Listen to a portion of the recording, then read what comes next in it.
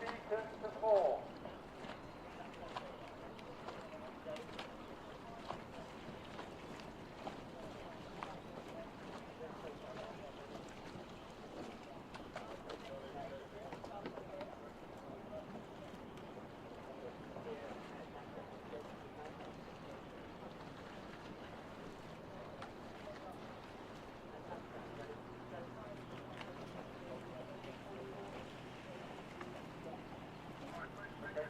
Just come behind you into 4.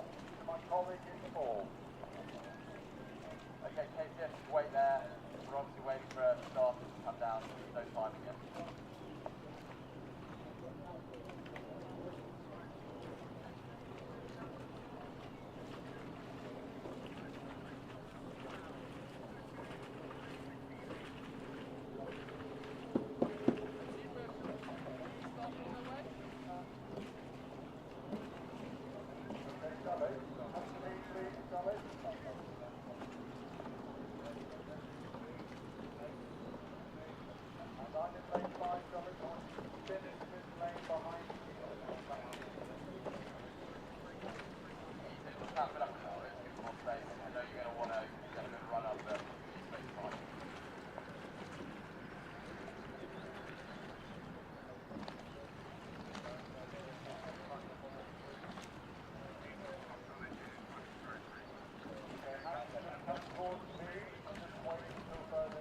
Hello and good morning to guests, spectators, supporters, and of course the athletes at Marlow Regatta at Dorney. It's the 21st of June and we're looking forward to a fabulous day of racing. Got a little bit of a out of left field shower this morning. We are expecting lots of sun and it will be getting a lot hotter during the day. So I hope you've got your sunscreen to hand. And we'll be talking later about supplies of water, which you should be using, copious amounts. So the program's about to be underway. Oh, I didn't mention a special welcome to those who are watching us on YouTube, streaming away. You're more than welcome. So the program starts in a few minutes. The crews for the junior second eights are gathering up at the start for the time trial. And for those who are not familiar with the format, basically we have a time trial of categories of boats, and then they are gathered together in their times so that the people with the closest times actually compete together in a final, which guarantees us some nice close racing, which is fantastic, which guarantees the crews some close competition so it can push them to their limits, and generally works well. It's the format we've been using for quite a few years and it works well. So I'll be giving you occasional updates along with the commentary team as we go through the day, and we look forward to some fabulous racing, and we welcome you to this Dorney Lake.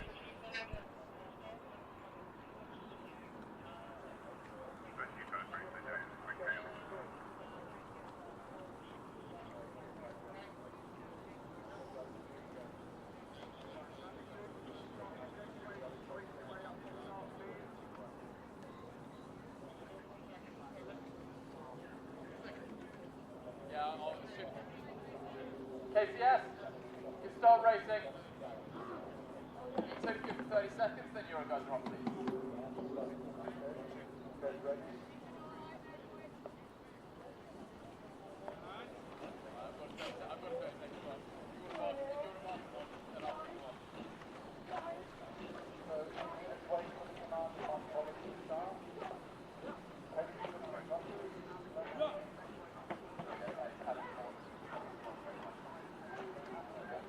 Whenever you're ready.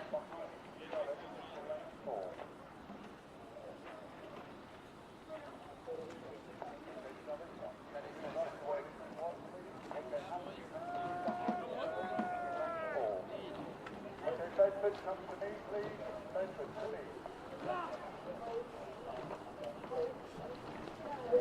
Bedford, to me. Captain, you're across to the next lane forward. Steady. Off you go. Silent for 30-second warning.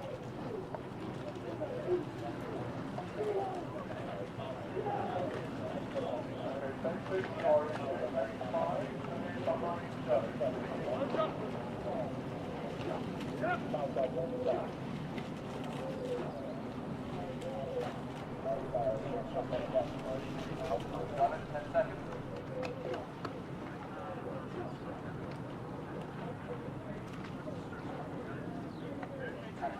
you're ready, off you go. And the actual time trials have started. I'm just going to read through the list of the people involved in the junior second eights, just so that you can be alert to the crew that you may be following. This is in the order that they should be setting off, but it's just so that you know that they are involved in this particular time trial. We've got the King's College Boat Club B, Eton College Boat Club, St Edward's School Boat Club A, Dulwich College Boat Club B, Hampton School Boat Club C, Radley College Boat Club, Latimer Upper School Boat Club B, Bedford School Boat Club B, St Edward's School Boat Club B, Dulwich College Boat Club C, Bedford School Boat Club A, Hampton School Boat Club D, Royal Shrewsbury School Boat Club A, Kew House School Boat Club A. And that's the last time I'm going to say boat club. Okay, I'll just use the names of the organisations in future.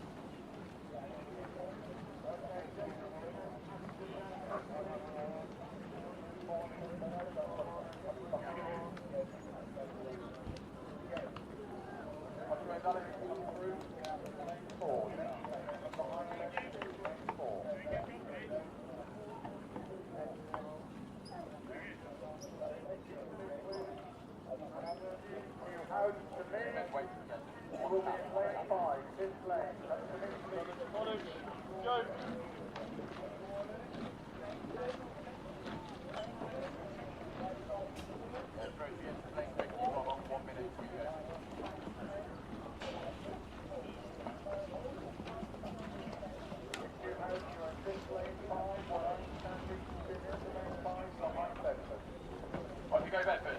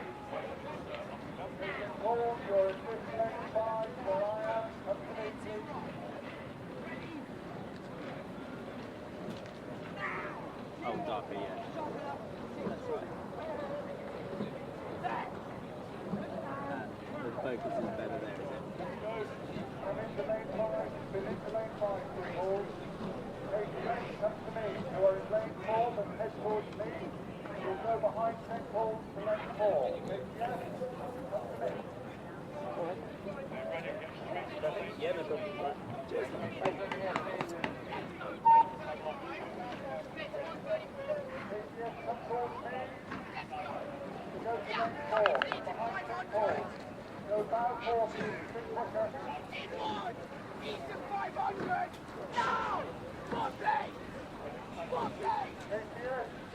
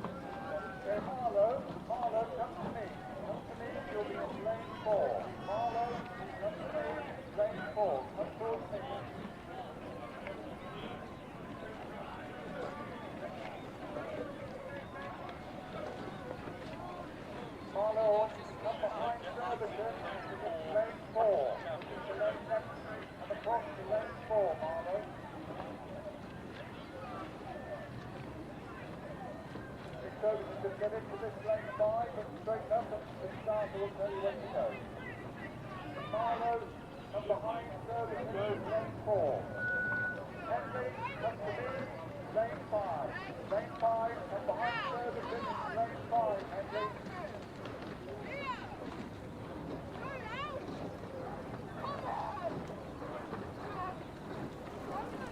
Service please come back down and straighten up by coming forward.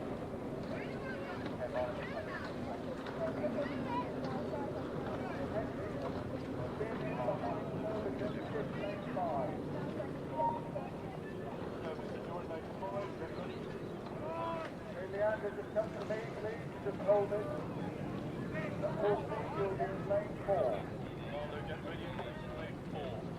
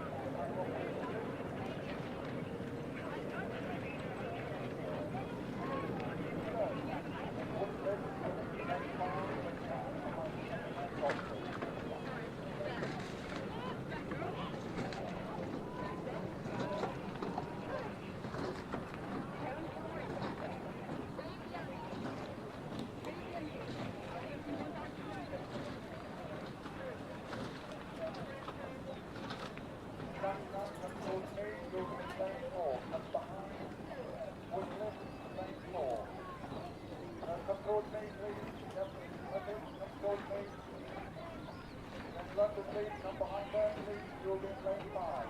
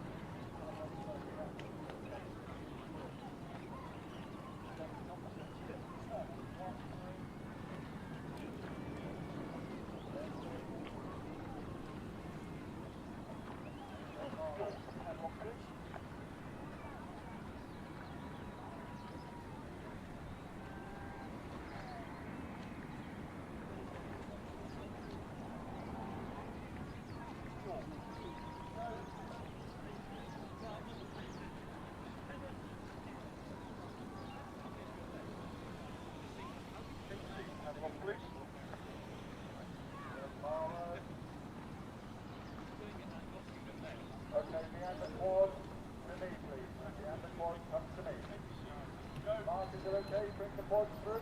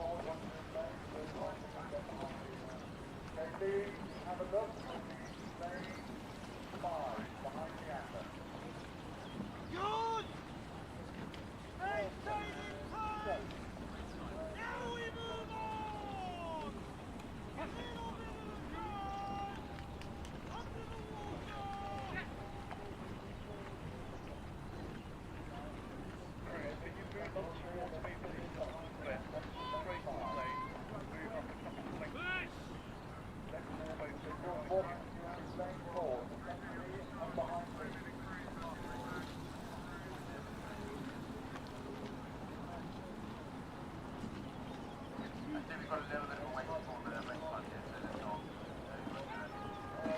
Steel on there.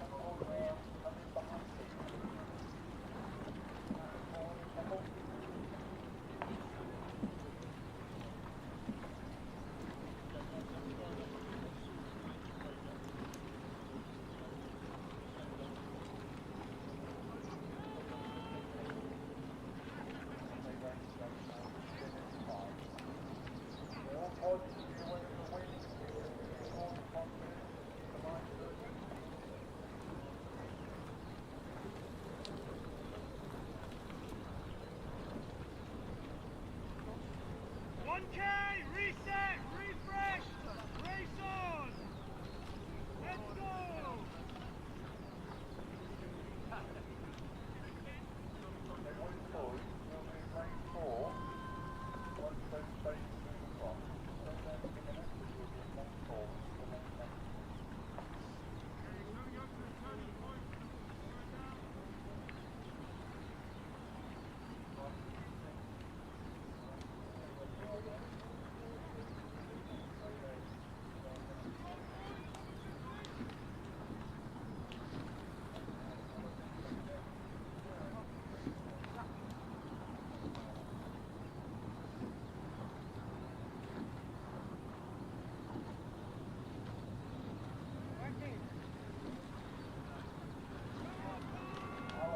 go!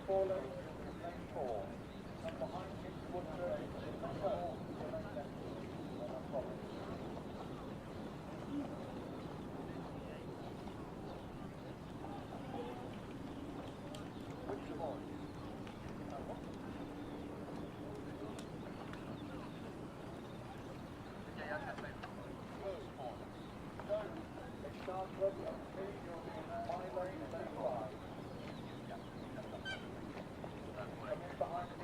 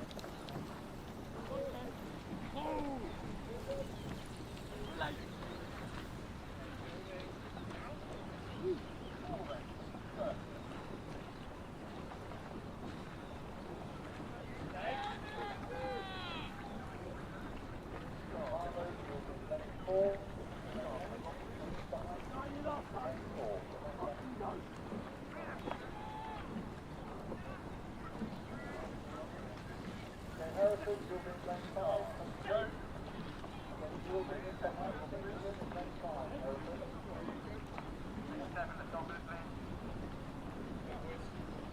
Marlow straight.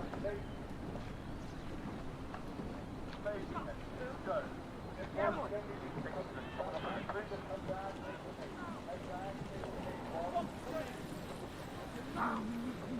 Halfway! Halfway, let's go! Marlow to midfield will be in lane 4, and behind Hereford is lane 4.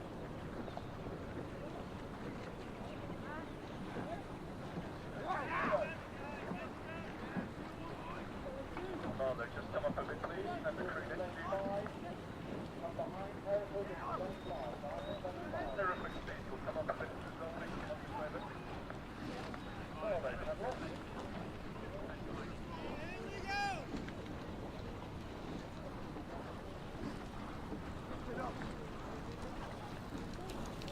Let's make today your day, Pete! Here we go!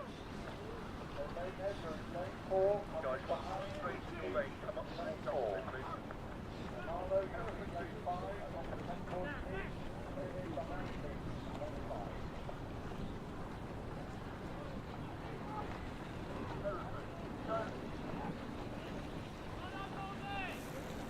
Marlow, come up towards us.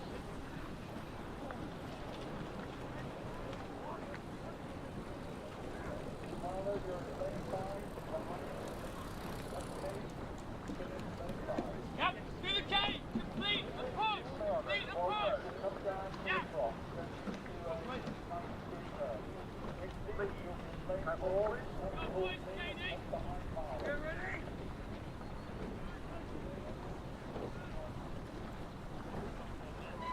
Mate, head come up towards us, please. Come up towards us. There one! Now! Go. Hinckley come through, and behind Marlow is the 4. Straight ahead.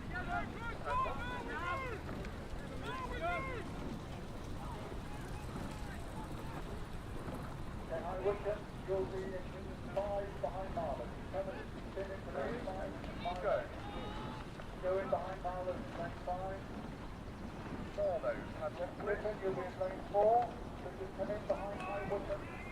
There'll be a gap to the front of me, come behind high wicket into lane 4.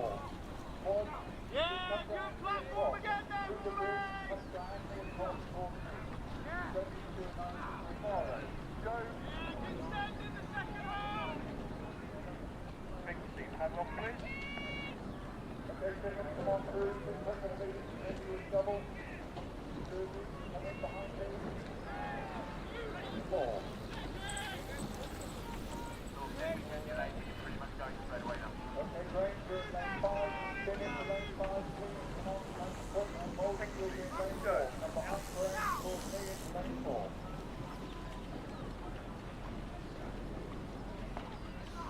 RGS, high Wickham, and rock.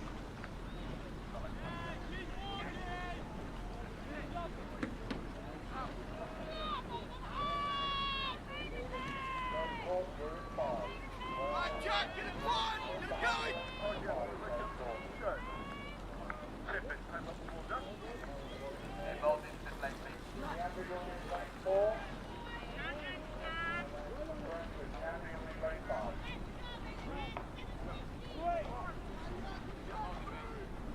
Lane 4, you're in 5, Leander, sorry, you're in 4, behind third court. And behind third court, 4. Great skill, hand off. Yeah, he's coming through. American School, you're in lane 5, my lane, start spinning into lane 5. Come towards me into lane 5.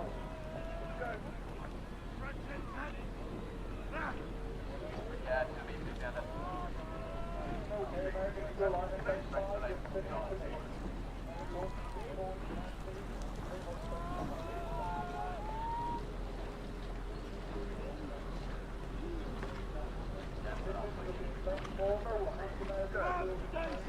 Yeah, where's your skill, hand off?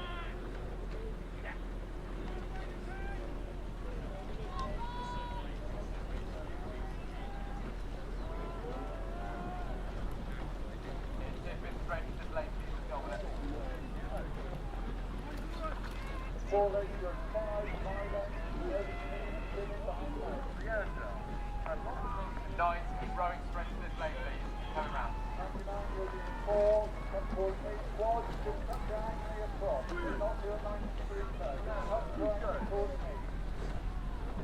You're 5. American School. Sit there in 5 behind American School. 99 and behind 4 late into 4. And into the cross behind American 4 late into 4. Straight to 4 late into 2 more you see in. 6 behind 2 into 4. On into you're 5 behind 4 late. You're 3 behind 5. Start spinning into lane 5 behind 4 late. Tip it, that one. All these come up towards the line.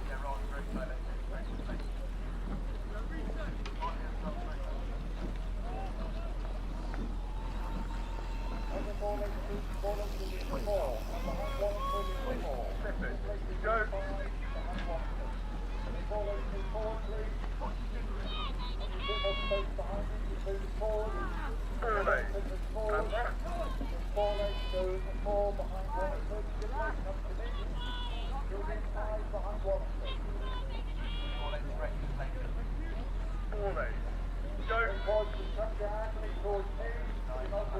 Cambridge 99, and rock.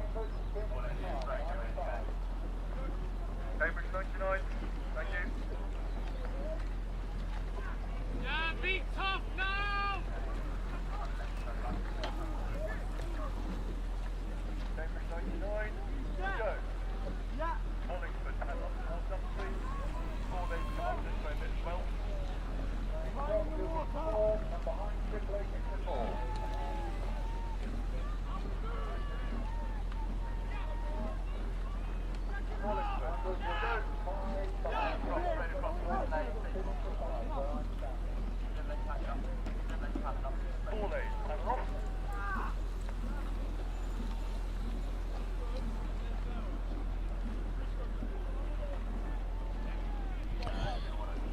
So we are continuing with what is by its very nature a rather processional activity of the time trials.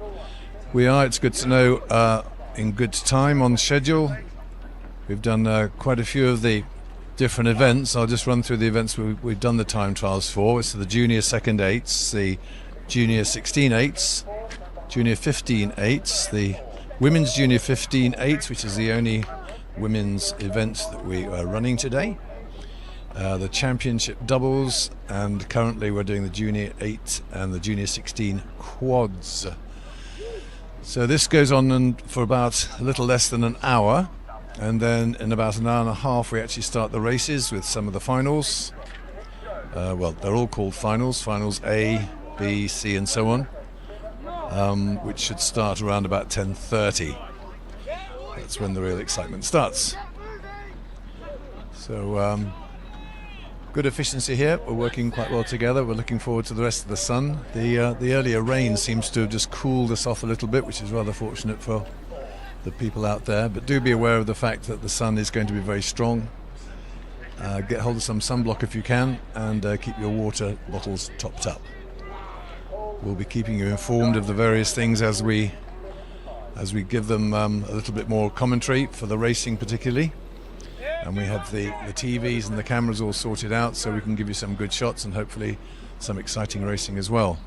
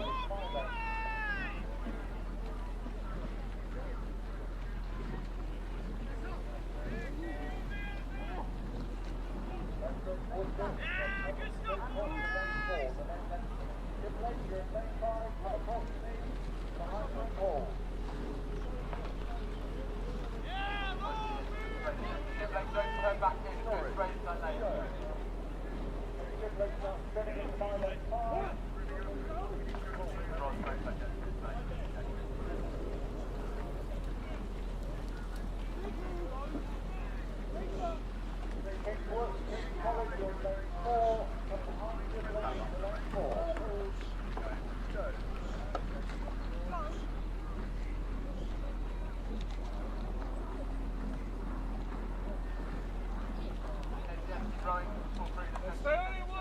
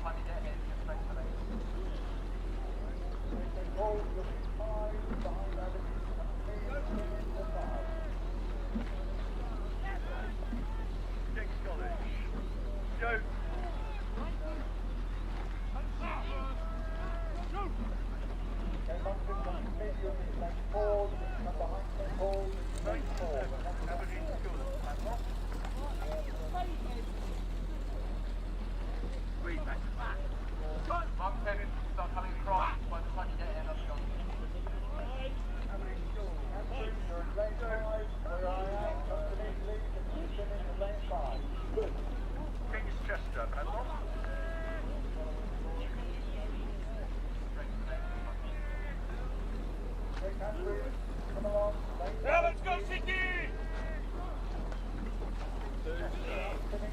Well, speed break! Come on,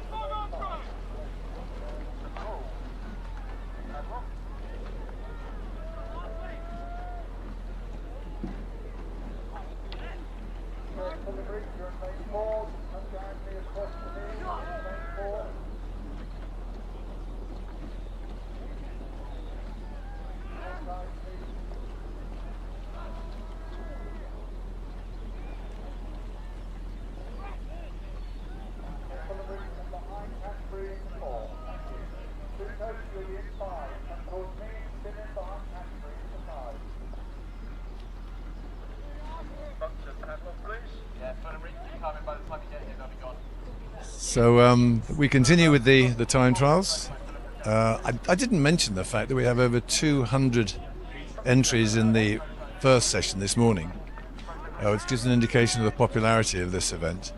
It's seen by many as a stepping stone towards Royal Henley, which of course time trials for that next week, and the following week is the serious stuff, now extended to the Tuesday of course to accommodate the much wider range of events that are taking place now.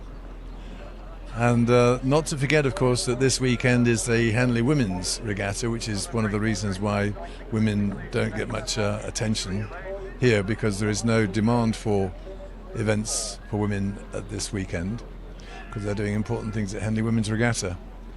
I can't say I'm up to speed with what happened yesterday, but some of the earlier rounds were run yesterday, so they'll be looking forward to some of the semi-finals today and find out what the results of their winter training has been. So we've got reasonably good conditions today. There's a slight headwind which can help stabilise the boats, and I'm sure the quality of the rowers here don't actually need that stability. Oh, we've just seen a quad go into one of the big buoys at the end. But no harm done. Still not too hot out there, but it's getting hotter. And looking at all these people, the interesting thing about the time trials is that you can't sort of hold back, because it depends which final you get into. And if you're the sort of the 9th fastest in your category, then you won't get into the A final, and you have no chance of medaling. That's a new word that we use nowadays to indicate success. So the time trial can be the big commitment in terms of effort before you get regathered, regrouped, and go for the big stuff in the final. So people still getting themselves together, the spectators gathering on the far side from the commentary position in the finish tower. Still a lot of room for car parking and so on. There'll be more little gazebos going up, I've no doubt, on this lovely day. Lots of ice box being taken out. I see the ice cream van is sitting there waiting for custom, hasn't opened yet. A little early for your first ice cream possibly. And of course then the subscribers tents. I should make a big thanks to the subscribers for this event. Their support is always appreciated. And all the supporters of course have come to support either their colleagues, their family, or just an interest in rowing in general.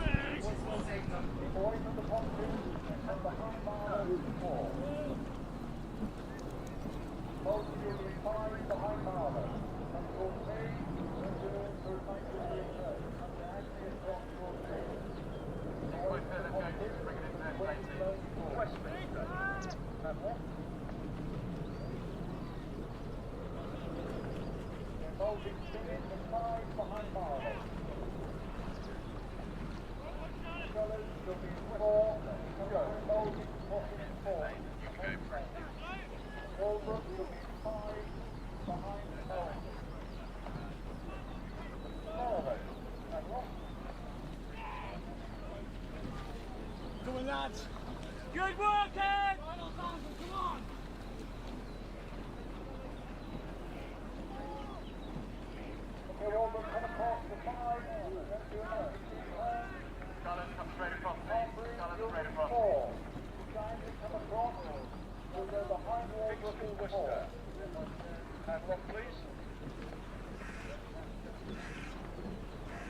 Got it. Big push, big up, straight, hand on, please. Be ready. Come on. Humphrey, you'll be in 4. 9-6 spin behind Walbrook in 4. American School, you'll be in 5 behind Walbrook. 6 go. Humphrey, keep coming through across. American School, get a bottle, please. Go. Now spinning into 5 behind Walbrook. Hand on, please.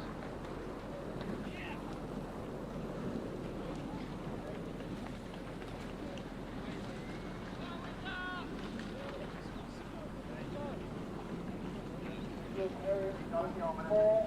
Come behind American School, 4. And 4, 4.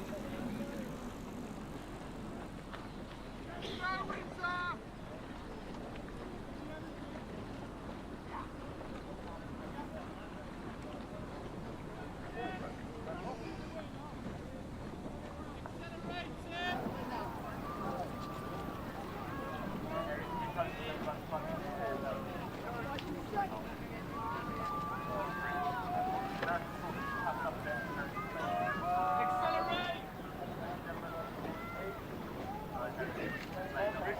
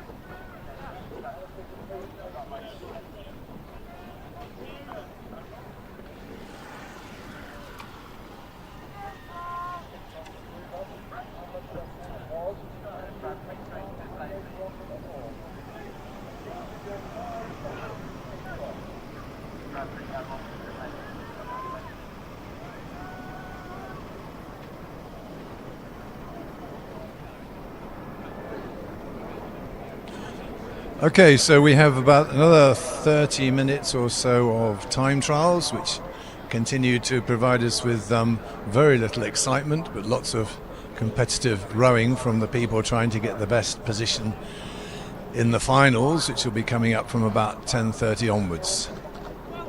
It's a good test of the conditions for these rowers. They have to put everything into it, and then they'll have time to recover and find out which category, which final they are going to be in. As I said earlier, it's over 200 entries in the morning session, and it's warming up nicely in so many different ways. The lake looks absolutely beautiful, little sparse, obviously showing signs of the lack of rain.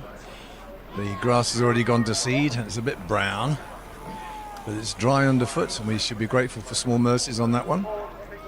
I can see some of the flags going up on the other side as the spectators get bedded in and ready to watch whoever it is they're supporting.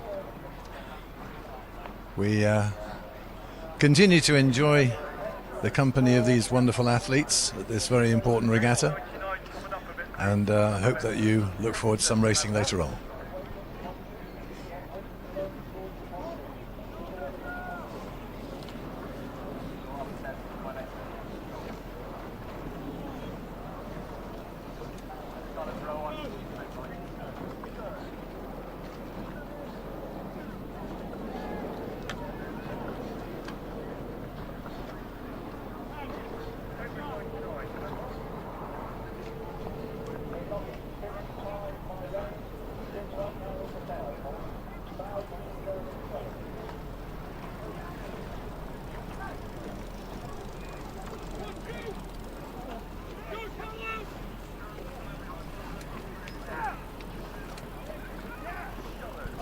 I've been advised that I need to practice my voice. Apparently the voice is not coming through well, and I'm more than happy to give a little bit more for the AV, the audio-visual people, to work with. We have some YouTube streaming going on at the moment, and we have the opportunity of seeing what the YouTube people are listening to. Hello, YouTube watchers. We'll have some exciting stuff for you in about an hour and a half, which you can look forward to. And we've also got the wonderful technology of drone shots, which saw the overheads, the overviews, if you like, to watch some of the racing from the top. Well, obviously, this new technology of using drones and so on has made a huge difference, not just to filmmaking in general, but to this sport specifically, because those of us who like to look at the technique can get right down and dirty with the rowers, seeing exactly how they're doing their technique and stuff like that. And it's something that I will certainly be distracted by later on as an avid technical coach, and I'll try not to get distracted too much by that, because obviously it's the results that matter, and the entertainment and the commitment of the athletes who are here to be successful.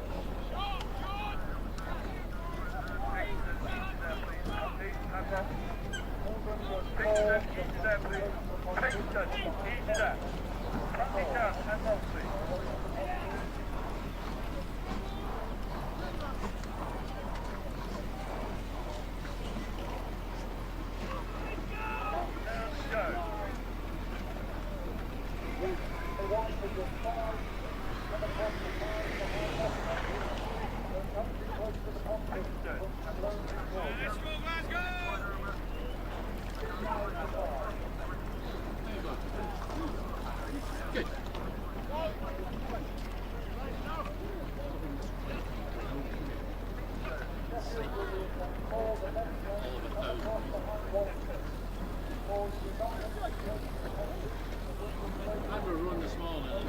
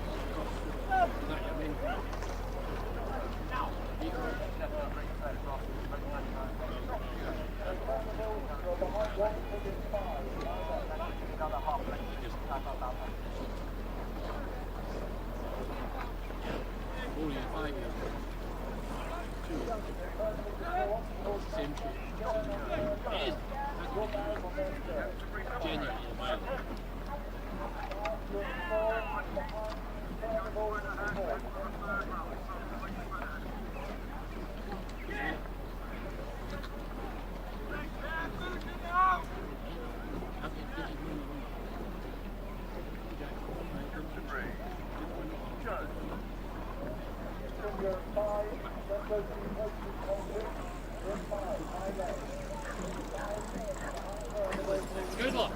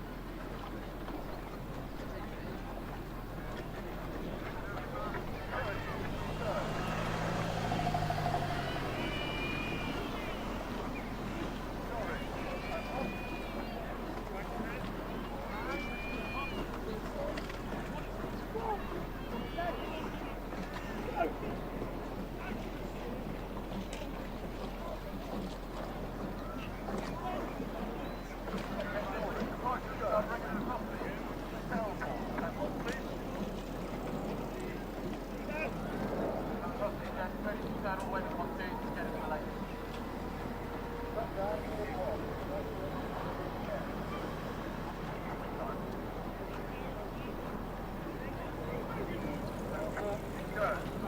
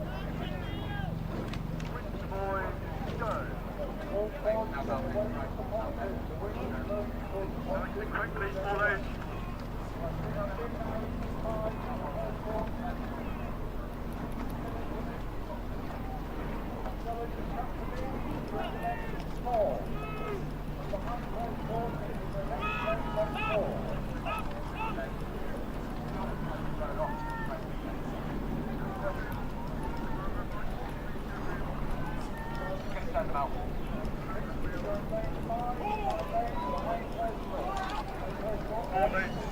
Through the line! Coming up, please, to lane 4.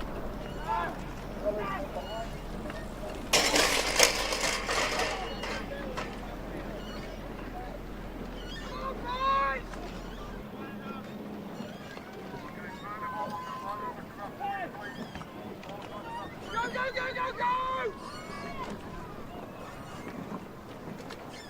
Go! Down! No! Go down!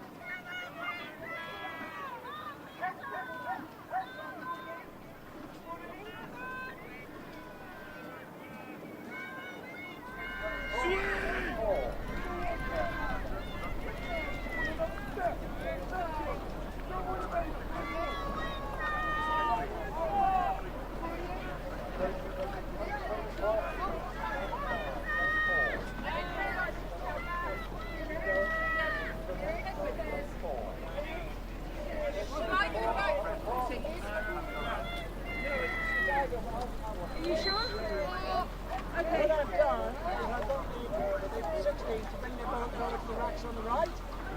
and then the shade, and they can put the boat there, and then they can sit there.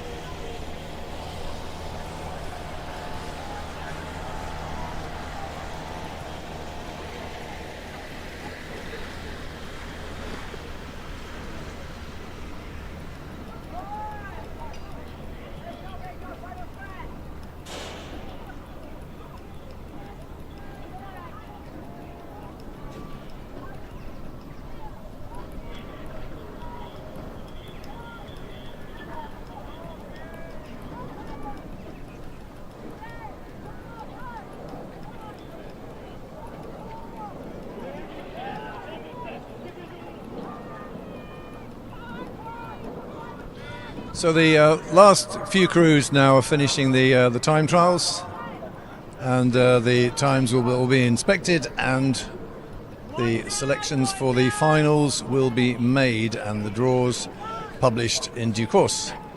The racing of the finals is due to start about just before 10:30, 26 minutes past to be exact. A little word about the increasing temperature, guys. We want you to look after yourself today, so make sure that you're covered up.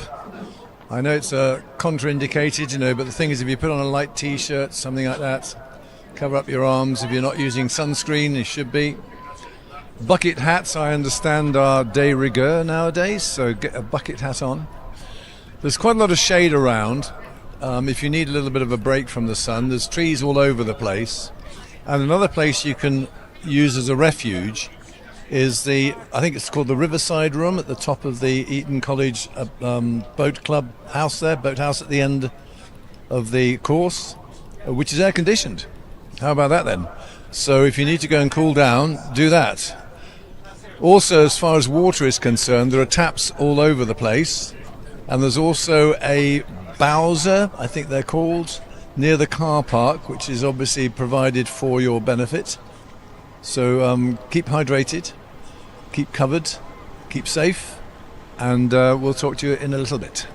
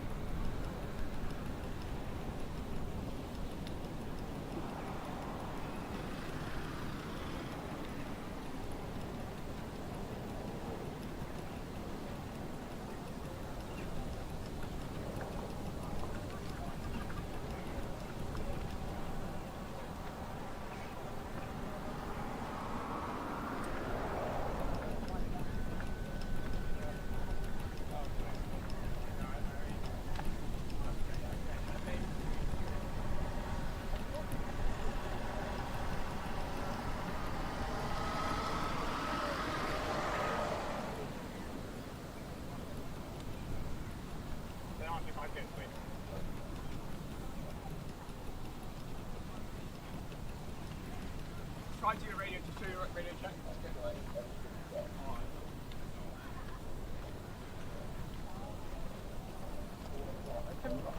Zach? That's him.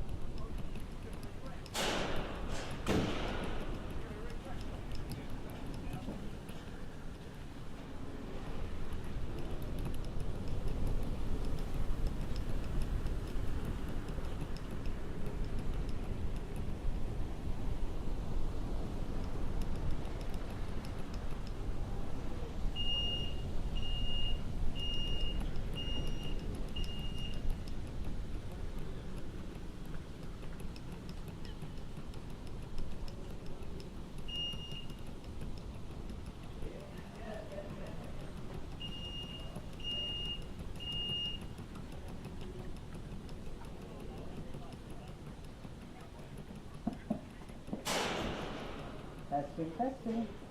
And we have volume.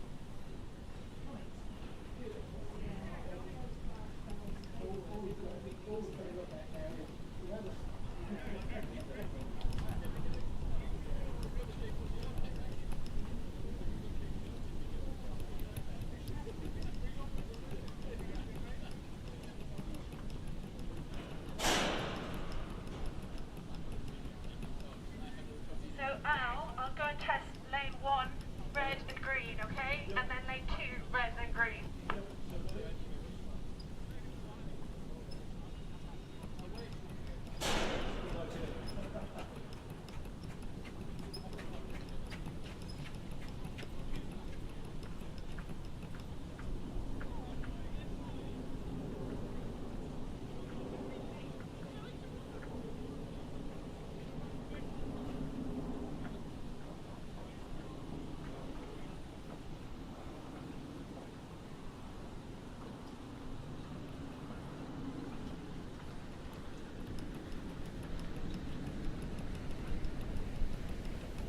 Okay, go. Red light, Yep, green light, yep. all off.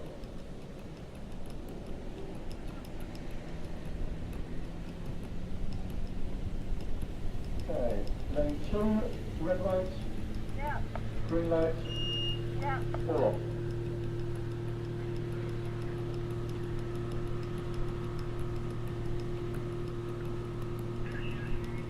Lane 3, red light, Yep, green light, yep. all off.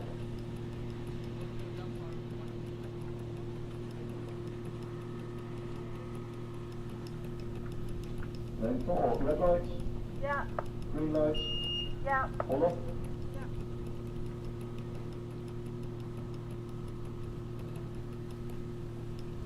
Lane 5, red, Yep, green, yep. off. I've just realised you can see them on the back as well. I've never noticed that before. Okay, 6. Yep. Actually, that's interesting. It's only 5 you can see on the back. That should be red, green, Yeah. off. Yep. Was that 7 as well? Lovely. Let's just do 8. And then we'll do a full start check as well. So, red, green, and then we'll do a full start test.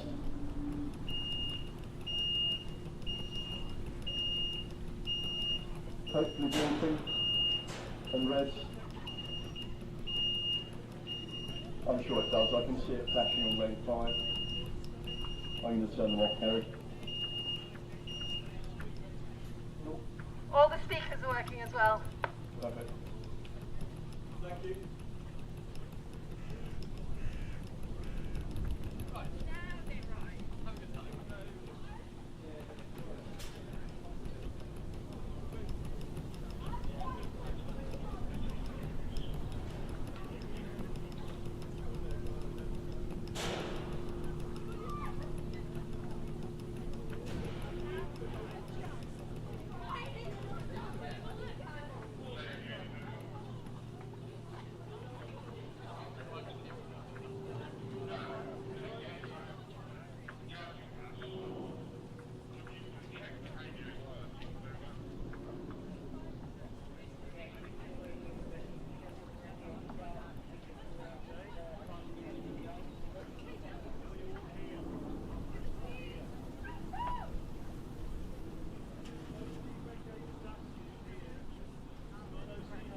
Sarah?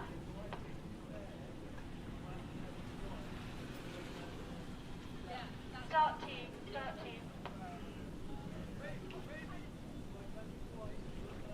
Start team.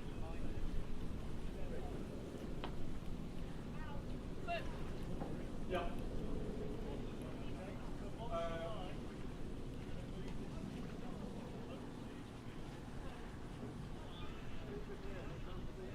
I think it probably is, Harry.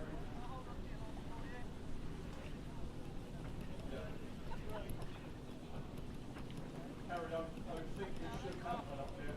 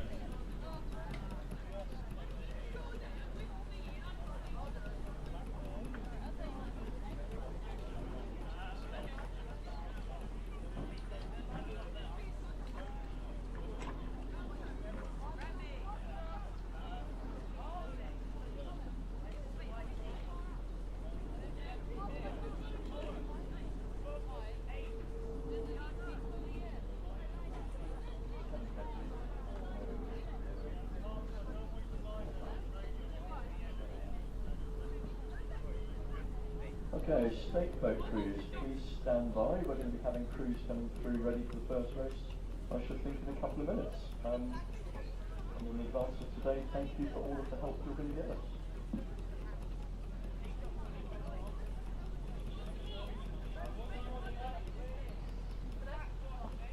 And lanes 7 and 8, we're going to need the pontoons pulled back in a bit, please. Probably all the way, thank you.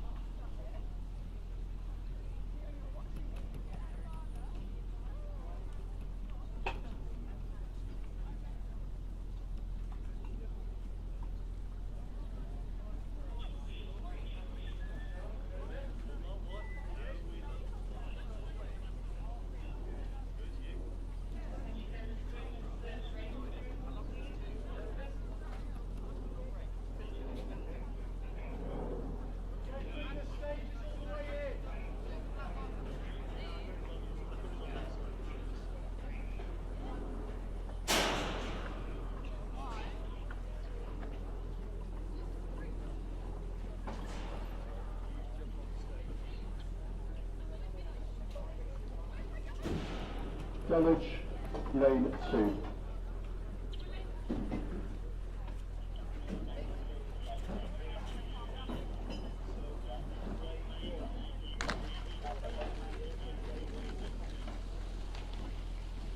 King's College School, lane 3.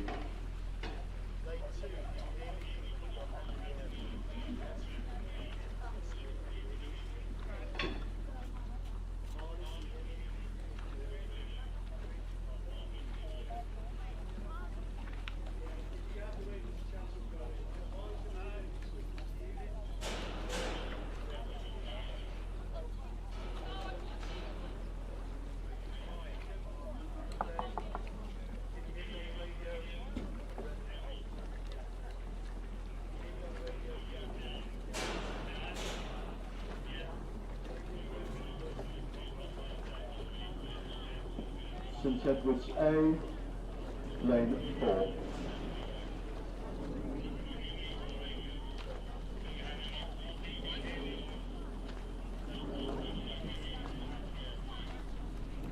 Bedford School A, lane 5.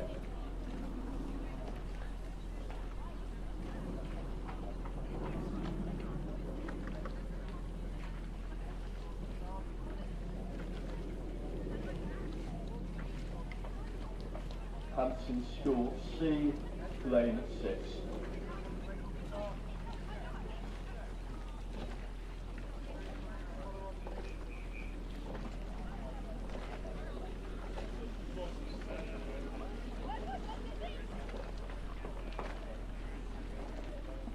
Eton College, lane 7.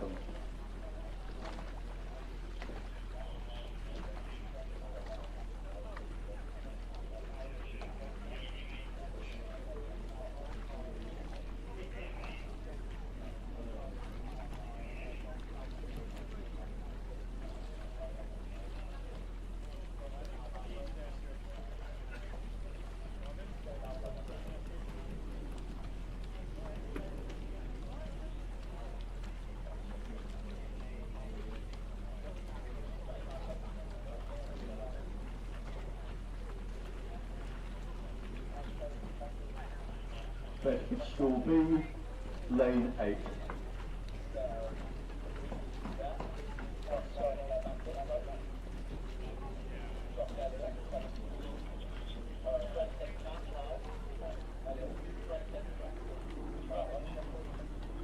Shrewsbury School, lane 1.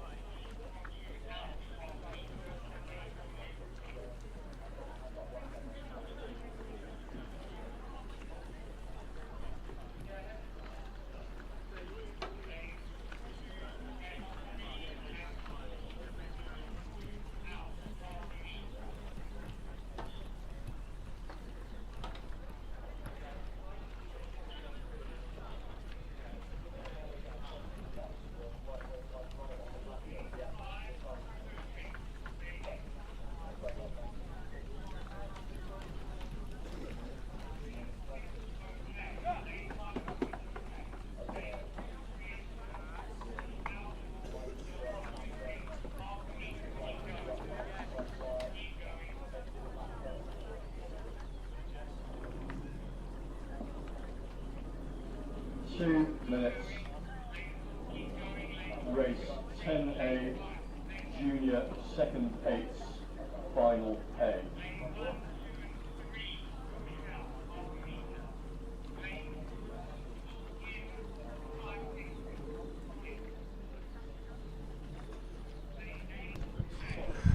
We're just getting ready now for the first final today, the final of the Junior Second Eights. In Lane 1, Shrewsbury School, Lane 2, Dulwich College, Lane 3, King's College School, Lane 4, St Edward's, Lane 5, Bedford School, Lane 6, Hampton School, Lane 7, Eton College, and Lane 8, Bedford School B.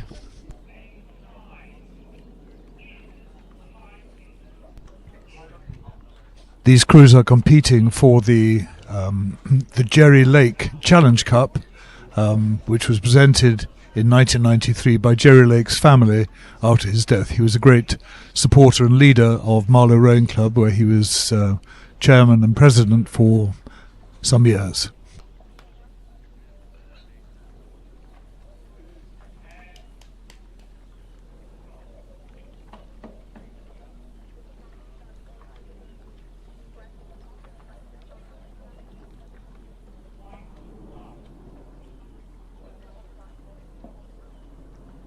Royal Shrewsbury School, Dulwich College, King's College B, St Edward's School, Bedford School A, Hampton School C, Eton College, Bedford School B.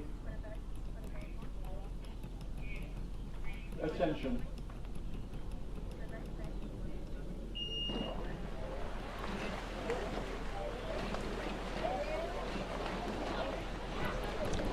And the first A final has just started.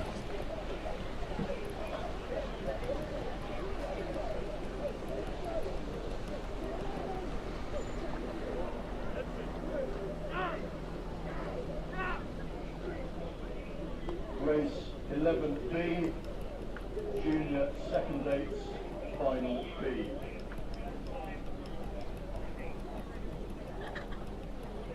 Kew House School, Lane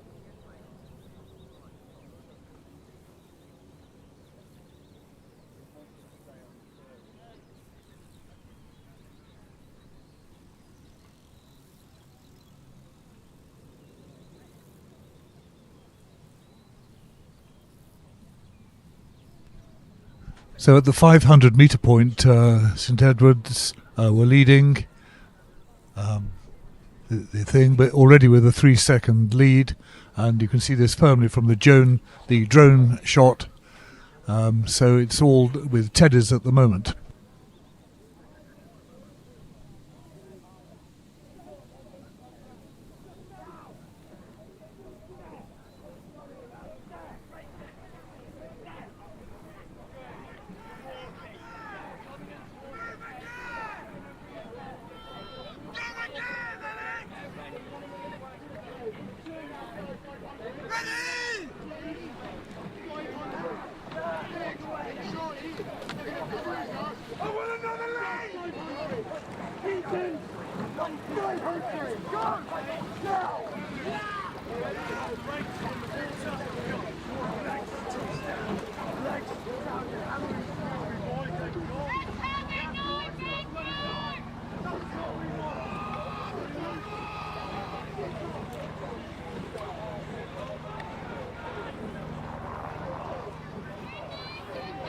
So we're coming up to the halfway point now, with Teddy's taking a firm lead, and King's College School B and Bedford School A are tussling for second position.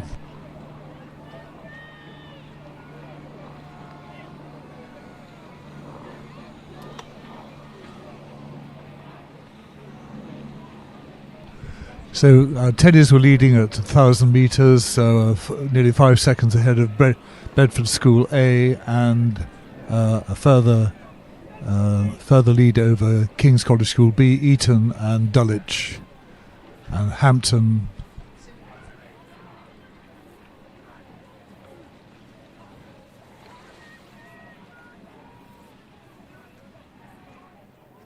We are, as a committee, we're going to come under more and more pressure to explain what we're doing to make $500 million improvements. Give us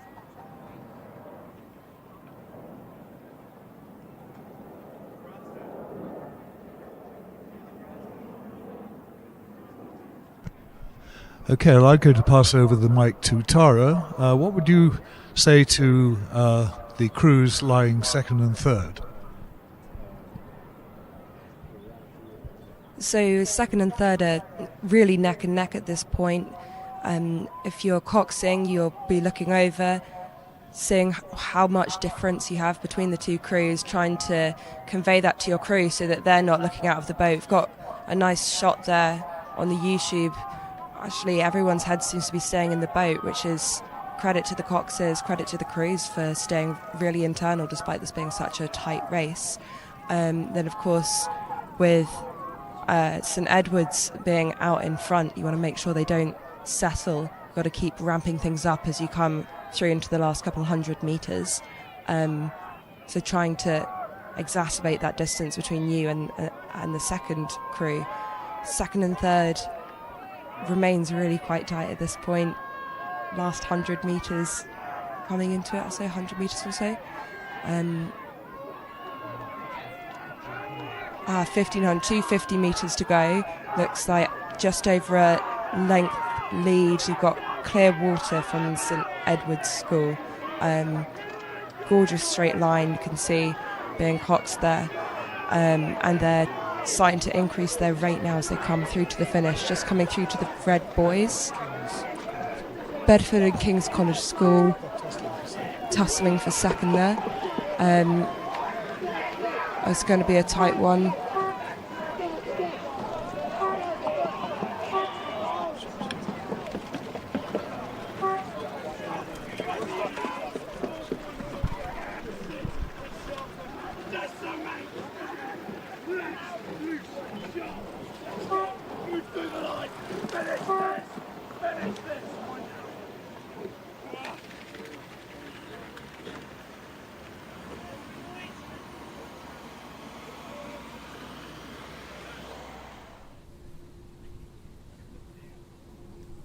Right, we've got Teddy's one at time of 6:23.56, King's College School B second, Bedford School A third, Dulwich College fourth, Eton, Hampton,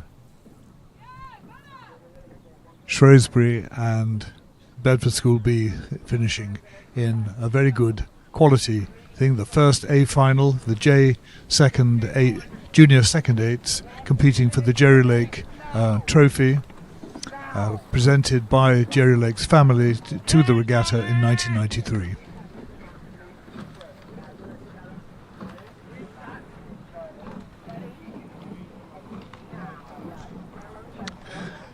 The B final for the junior second eights has just started.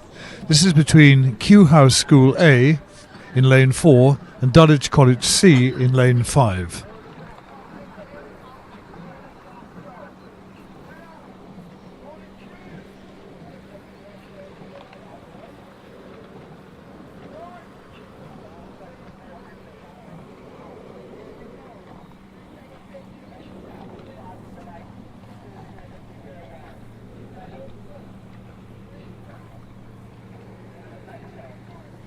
At the 1,000 metre point, Dulwich College C were leading Kew House School by over 15 seconds in this B final of the junior second eights.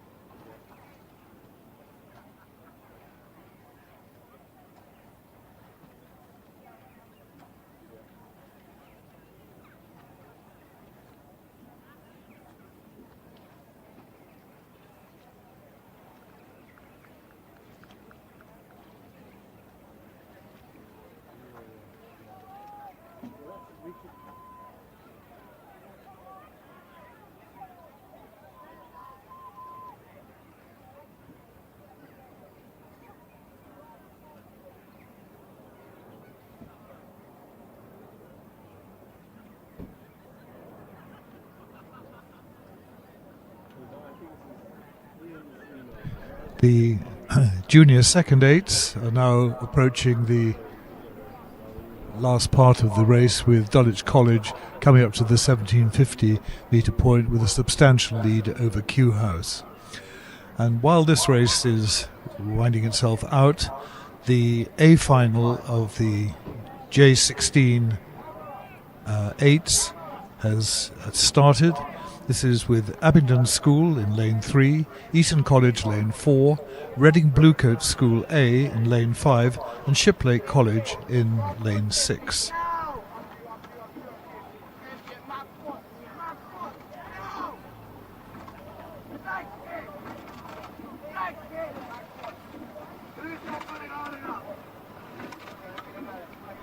So at the 500 metre point, Abingdon School was leading with Reading Bluecoats A in second place and Eton College third.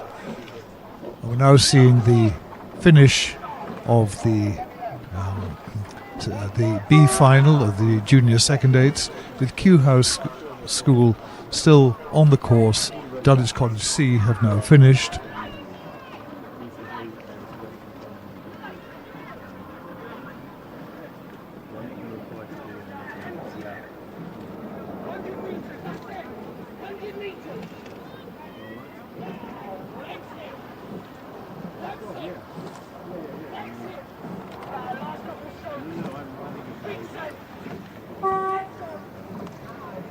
Kew House just finishing, and then the on the course is the A final of the J16 eights.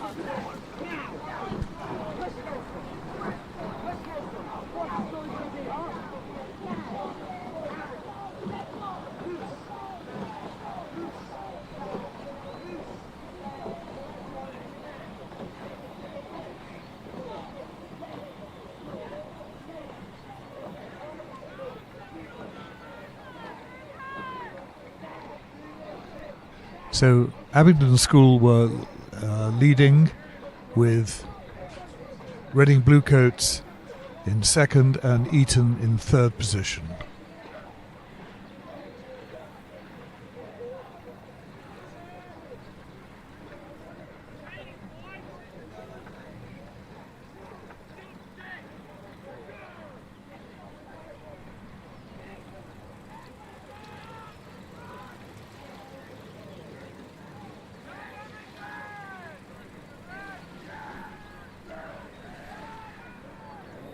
In the J16 eights, the competition is for the Fraser Cup, which was presented in 2022 by the late William Fraser and is sponsored today by the Fraser family. Yes, some of those are I'm providing. So some Coming into the final parts of this race, we've again got a very tight second and third. We've got Abingdon School coming up to the finish just about at clear water, so they want to be taking their rate up, starting to wind into the finish. And then in second and third we've got Eton College and Reading Bluecoat School really scrapping it out into those final 100 few metres. We could say you have to wait until this Wednesday, the earliest, when we're on site. So that's, I think we need to sit down on Monday, but rather getting to headquarters with it, we need to sit down, go through all that stuff, other stuff, and then have to put all the paper envelope, all the things themselves.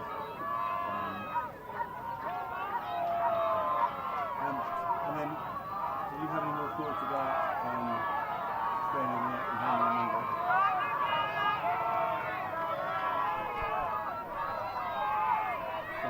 So Abingdon still holding their lead really nicely. Second and third really tussling it out.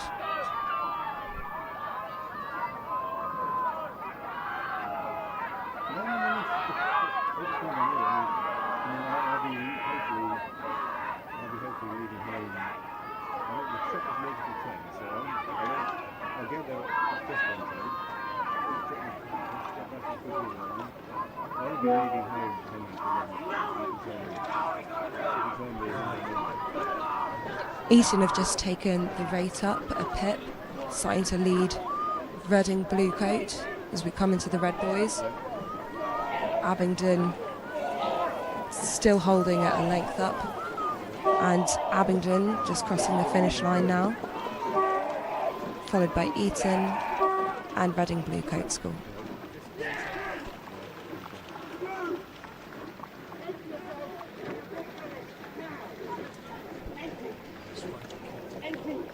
Shiplake just coming through to the final few strokes and crossing the finish line.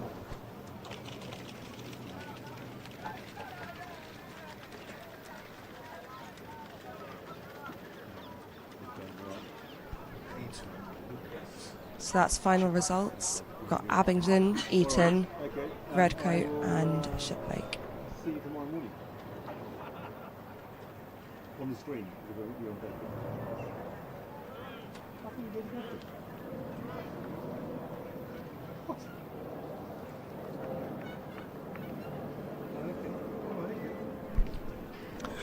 And now the A final of the J15 8s has started with Lane 1, Reading Bluecoat School, Lane 2, St Paul's School A, Lane 3, Westminster School, Lane 4, St Paul's School A. We'll just work that one out later. Fifth, Lane 5, King's College School A, Lane 6, Radley College, Lane 7, King's College School, and Lane 8, Shiplake College.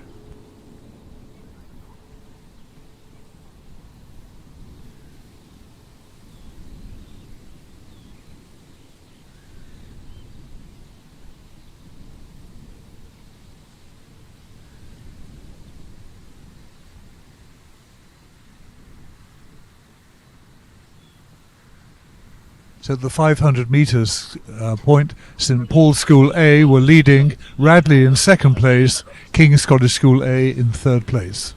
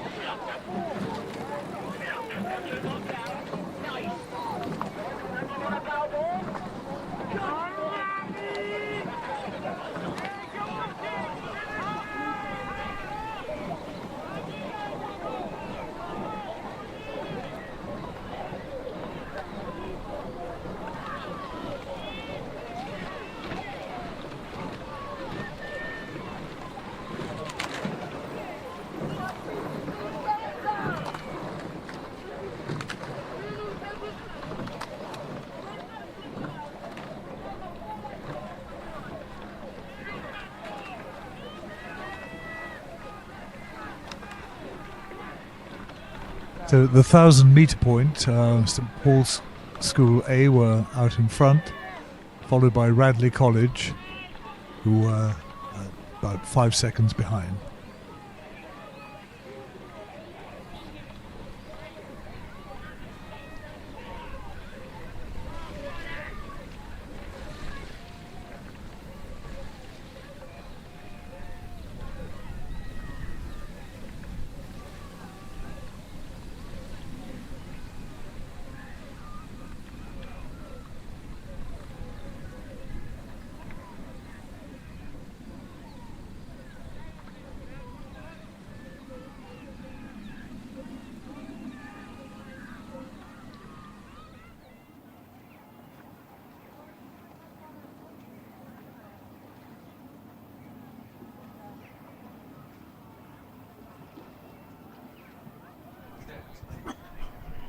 So St Paul's out ahead, looking gorgeously together in time, following their stroke seat. Actually in second as well, very, very synchronised there. We've got in second. That's Radley College in second.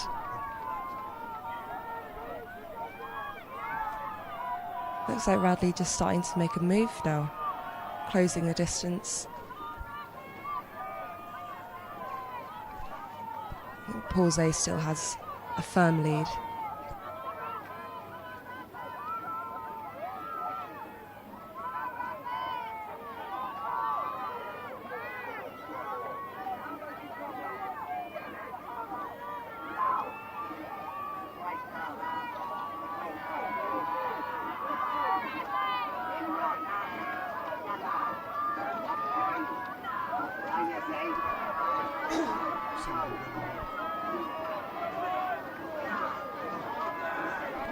Just looking at the Paul's A shell there, running really, really smoothly, coming into the red boys with a substantial lead.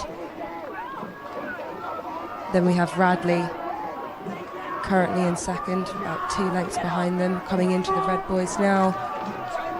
King's College School challenging in third.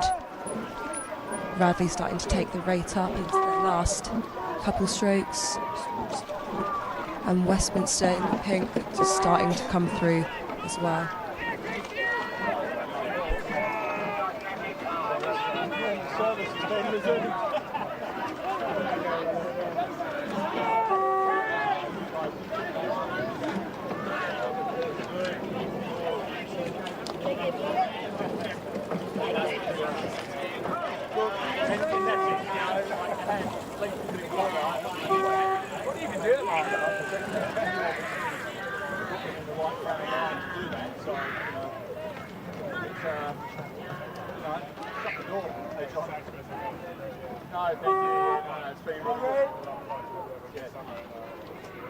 Yeah, exactly. Start to get with the new bunch. Oh, Jesus. It's got to come around quick, doesn't it? It will. It will come around quick. It will come around quick. I won't get him till properly until January.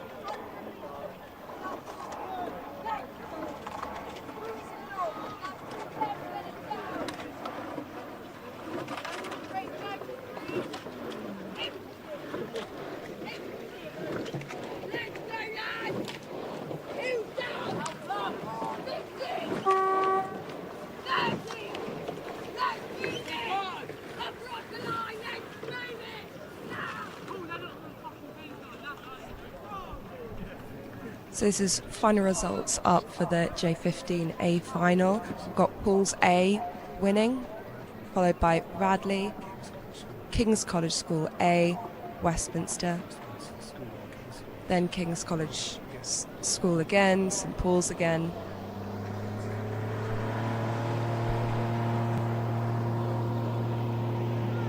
Reading Blue and Shiplake.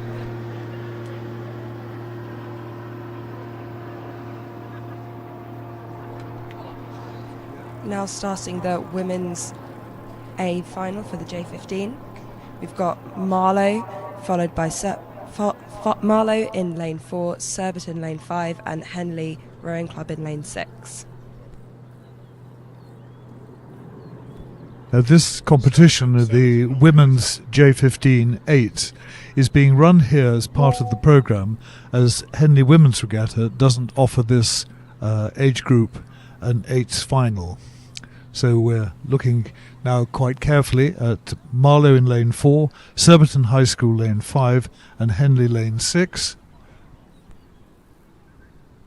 And at the moment, Surbiton are leading with Marlow second and Henley third, and the Surbiton High School crew has already taken a 5-6 second lead and looking very strong in the centre.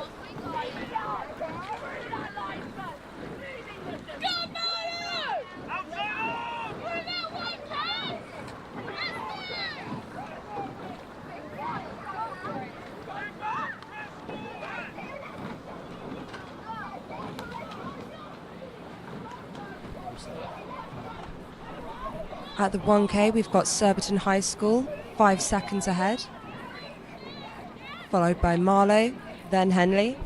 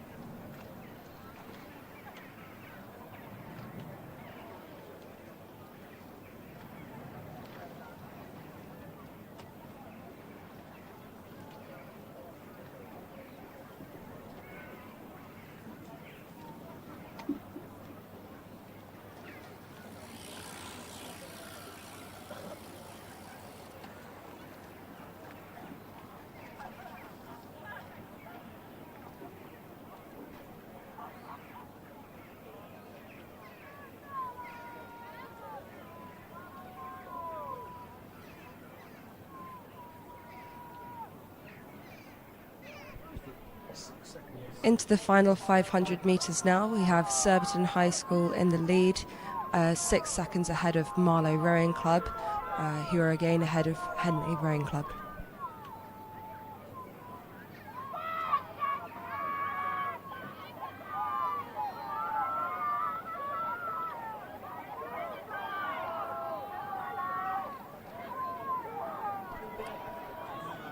So as we come up to the 1750 point, Surbiton High School has been dominating this event, but Marlow Rowing Club has been putting in a steady push now, and they are now much closer, but Surbiton are holding off the challenge, and we see this clearly by the drone shot. They're about 1 1/4 lengths ahead, but it's a very good quality event, and it's great to see rowing of this standard here at Dorney today.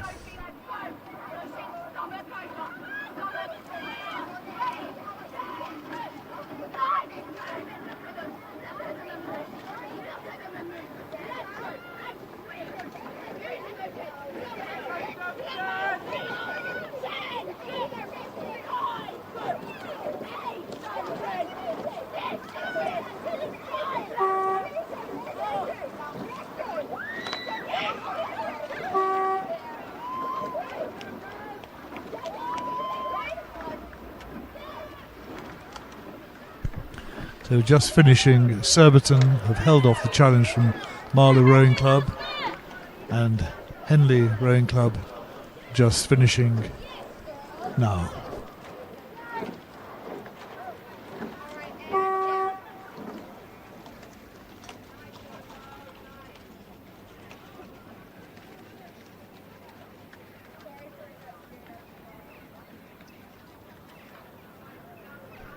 So in that final of the women's J15 8s, Surbiton High School were first, maintaining their lead of 5 seconds over Marlow, and Henley Rowing Club were in third place.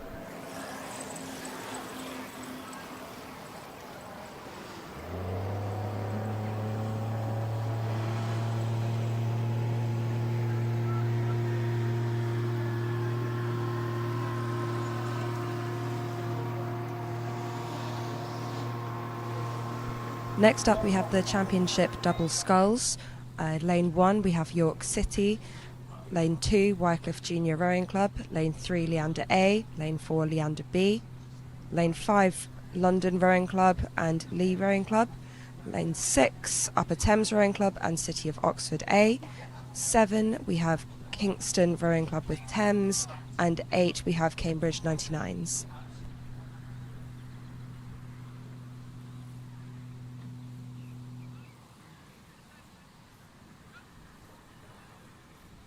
And this is for the John Brocklebank Challenge Cup, presented in 1946 by the late Mrs. Brocklebank and sponsored by the T2 Consulting Limited.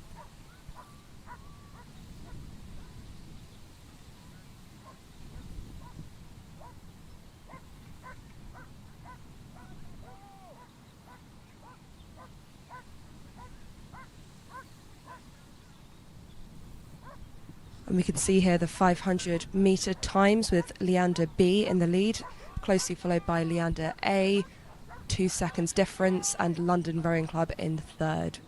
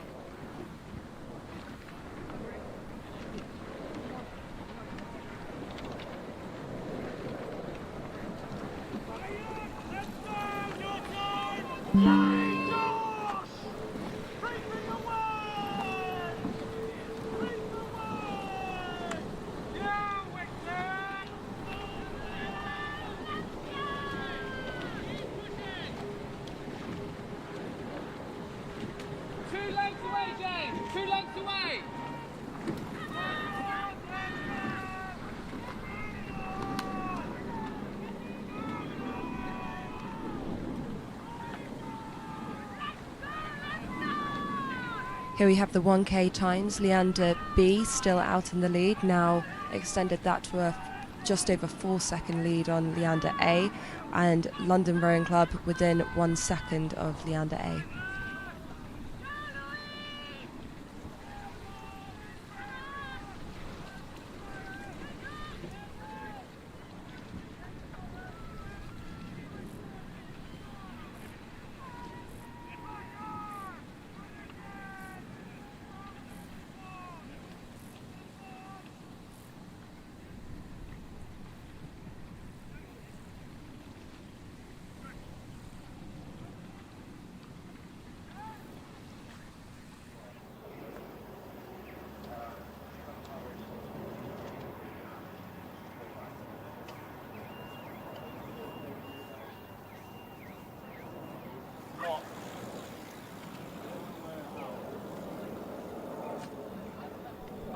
Leander B stroked by Bryn Ellery, really cracking along there in the lead. They must be,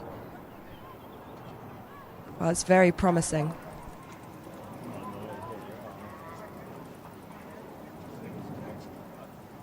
shout at you. No. Snooze it till his feet are off the sofa. Yeah. It looks fairly even. Yeah, must be. Got a bunny to look inside.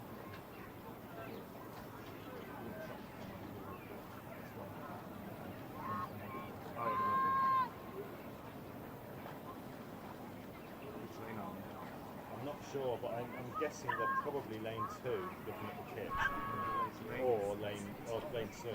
Coming through 1,500 metres here, it looks like the London Lee composite has come into second place, really challenging Leander A here.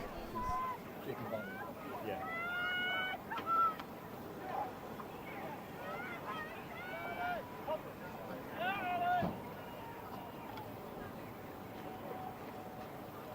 It's far too bright.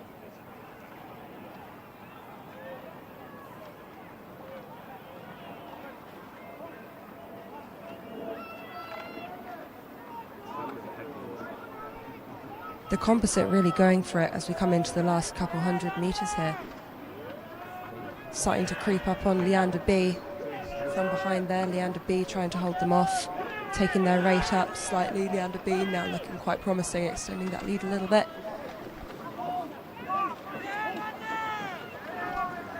And Leander A really coming into the picture now as well. Very tight finish between Leander A and the composite.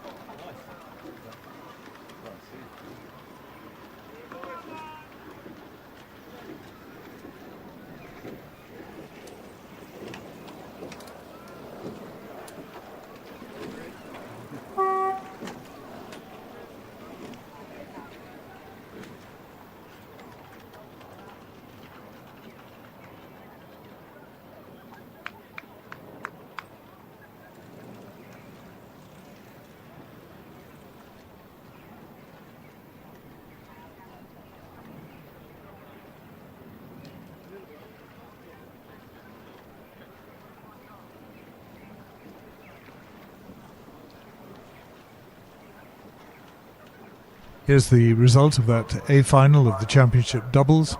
First, Leander B. Second, the composite from London and Lee. Third, Leander A. Fourth, Wycliffe Jr.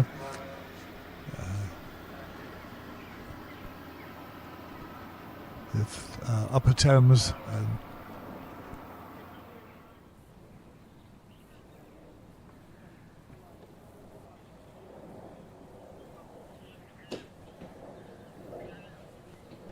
right, the B final of the championship doubles has just started with Hinksey Sculling School B in lane 3, Tideway Scullers lane 4, University of Glasgow lane 5, Maidstone Invicta lane 6.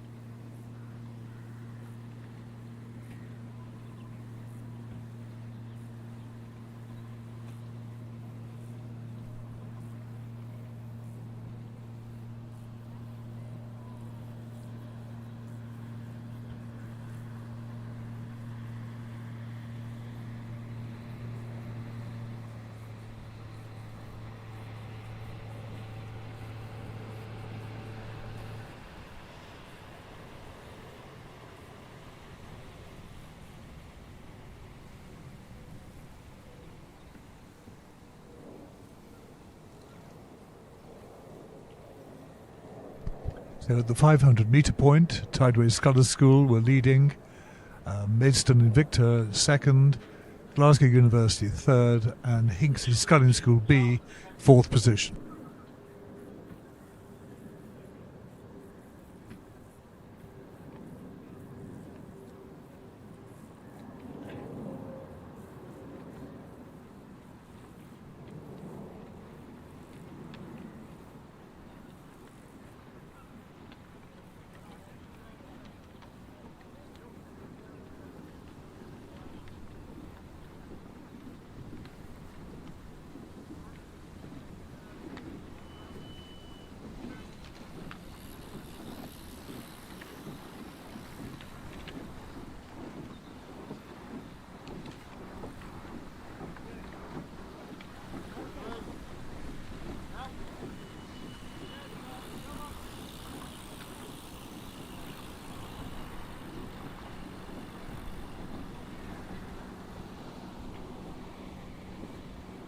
So at 1,000 metres, Glasgow University were in the lead with Tideway Scholars in second and Maidstone Invicta third place.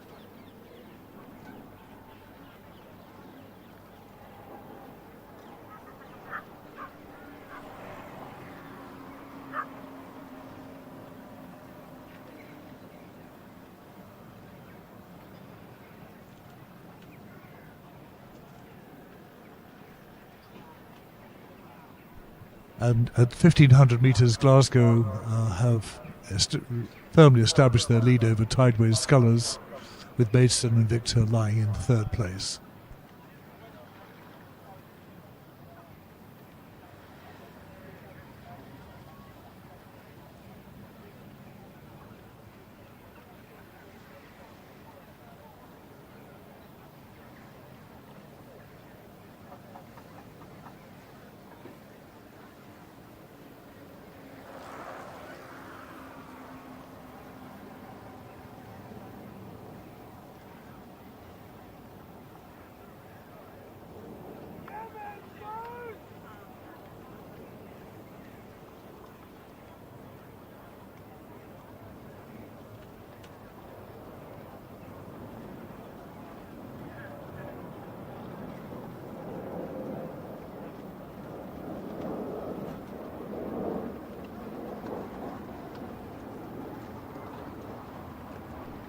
So just coming into the enclosure now, Glasgow University leading from Tideway Scholars, and Maidstone Invicta in third place with Hinksey Sculling School in lane 3 in the rear.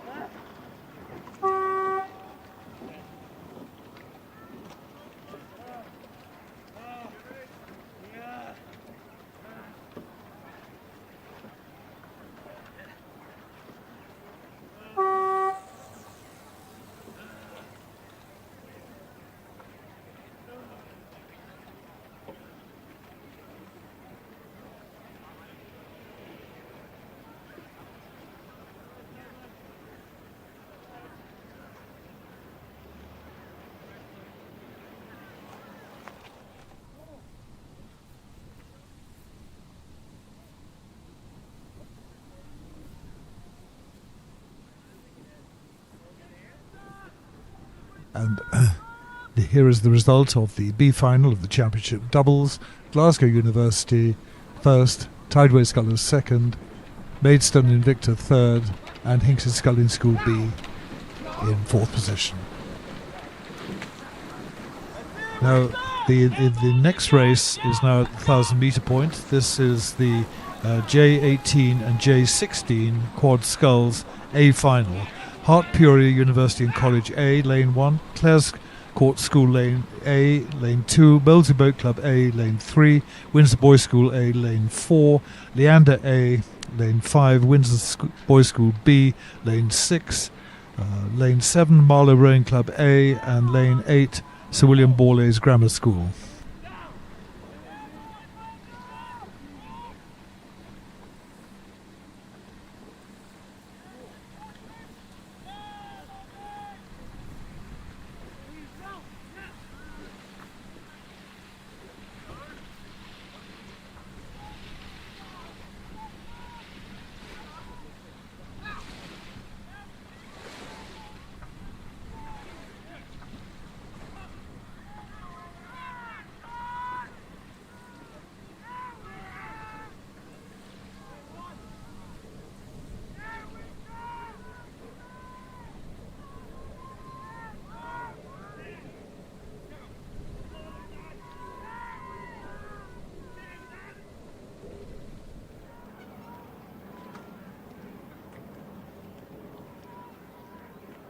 So we have the times for the first and second place at the 1K mark. We've got Windsor Boys School A in the lead, with Molesey in second, just over 5 seconds behind.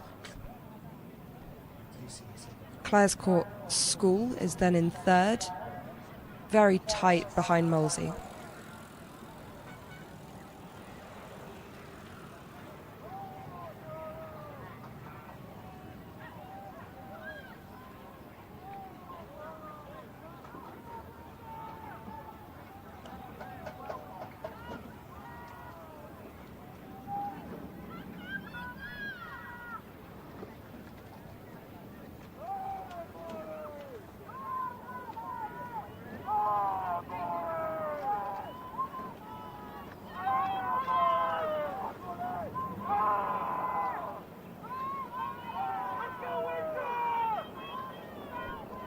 And 1,500 metre times. We have Windsor Boys rowing beautifully. Their A crew still out in front by over 5 seconds. Molesey in second. And then Windsor B crew, Windsor Boys B, now in third.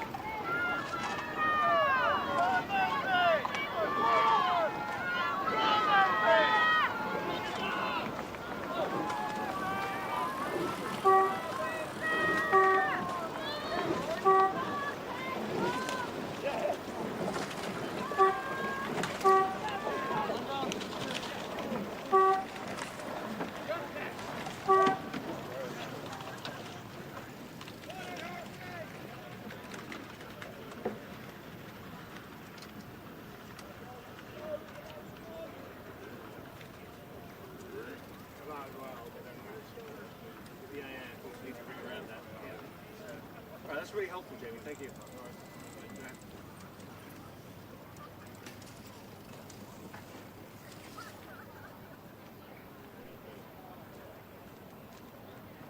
Okay, we have the official results of that last race, with Windsor Boys A coming in first, Molesey having closed that down to a 1.3 second gap for second, did very well to close that down.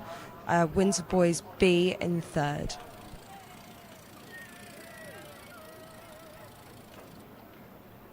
That was a very good A final in the J18 quads.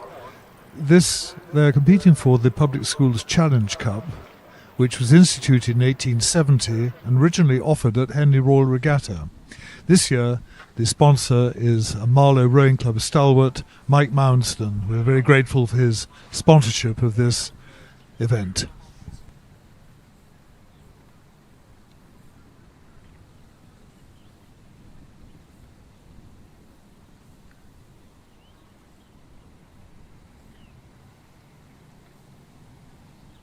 The B final, which is all J18 quads, has just started. This has Kingston Rowing Club A in lane 1, Star Club A, lane 2, Hinksey Sculling School A, lane 3, Maidenhead Rowing Club A, lane 4, Shiplake College A, lane 5, lane 6, George Watson's College A, lane 7, Lee Rowing Club, and lane 8, Hereford Cathedral School.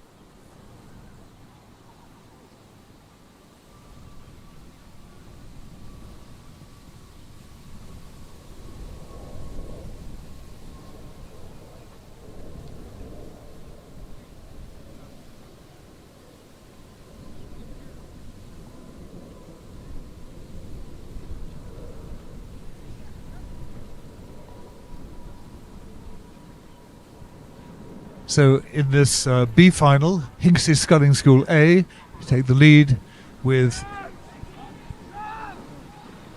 Shiplake A in second and Lee Rowing Club in third.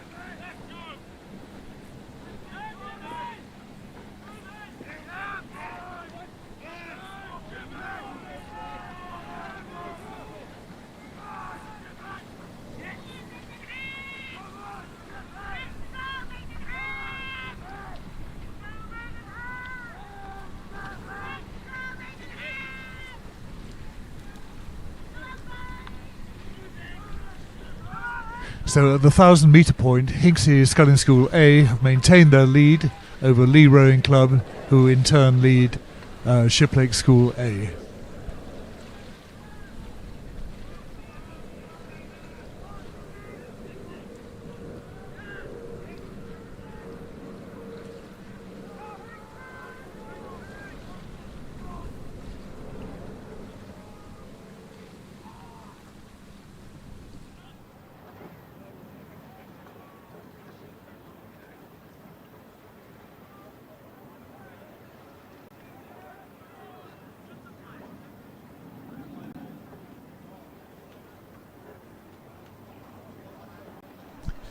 In the A final, we saw Windsor Boys School A, a very strong performance. But what we're now seeing in the B final is the Hinksey Sculling School A taking a really strong lead in this B final and sculling quite beautifully. Certainly seeing from the drone shots, it's most impressive.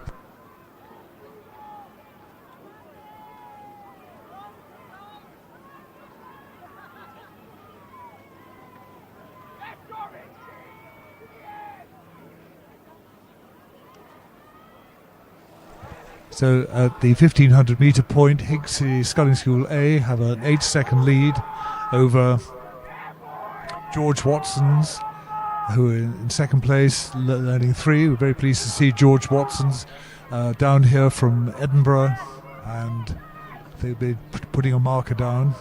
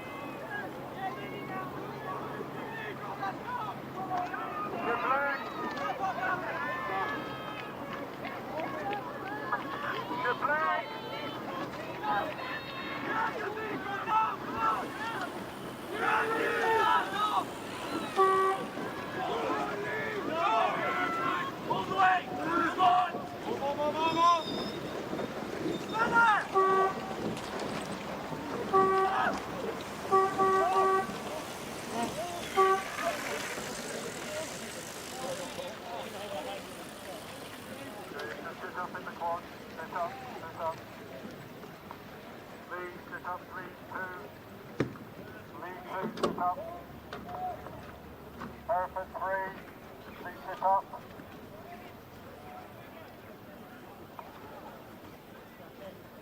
Lead 4, you're ready.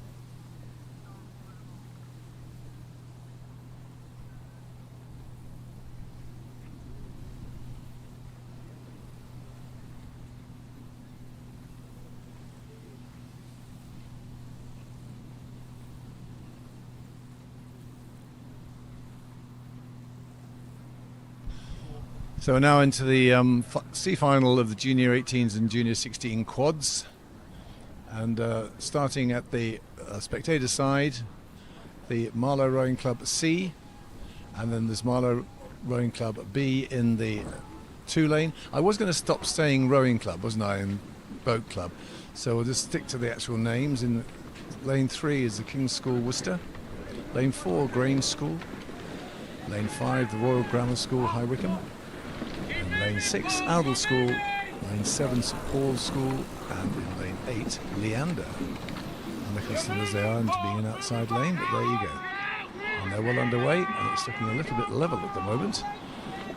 The chevron shape that we normally expect to see because of the way that we're putting the times together with the fastest in the middle should give us that nice chevron shape. And in fact, a couple of races ago you saw it to the exception when the Edinburgh crew went miles ahead in the middle lanes, but this one is looking very even and well spaced at the moment. 4 minutes into the race, and as you can see, 5 seconds is spreading the whole race, which is not much more than a couple of lengths, so still quite close as so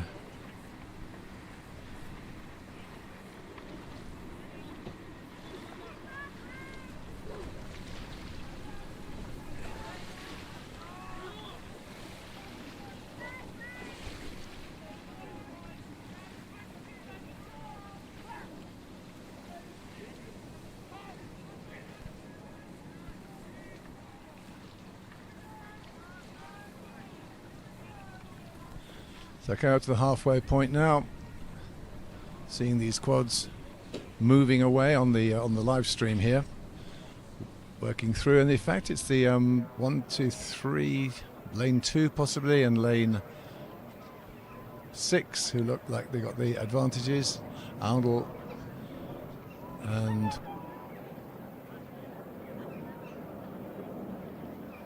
and Grange School looking like they're making their way.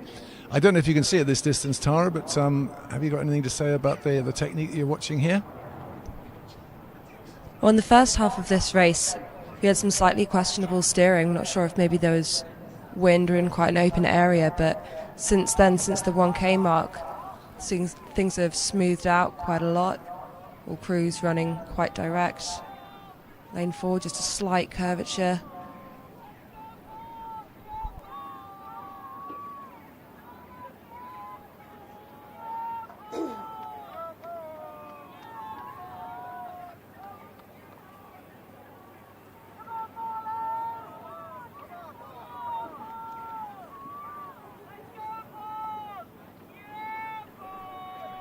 Just had through the official results of the B final of the J18 quads.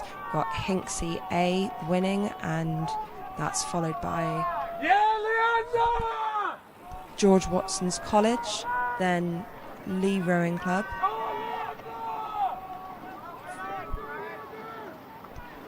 then we have Star A, then Hereford Cathedral School, then Maidenhead Rowing Club, then Kingston Rowing Club, and finally Shiplake College.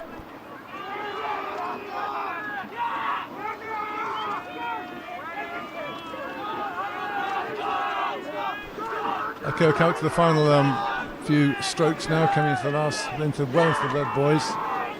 And it's Andlin on this side who are looking, sorry, on this side, this is the commentary side, the tower side. And it's this side that seems to have the advantage, the towpath side, where all the coaches are cycling alongside, giving encouragement and watching videos and also the business of their crews.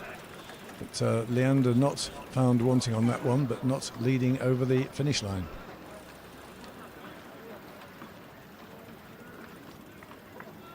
And the umpire seems happy with that, so we'll have a confirmed result coming through for you shortly.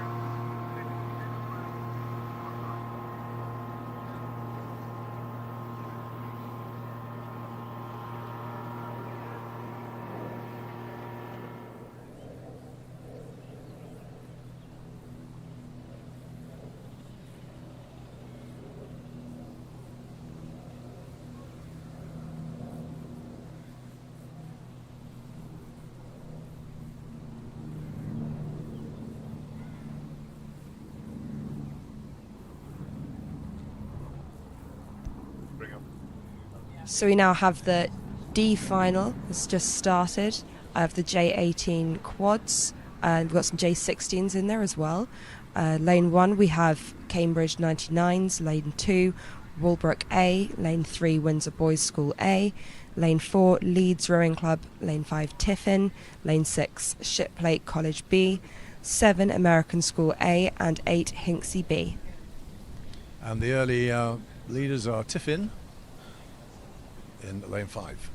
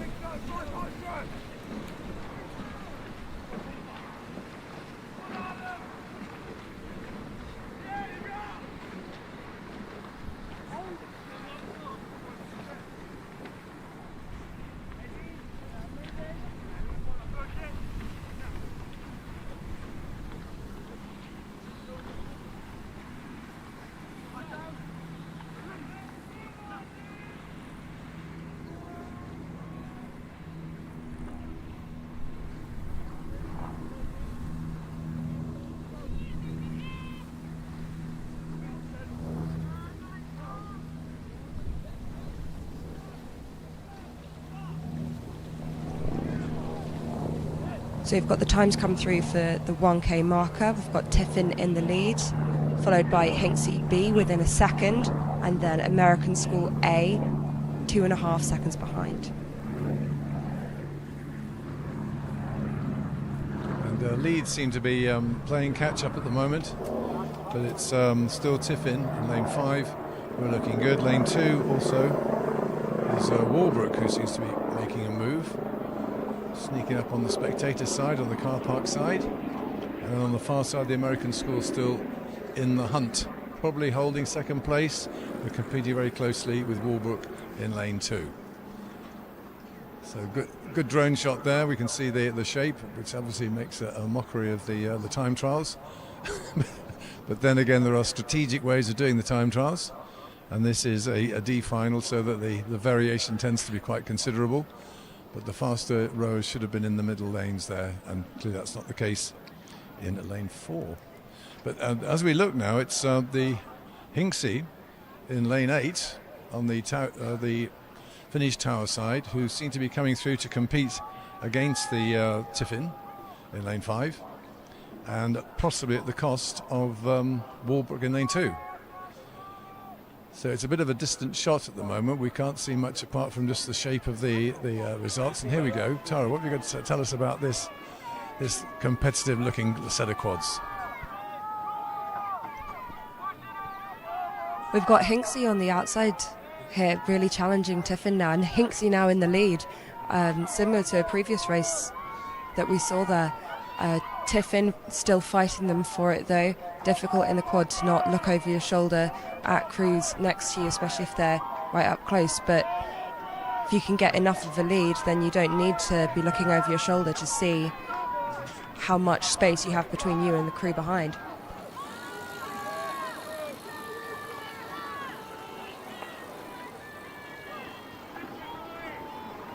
And these quads are rating quite high in the late 330s. Not 330s, that was just 30s. 330 would be impressive. But look at this in lane 8 there. It's Hinksey who are already pulling away, making a stern finish. And in fact, the bow will be the finish, but it's going to be a very successful finish as they go over the line there. Looking like Tiffin came second and Walbrook third. So the American school just fading a little bit in the last part of that race. We'll come back with a confirmation of the results later. Just waiting for the white flag on this one, and the umpire looks pensive. He's pointing.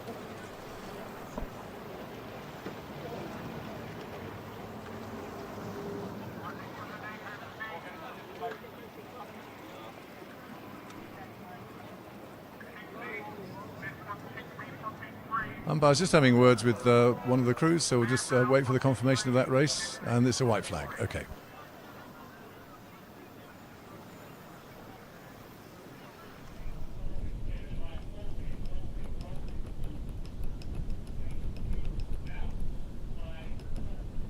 Moulsey, Agecroft, Westminster, Sir William Borlase. The final results of the C final for the Junior 18 and Junior 16 quads is as follows. St Paul's School across the line first, followed by Leander Club B, then Royal Grammar School, High Wycombe, King's School Worcester, 5th were Marlow Rowing Club, 6th Oundle School, 7th Marlow Rowing Club again, and 8th Grange School. That's it.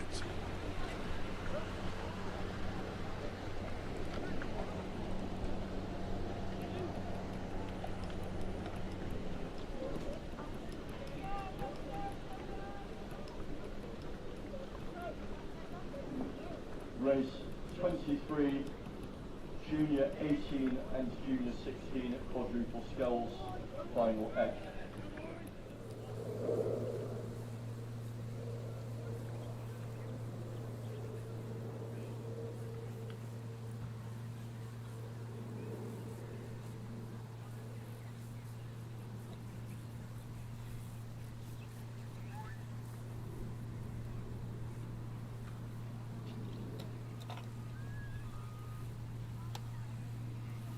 We now have the E final of the J18 and J16 quads. In lane 1 there's Moulsey Boat Club, lane 2 Agecroft, 3 Westminster School A, 4 Sir Borlase Boat Club, 5 Moulsey, 6 Henley Rowing Club, 7 Moncton Combe School, and 8 Wallingford Rowing Club.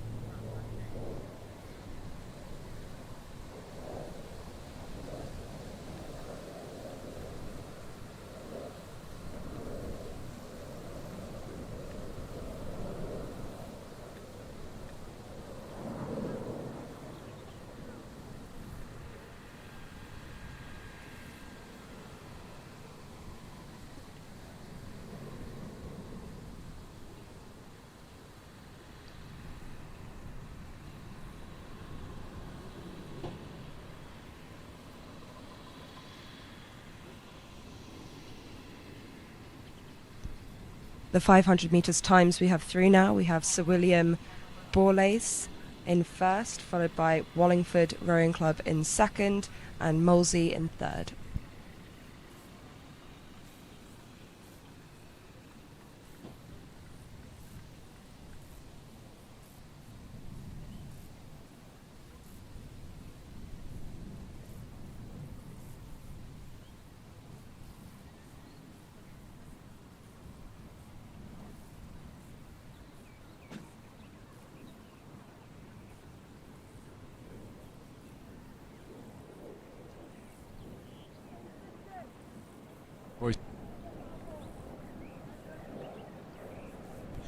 And the confirmed results of the D final for the Junior 18 and Junior 16 quads was a win for Hinckley Sculling School, followed by Tiffin, Walbrook, 4th place Windsor Boys School, 5th place Shiplake College, 6th American School, 7th Cambridge 99, and Leeds Rowing Club at 8th.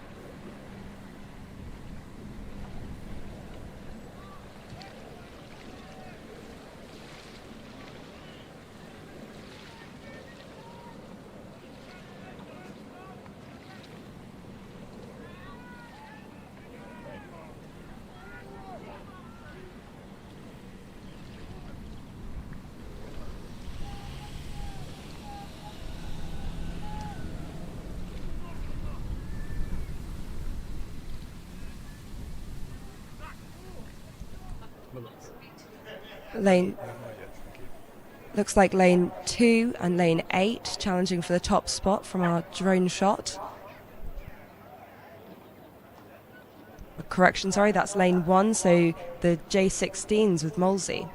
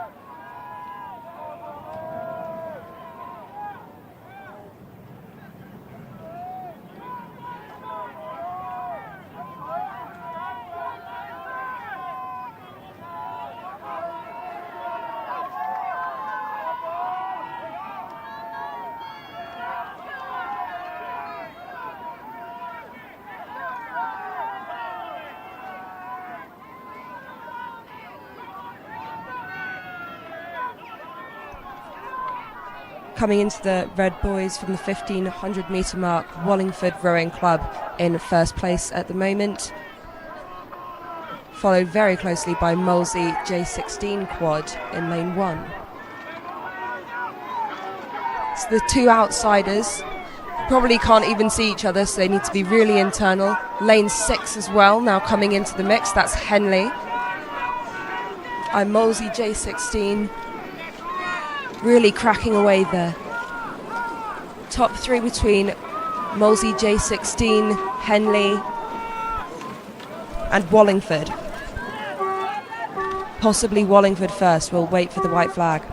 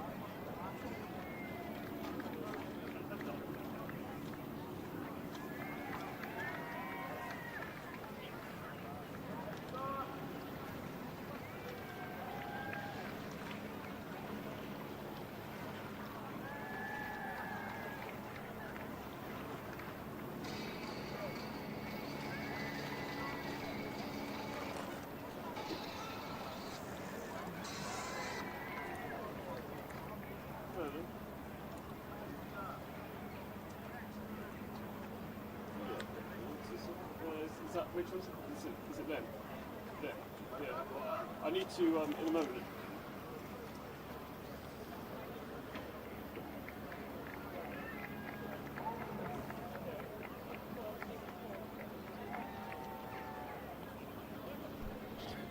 Okay, we have the starter lineup for the F final, F for Freddie final, Junior 18 and Junior 16 quads.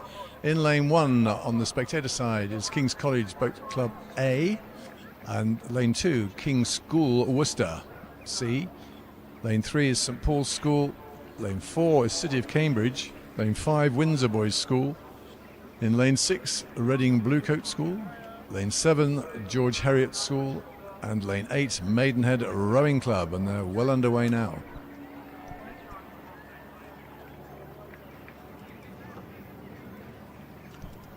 And John, just looking down this, this is the F final. We've got another final after this. The field of quads at the schoolboy level is quite remarkable, and it's showing a great depth of capability and interest in this type of boat in schools. I totally agree with you, Ed. I mean, there's no laggards in this. We're talking about an F final, and we've really got some really well disciplined and competent crews who are competing at what for them will be a very high level. And I think given it's Marlow at Dorney, they're doing incredibly well. And as you say, it's an incredibly deep set of talent. Absolutely, and we saw coming through the 500 metre mark, crews still tightly packed at that point. And from our view, we can look down the course. We have a drone up in the sky, and we can look down the course at the crews coming through. And actually, again, credit to a lot of those crews steering into a headwind remarkably well, given that these are oarsmen and athletes who have been at their craft for only a couple of years now. Don't know about you, Ed. I don't know how your bow steering is. I'm one certain who can't turn around when I'm on a straight line course. So I tend to use the buoys. I just hit one side and then go across and hit the other side, and that's basically how I go in a straight line. So more of a tacking sculler as opposed to an attacking sculler. A tacking. Yes, I like that. You picked up on that well. Maybe I should have taken up yachting and been a helmsman.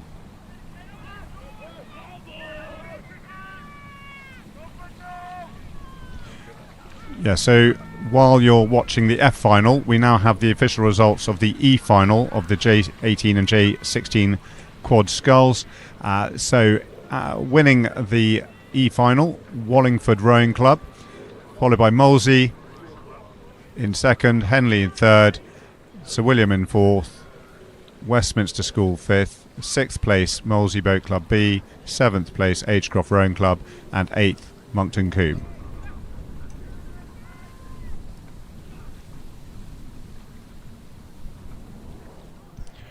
And I'll pass you back to John for the update on Race F, which is now well into its race after between 1,000 and 1,500 metres. And it looks like it's George Heriot School in lane 7 who have got the slight uppage on lane 1 coming through. King's College School overtaking King's School. That should be interesting if it starts getting exciting at the end. We'll get confused about the Kings. No Queens in this particular race. But certainly George Heriot in lane 7 taking the lead. Yeah, George Heriot obviously had a competent time trial, but I wonder if they'll be thinking if they had actually pushed a bit further in their time trial, they could have made it up to a higher final, because they are dominating this race. It's one of those things where you actually look at this level, as we said, it's an F final, which is quite a long way down in terms of the time trials, and you wonder if some of these crews may be actually suffering from doing a time trial, doing a 2K race again and within a couple of hours of doing their time trial. But certainly this is a good performance from George Heriot's school coming into the last quarter of the race. Absolutely. So it really is between King's College and King's School for the honours of that second place and securing a podium finish for themselves. And it's the college over the school at the moment in that silver medal position in lane 1, and it's still George Heriot's with probably only a little bit. In fact, I think that King's College in lane 1 are going to be challenging for the lead at the way they're going at the moment. What do you think, Ed? Absolutely, and I've just been looking across to lane 5, Windsor Boys School, who I thought were actually creeping up on the two King's crews, have just had a slight steering error and followed them across the course rather than straight down the course, and that's really taken off half a length. This King's College school has just made everybody stand still. Look at it, it's just gone all the way through. Absolutely brilliant last 30-40 strokes or so, and it's just come through and taken the length out of its competitors in lane 2, King's School, and I think it's overwhelming George Heriot School. Coming up to the line now, I think they've drawn out to almost a length lead over lane 2, and let's see how they're getting ahead against lane 7. Oh my goodness me, that's incredibly close. I'm not going to commit myself, but in my head I think I know who's won. But we'll wait for the formal decision in a few minutes. Great final there, and we'll wait for the official results before announcing that. And that was the F final. So for those of you who are looking down the course, the G final is now on course, and we'll bring you details of that race shortly.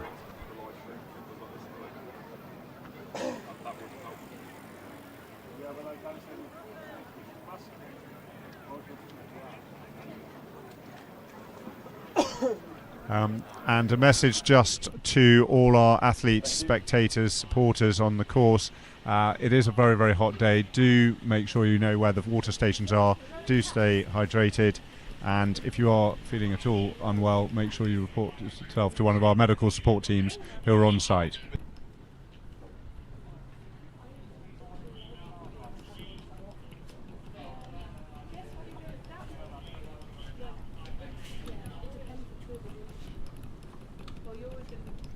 So for those of you now tuned into the YouTube, the G final of Junior 18 and Junior 16 Cox's quad sculls, quadruple sculls, is on course on the state boats waiting the umpire's start.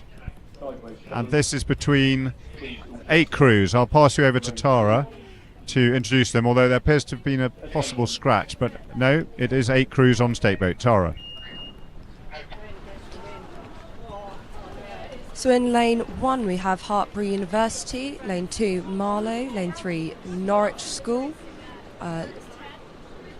lane 4 we have Aberdeen School, it's a composite with Stirling, George Heriot's St Andrews, straight by Angus Wallace, lane 5 Clare's Court School, 6 is Tideway Scullers, 7 King's School Chester, and 8 Grange School B. Thank you, Tara. And that final, the G final, is now on course and racing. Oh, yes, I signed up. Final G. Hartpury, lane 1.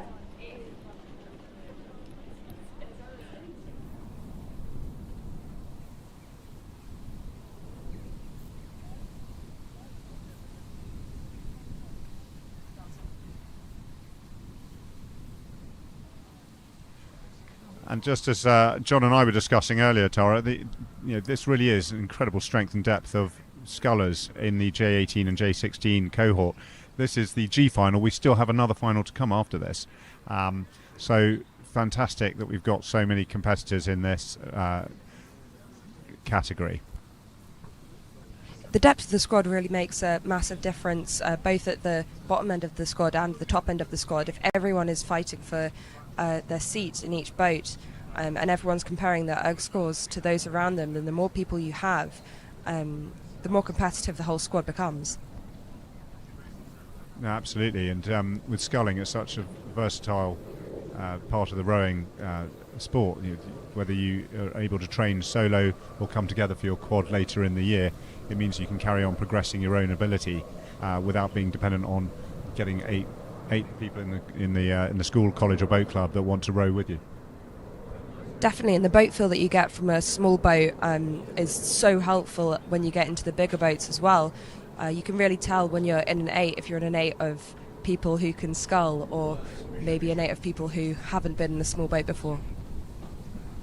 And we've just gone through the 500 metres of this G final and can say that King's School Chester are out in front by about 2/3 of a length over Tideway Scullers School. Time to the 500 metres 1:43.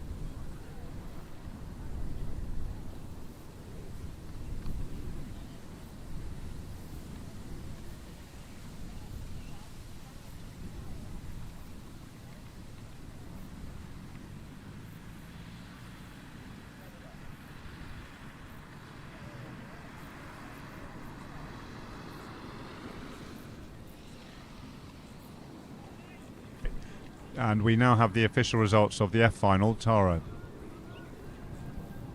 So in first place for the F final we have George Heriot School, second is King's College, third King's College Worcester, fourth Windsor Boys School B, fifth St Paul's, sixth Maidenhead Rowing Club, seventh City of Cambridge, and eighth Reading Bluecoat School. Great, we're now through the 1,000 metre mark for the G final of J18s and J16s quadruple sculls. That looks like King's School Chester continue to hold their position ahead of the other crews on this course.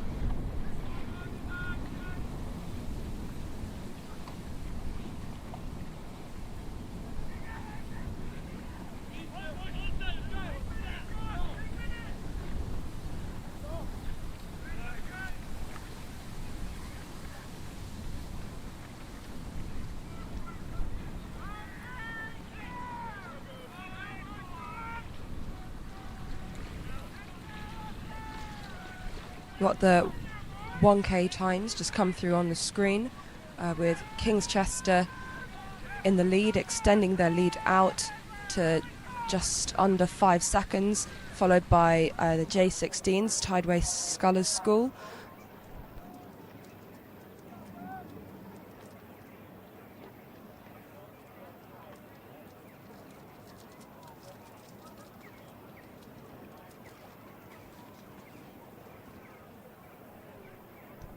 So we're seeing from the drone footage now that this headwind, while maybe helping to feather your blades and keep your oars in good shape, if your bows of your boat does get caught by the headwind, it is presenting some steering challenges for these coxless boats.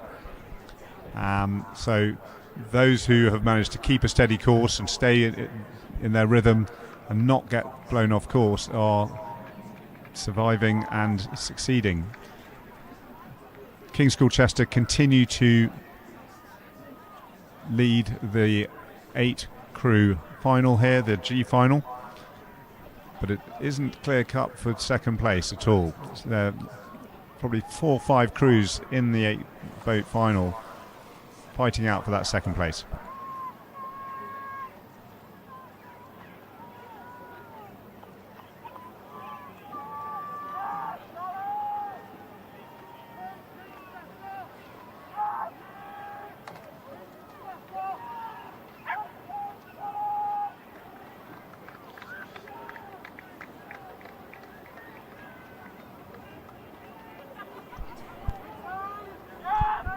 So now we're about 300 metres from the finish, and King's School Chester continue to lead as they have done throughout the whole of this race, with the rest of the final really fighting out. I would say lanes 3, 5 and 6 are going to be the ones who make the podium, and if Claire's Court in lane 5 can just keep a straight course for the rest of the final, they could get their silver medal place. But it really is, I think, now between Tybury Sculler School in lane 6, Claire's Court in lane 5. And now they're charging for the line. Very comfortable lead of King's School Chester with only a few strokes to go. And then it's going to be Claire's Court and Tybury Scullers for that second or third place. They cross the line.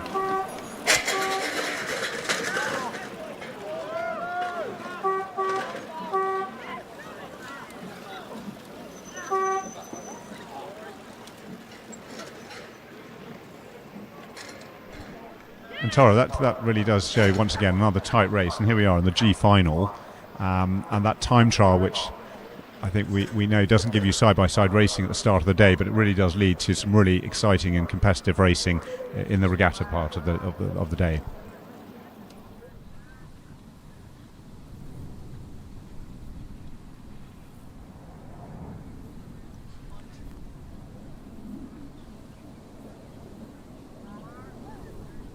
So the H final is up and running. In lane 2 there's Fulham Reach Boat Club, lane 3 Sir William Borlase Grammar School, 4 King's School Worcester, 5 American School, 6 Walbrook Rowing Club, 7 Tiffin B, and 8 King's School Canterbury A.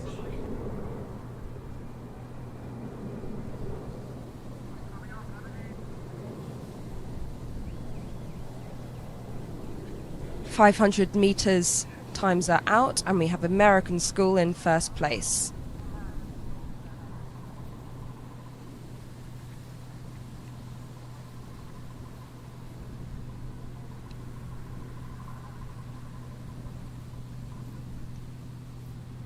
And for those who are setting up, spectating the events now, this is the H final of the Junior 18 and Junior 16 quadruple sculls on the course right now.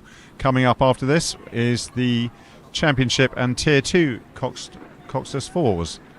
Starting with the A final of the Championship and Tier 2 Coxless Fours at 8 minutes past 12.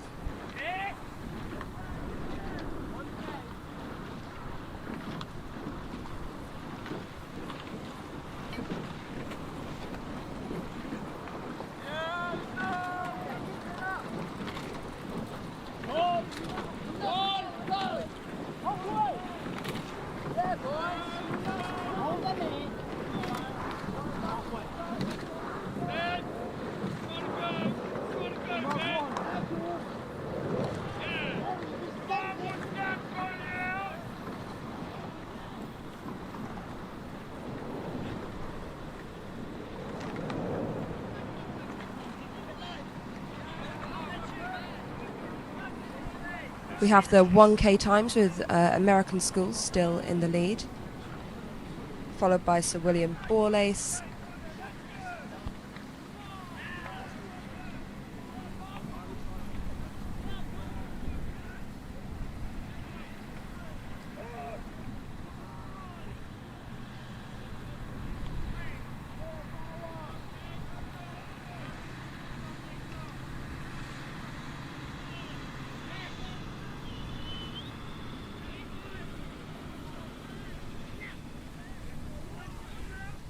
And as we haven't seen for the last few races, we now appear to have a chevron with American Schools in the middle lane leading. So the time trial playing out for this H final.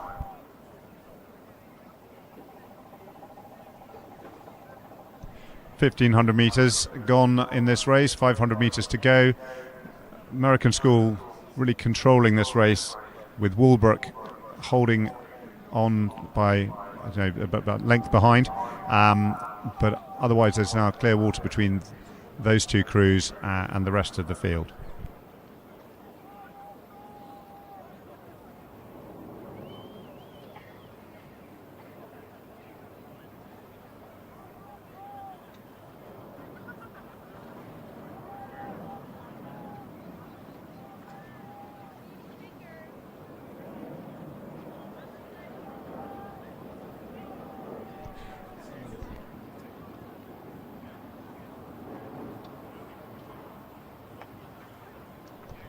Yes, so this race now is is going American School's way.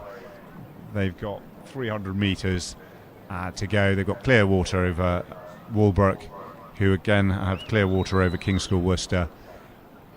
There's a very comfortable position to be in for American Schools. They can see their competitors, and they'll be feeling that at least with this race they'll have this sewn up. Tara, any thoughts on the race? It's that American Schools and Walbrook actually both doing really well, both J16s, so demonstrating their ability really well, especially in the latter half of this race where things start to get tough and you start to feel tired. They're still dominating and still racing very maturely. That's a really good point, actually, because this is combined with J18s. They're showing what they're going to bring into next season and the season after, and I'm sure they'll take a huge amount of confidence with their performance today, and hopefully we'll see them next year in a higher final and pushing for some silverware.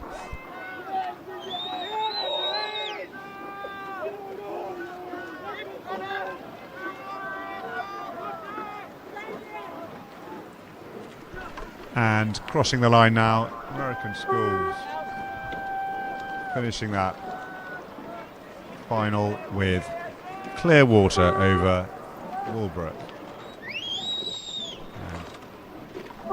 Sir William Borlase, yes, Sir William Borlase, King's School Worcester.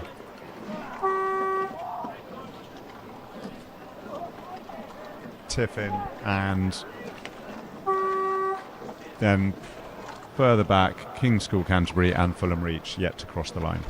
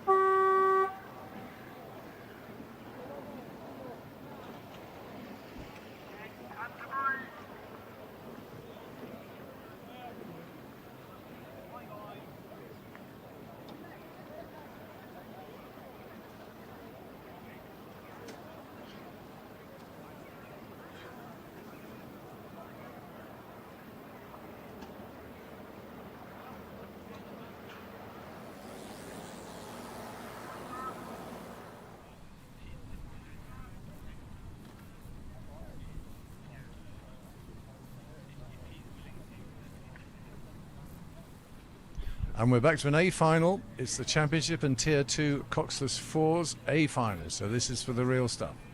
In lane 1, Vesta Rowing Club. In lane 2, University of British Columbia. Lane 3, London Rowing Club. In lane 4, Oxford University. Lane 5, Thames Rowing Club A. In lane 6, Thames Rowing Club B.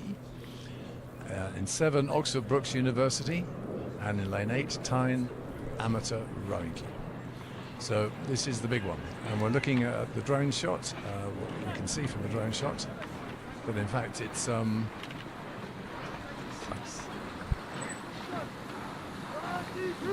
I just changing the angles there, and at 500 metres it's Oxford University against Thames.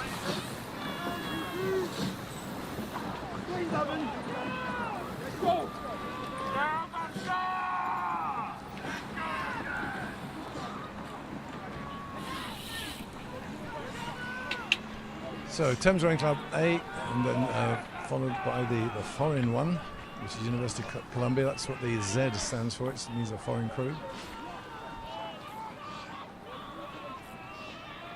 So the early stages look like they're going down well with the Coxless Fours.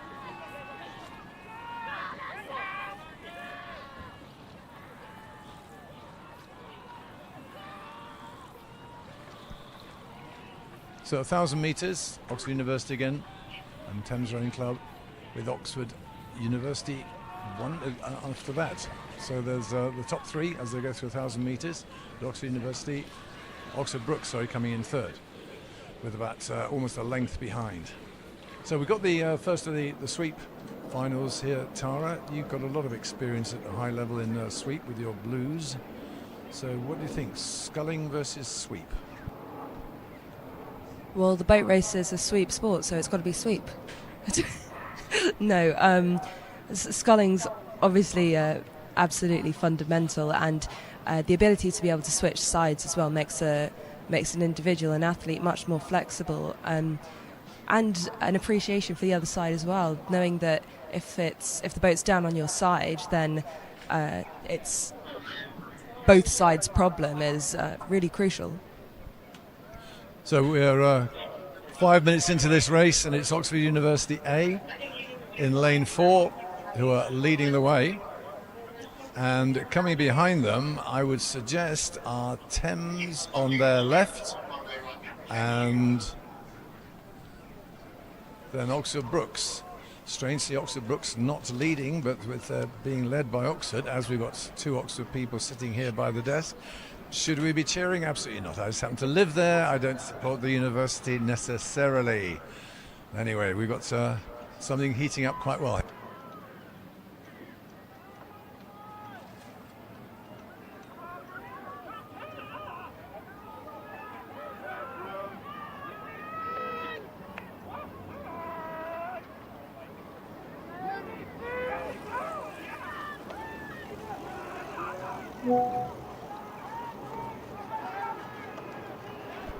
Can see Oxford A just eking out ahead in front. Felix Rawlinson in the stroke seat, setting a gorgeous rhythm.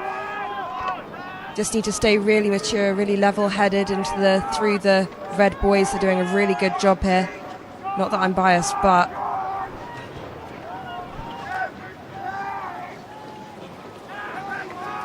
taking it over the line. Thames just coming up, trying to challenge for it. Oxford looks to be over the line first, really close for all the boats going through here. What an excellent performance, every single boat here.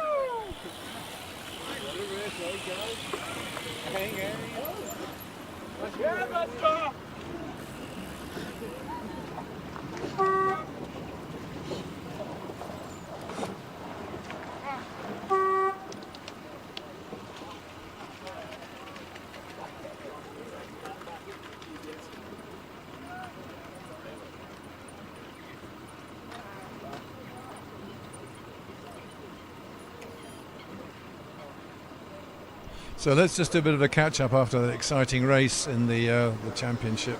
They were all championship Cotters Falls there. So going back to the Junior 18 and Junior 16 Quad G final, and the winners were King's School Chester, followed by Clare's Court, in third place Tideway Scullers, fourth Grange School, fifth Norwich School, sixth Hartbury University, seventh Aberdeen Schools and Stirling and George Heriot's, and St Andrews, the Scottish crews, and in 8th place Marlow Rowing Club.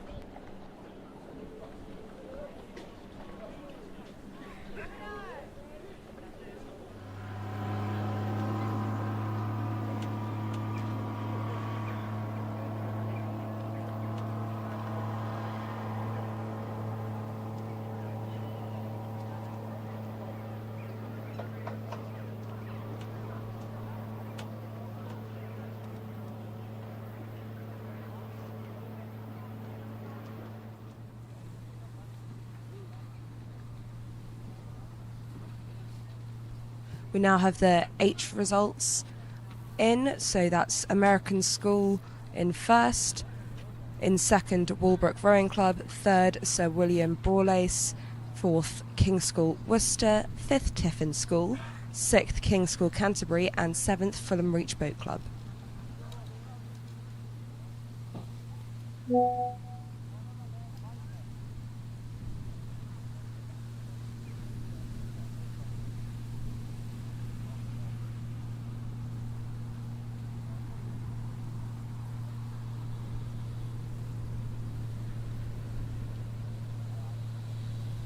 And here's the call out for the B final in the championship and Tier 2 Coxless 4s, which is a mix of both of these classifications. In lane 1, City of Cambridge, lane 2, Upper Thames, lane 3, Northwich, lane 4, Thames, lane 5, St Andrews, lane 6, Royal Chester, lane 7, London Rowing Club, and lane 8, Globe.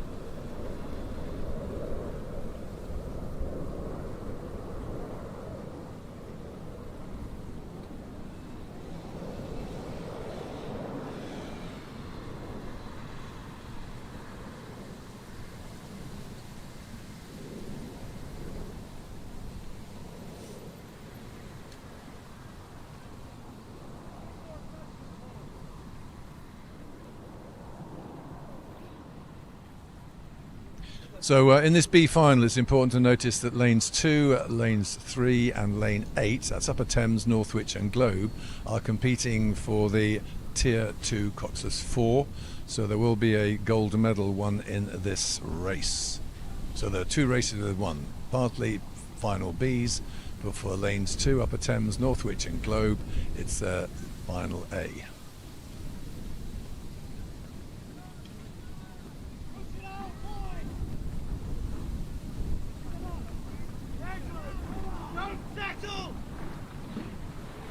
So at 500 is Thames in the lead. We're still moving, boys!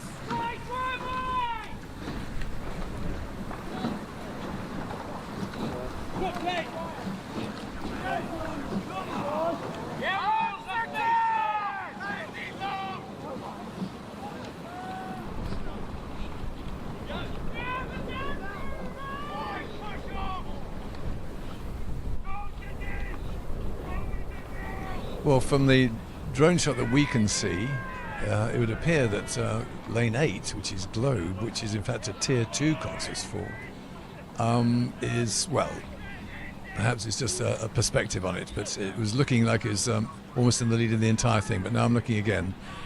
Lane 5, St Andrews, looks like they're off course, but in the lead.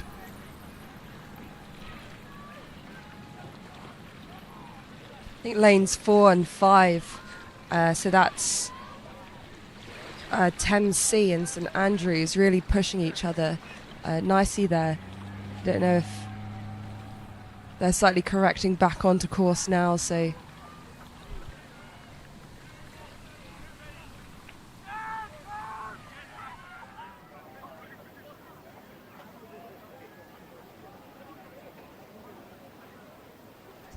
you can see here Globe is actually winning the Tier 2, so they're doing excellently on the outside there.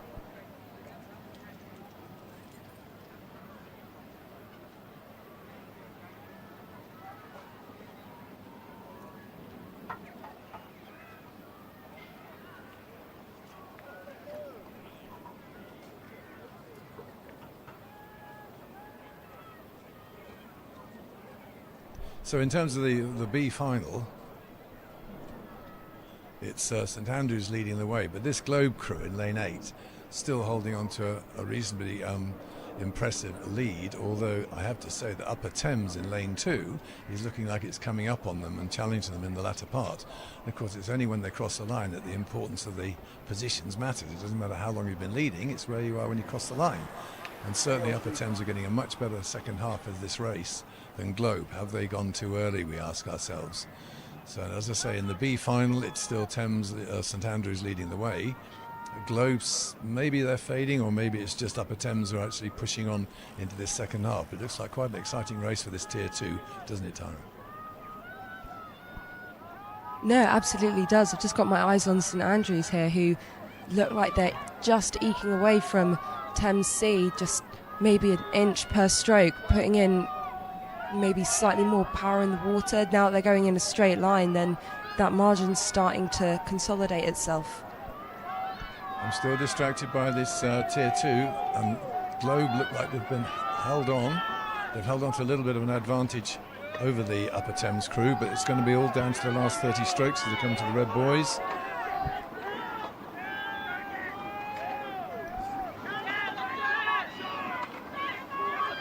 So Upper Thames, Globe, this is the Tier 2 gold medal. They're competing for it, down to the last 10 strokes. And Upper Thames still looking very strong. Globe, on the other hand, really working very hard, getting those finishes sent away. Upper Thames looking a little bit smoother, a little bit longer at the front end. It's going to be very close. I can't call that one. I have to wait for the photographers.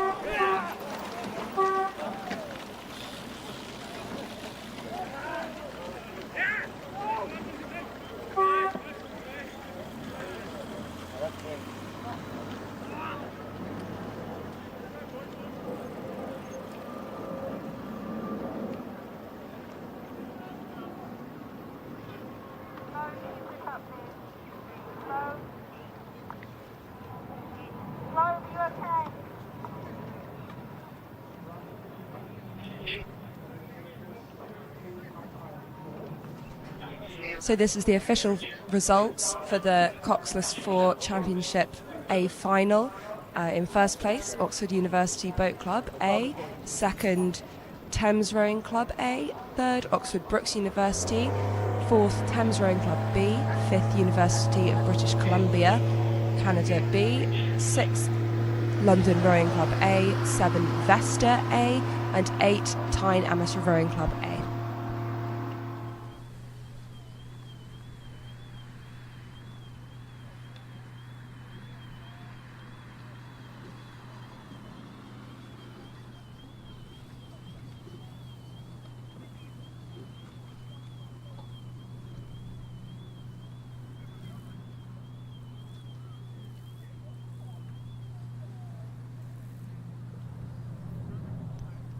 So rowers in the C final, which is underway now, starting with lane 1 at Clydesdale Amateur Rowing Club, lane 2 Nottingham Rowing Club, lane 3 Crabtree, lane 4 Minerva Bath, lane 5 Thames, lane 6 Lee, lane 7 Glasgow University, lane 8 Eton Vikings.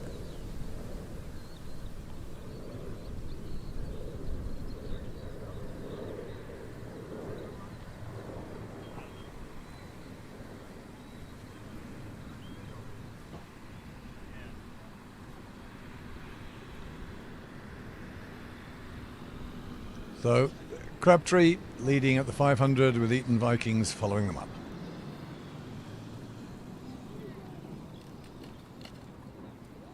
So if I may, Tara, just going back to this sweep thing, I mean the sweep versus sculling, I mean it's been about 30 years now, people learn at a much younger age how to scull, whereas in the old days it was just the schools who used to teach them how to sweep. And I think building up those skills, as you mentioned, is very good. Being able to do small boats much more readily and stuff. But we do have quite a lot of people who sort of say, why can't we do more sweep rowing in smaller boats, pairs and fours? And I think that the difficulty is putting crews together. Because you get people who are better on one side or the other, and the symmetry of sculling is so much easier to put scratch or ad hoc crews together. It's easier to run a squad, I think, with sculling than it is with sweep, whatever your preferences might be. What do you think? No, I think that's definitely a really good point.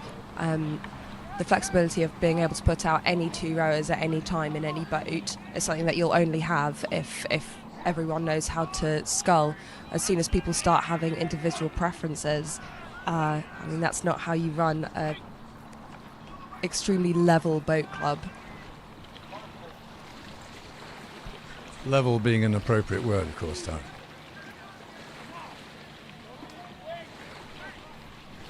Everyone needs to be able to help each other. If you've just got a really strong set of stroke sliders and then the bow sliders are in a different league, then the whole club becomes very unbalanced. If everyone's a sculler, then everyone can help each other and you can go out at any time, whoever's free.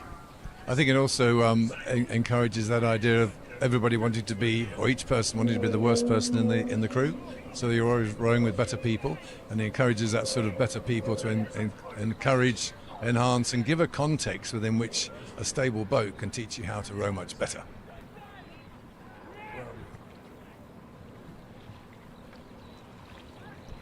So Eton Vikings leading at 1,000 metres, Crabtree following up. Later into the race, it's still looking like Eton Vikings in the lane 8. So on the Finnish tower side, still holding that advantage. Probably with lanes 4, Minerva Bath, and maybe next door to them, the University of Glasgow, the nearest competition. It's hard to tell, but I think that probably University of Glasgow is coming second. Then there's about 2 or 3 people looking for that third place in this C final.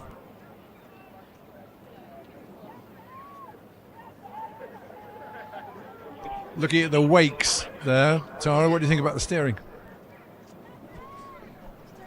At the moment, I'm thinking not too bad. Lane 4 maybe getting a little bit tight on the buoy line, but looks to be correcting now. I think given these are coxless boats, they're actually doing pretty well. Possibly even steering maybe better than than some cox boats that I've seen.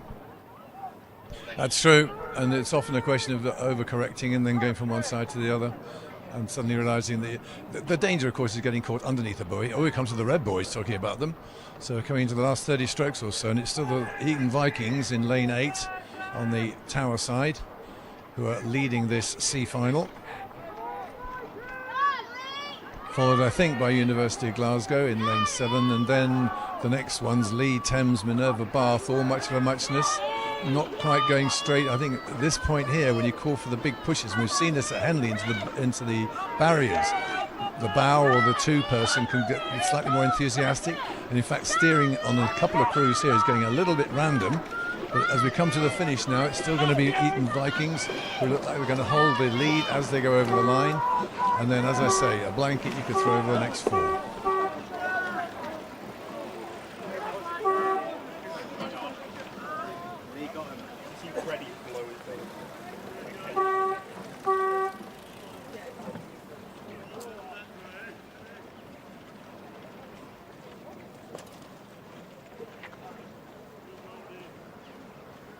I guess it is particularly difficult if you're coxless, you're getting towards the end of a race and you're feeling really tired. You need every ounce of energy to be going into your legs and into pushing the boat forward, but then to also reserve 1% for thinking about steering and staying in a straight line. Absolutely spot on there, Tara, well shouted.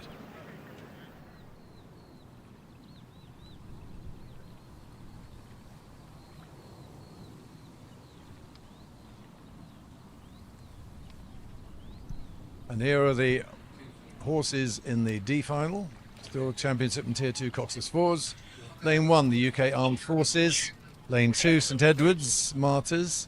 Lane 3, Agecroft. Lane 4, Black Sheep. Lane 5, Tideway Scullers. Lane 6, Cambridge 99. Lane 7, York City. And Lane 8, Kingston Rowing Club.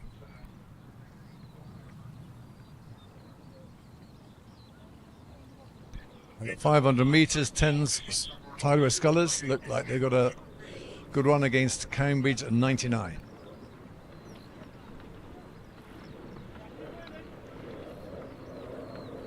And I can see in the drone shot that we have on the screen here that Tideway Scullers in lane 5 have a reasonably impressive lead. It's a question of strategies, of course. You know, are they going out too quick and then trying to hold on? Looking at the wakes, again, we've had that sort of slightly over-enthusiastic start, that first 500 metres, and a few, I know they're being blown around a bit by the wind, but there are a few lost directions, aren't there? They've got themselves sorted out now, but what do you think, how's it looking there in the closer-ups? It's always slightly harder to see the line being taken in the closer-ups unless you're comparing the blades to the buoys themselves. Hopefully the stroke man or the bow man, whoever's steering, will be able to see the buoys on either side and just try and keep a level distance between the two of them as an indication of whether they're going in a straight line or not, and by doing that be able to avoid overcorrecting. Lane 1 doing a pretty good job of it actually at the moment, but trying not to be distracted by crews around you that might be going off course, especially if they're coming into your lane and getting closer to you is of the utmost importance. It's interesting the way that in the bows, the placement, the lock-on, the catch, as some people call it, most people call it, is more influential on the steering, but in the stern it's the extraction, it's the finish, which in fact affects the stern of the boat.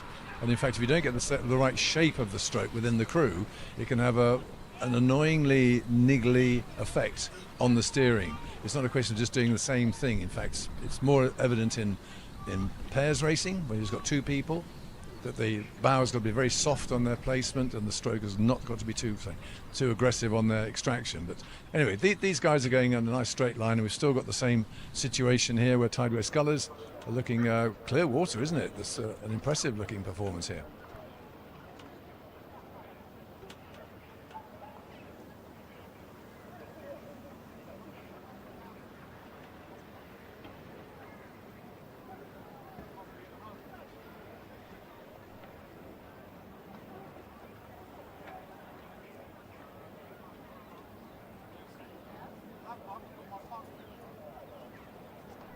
So we've got our chevron, but there's a little bit of an outlier here with Tideway Scullers 2 lengths of clear water, would you say? Yeah, looks 2 lengths and increasing, doesn't it? Just shows that really getting out and ahead at the start can really support you later on, although obviously it's a bit of a gamble because you could throw everything in at the start and then blow partway through. But if you can get far enough ahead that you can be complacent and row in a really strong, confident rhythm, then you can really show off out there in the front of the chevron.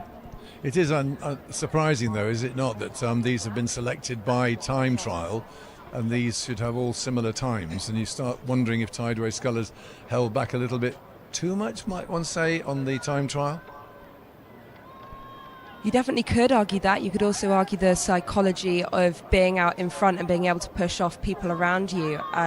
Some people just respond better to that than others. For some crews it's all about being really internal, which works favourably in the time trial, and for others it's all about really having a go at whoever's in the lane next to you. Very, very good point, actually, Tara. And some people, I remember in the back in the days when middle distance runners were all British, and there was Seb Coe and there was Steve Ovett, and one was a racer and the other one was a time trialer. It's about trying to combine those different personalities. And as we get to the end now, it's Tideway Scullers who are taking that lead over the line.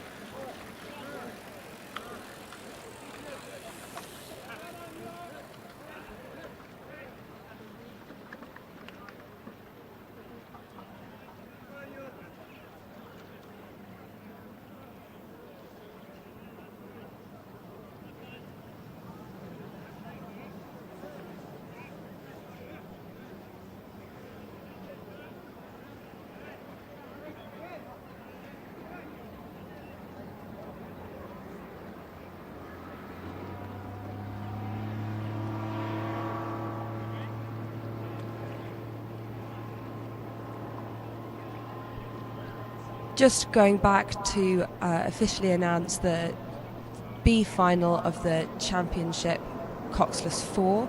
In first place we had St Andrews Boat Club. In second,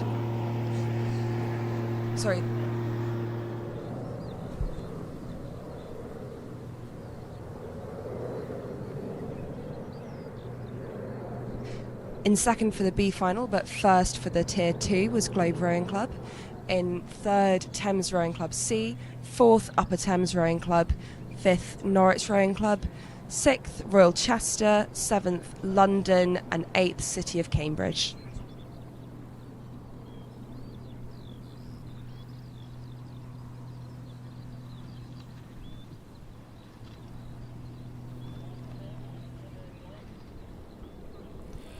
And this is now the E-final of the Championship and Tier 2 Coxless 4s. These are the rowers, the crews. In lane 1, Agecroft, B. In lane 2, Canterbridgian. Lane 3, Radley. Lane 4, Upper Thames, B. Lane 5, Durham Amateur Rowing Club, Dark. In lane 6, City of Sheffield. Lane 7, Evesham. And lane 8, Nottingham Rowing Club, B.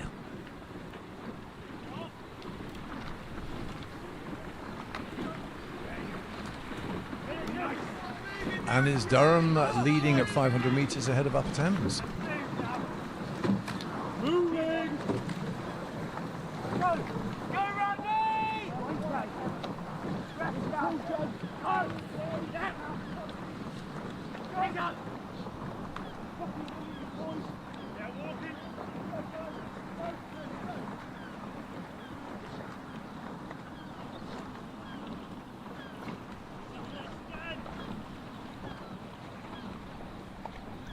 And already we're at 1,000 metres, and it's Durham ahead of Upper Thames. So no change there, but very close.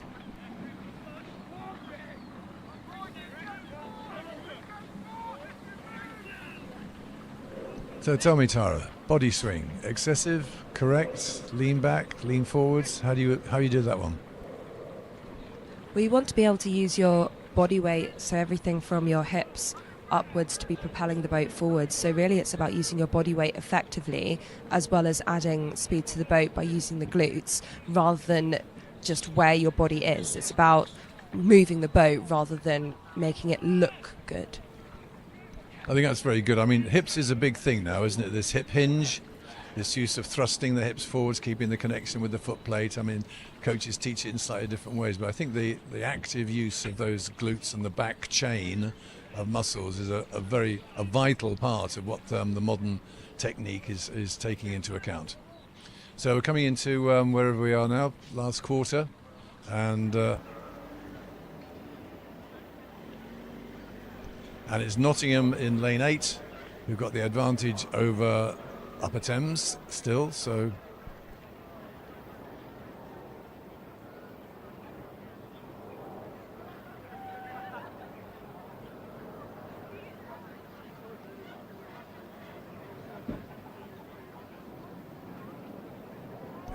Nottingham have done a big push there to go through Durham.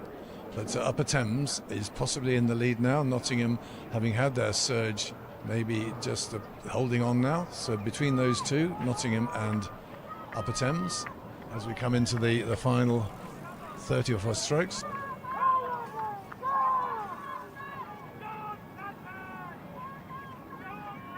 There you can see Upper Thames just ahead of Nottingham and 2 seconds ahead of Durham at the 1,500 metres. But we're past that now, and we're only about 10 strokes away from the Red Boys. It's looking quite exciting.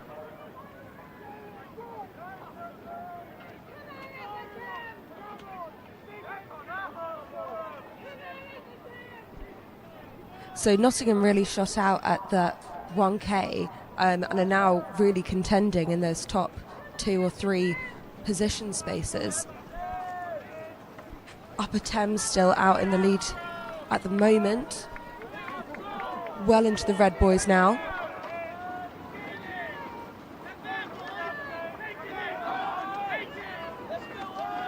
This is going to be a really tough one to call.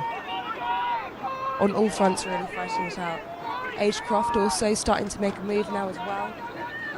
Nottingham, rate 37, so just upping it there. Upper Thames is really leading it out.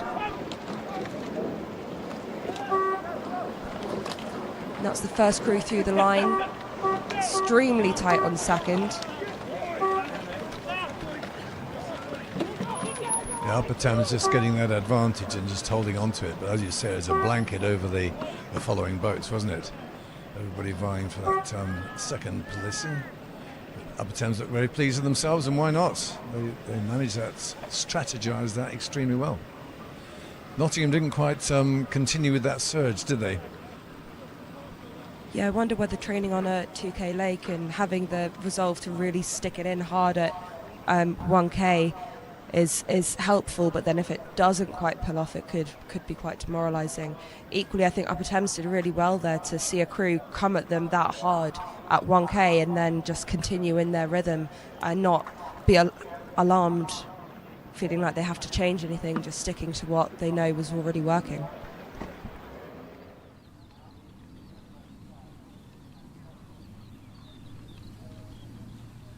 Just going back to the C final of the Challenge Championship and Tier 2 Coxless 4s.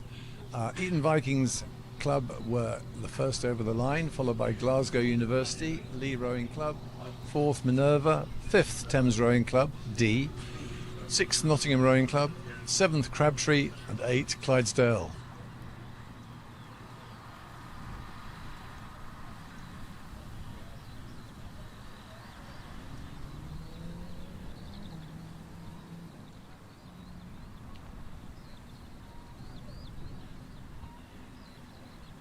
Okay, and we're into the F final of the Coxless Championship. In lane 1, Hereford. Lane 2, Bath University. 3, St Paul's School. 4, Fulham Reach A. 5th, Canterbury Pilgrims Boat Club. 6th, Marlow. 7, Furnival Sculling Club. And 8th, Putney Town Rowing Club. And we've got Canterbury Pilgrims leading the way as they're going past the 500. Cracking start they've had there, right out in front within 500 metres.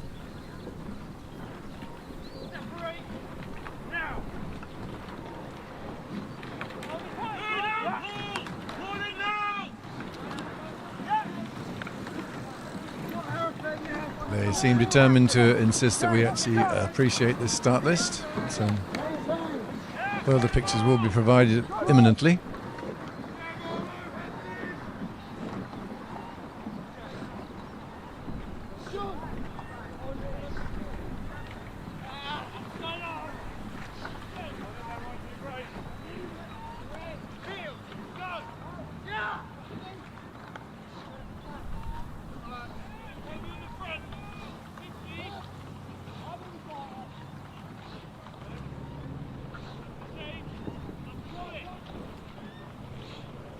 So cruising at sort of 33, 34 strokes a minute.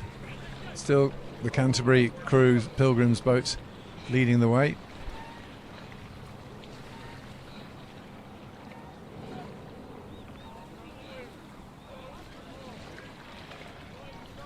St Paul's School just a little bit off course, just correcting there in lane 3.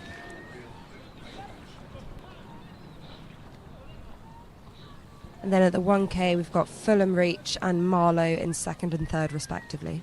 I think Marlow would appreciate a second place in a final at the regatta that's named after them.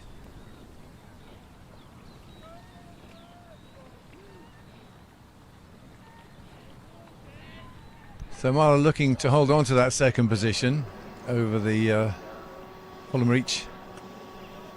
Fulham Reach actually putting in a good performance here.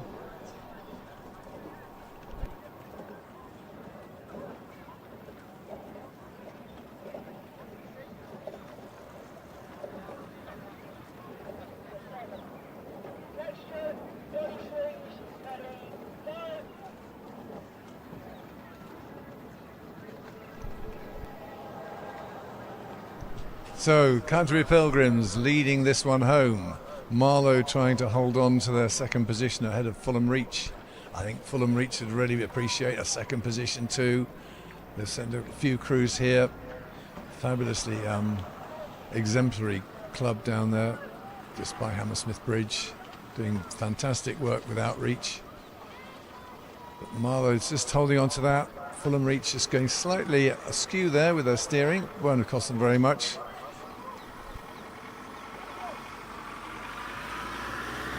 So coming into the last 30 or 35 strokes, and I think it's going to be Canterbury Pilgrims' race.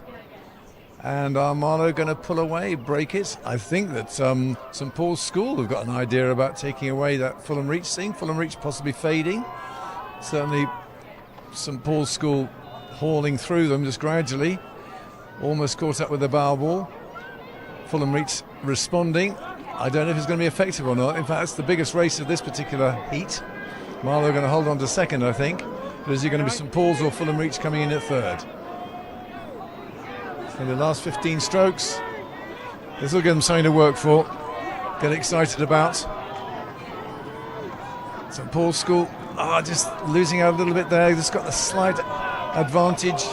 Fulham Reach responding again. It's going to be very close. I think Fulham Reach possibly lost out there on the line. Marlow just get it with, I would probably say that St Paul's School got it by about a foot. But it's bragging rights, isn't it? Good race.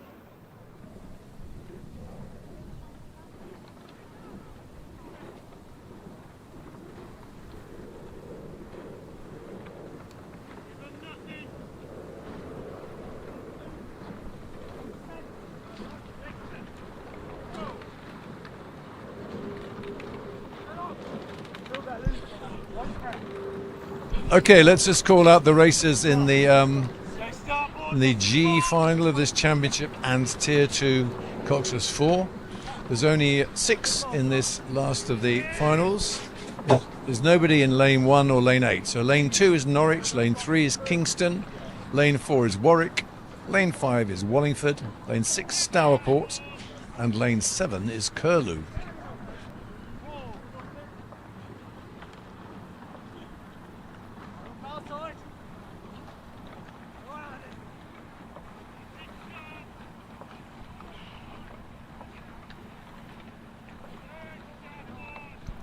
Let's keeping on this sweep and sculling stuff, Tara. Do you think that the sweep emphasises flaws in your technique more than sculling does?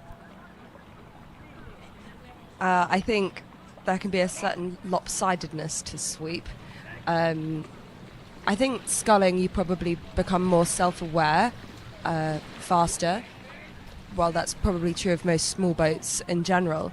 But throwing your weight around in a single is never going to go well, whereas if both people throw their weight around in the wrong way in a sweep boat, then you might cancel each other out, although that does mean that all the forces are going in the wrong direction. So, well, I do adult rowers, and I have done for about 30 years, and I always try and compromise their feelings of success, saying that maybe the error's cancelled out rather than you actually are rowing perfectly, which is slightly unfair, but that's the reputation I have of not being too enthusiastic about people's competences.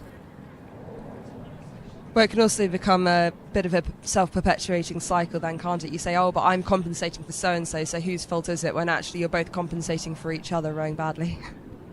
Trying to hold on to good technique when it doesn't feel like it's working. In an 8, and that's the problem. You put them in 4s, you get personal feedback. You know, you change something, you can feel the difference. And I think that when you do 8s quite a lot, which of course the colleges at universities do, it can be difficult to actually work out what you should be doing and the impact that your changes that you want to do are having on the outcome of the boat. Coming into the last quarter now.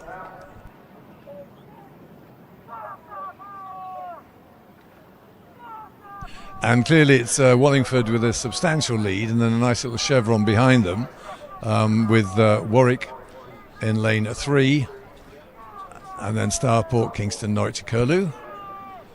But a nice little performance here from Wallingford, looking quite sublime.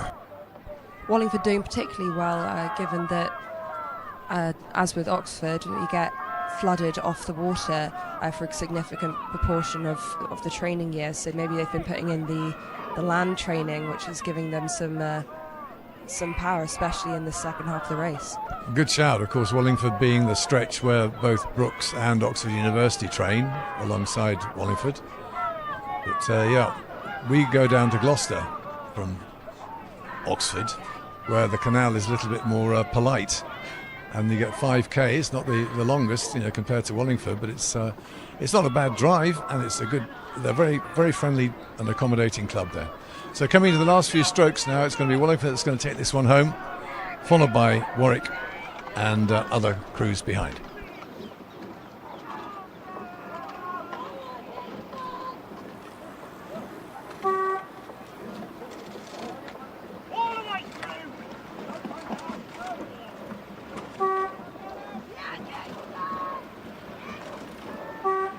Well done, boys!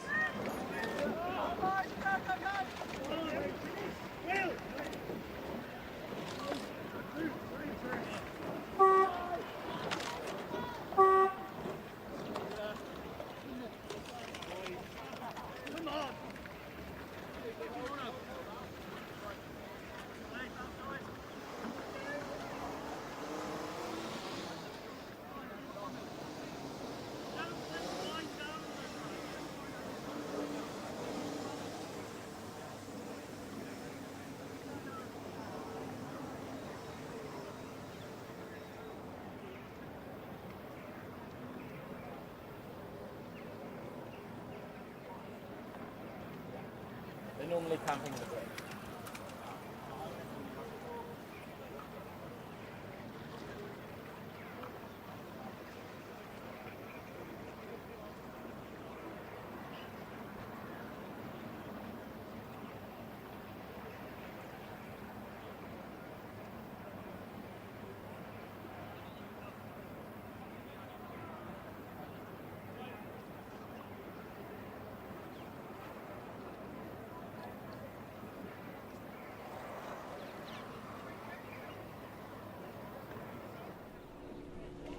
Windsor Boys A, lane 4.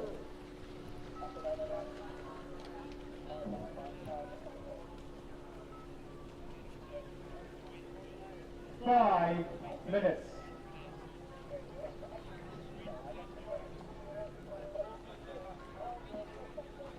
Henley, lane 5.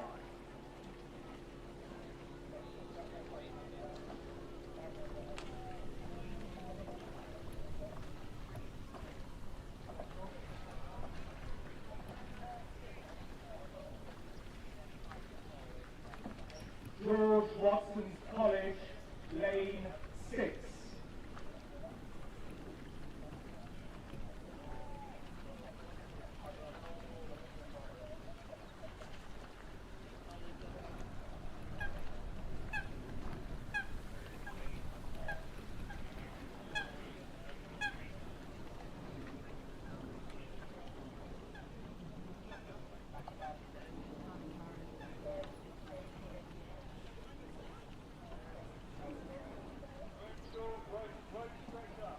Close Court, lane 7.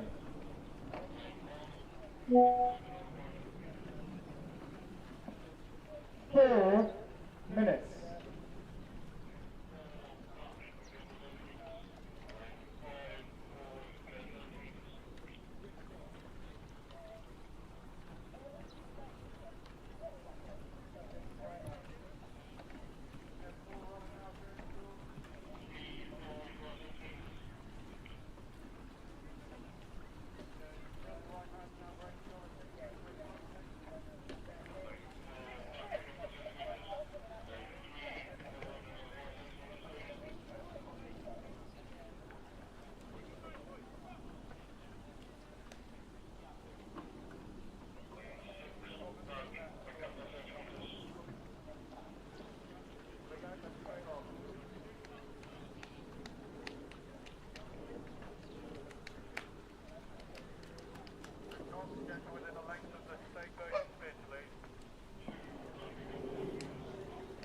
Three minutes. Grange School, lane 8.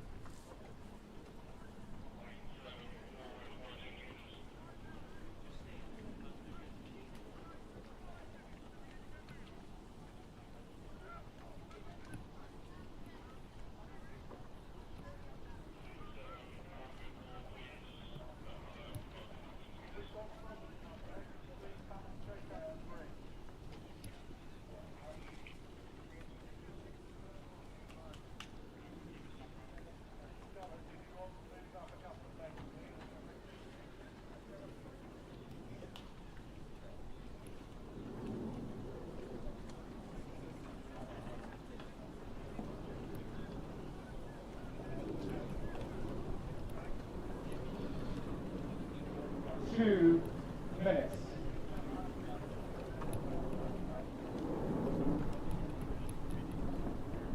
Race 35 in, J15 Cost Quads, A final.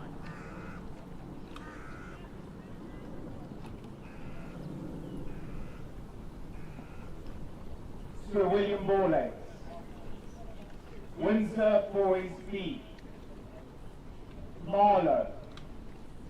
Windsor Boys A. Kenny.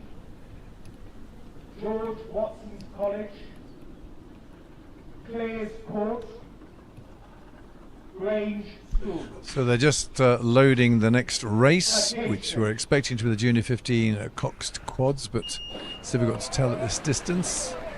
But whatever they are, they've started.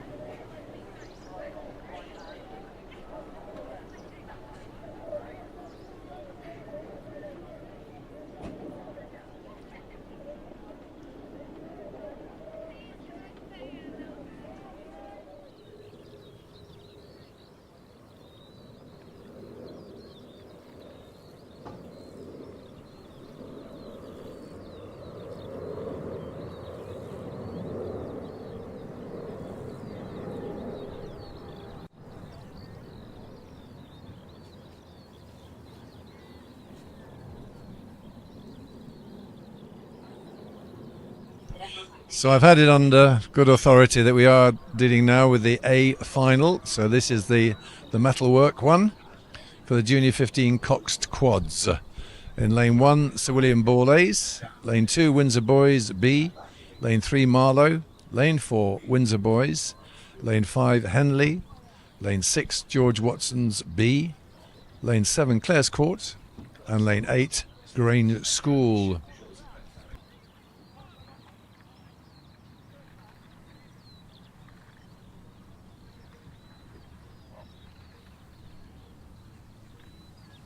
And at the 500s, it's Windsor Boys who are just leading ahead of Henley Rowing Club.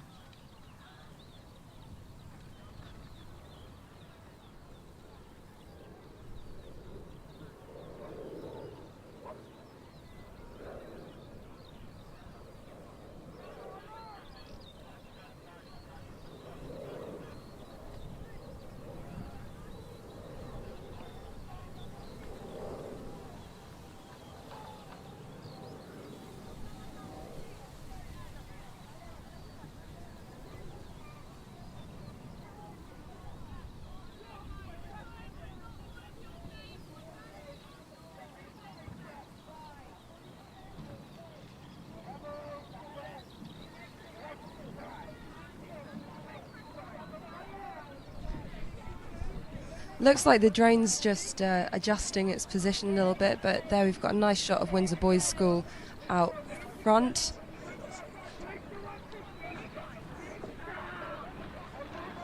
Good, and we've got the 500 metre times coming through, so that's Windsor Boys out front, followed very closely behind by Henley Rowing Club.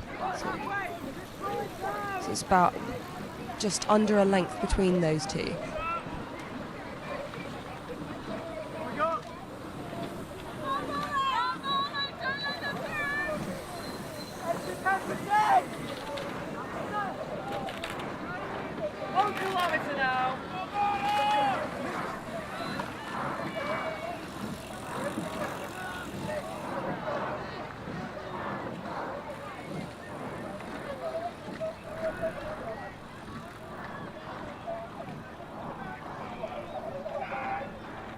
We're going through the 1,000 now, and it's still Windsor Boys School and Henley going for the gold and silver. In the meantime, the third placed Marlow seemed to have dropped back. So Windsor Boys and Windsor Boys. That's a bit greedy.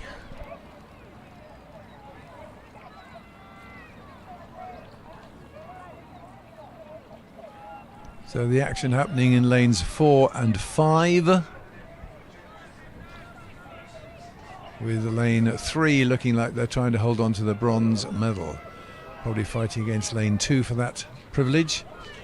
But lane 4 certainly Windsor Boys A, with a commanding lead of Clearwater ahead of the chasing pack. The only one overlapping with them is Henley Rowing Club. And they're almost Clearwater ahead of Henley Rowing Club. So this is a dominating performance here from Windsor Boys. Better steering, Tara? Steering's looking pretty good actually this race. I'd be quite happy with it if I was in the stroke seat seeing that wake behind me. Windsor Boys like a dart, absolutely straight, and Henley as well, to be fair to them. Getting absolutely everything out of each stroke they put in by not wasting a single ounce of distance. Never underestimate the value of a Cox.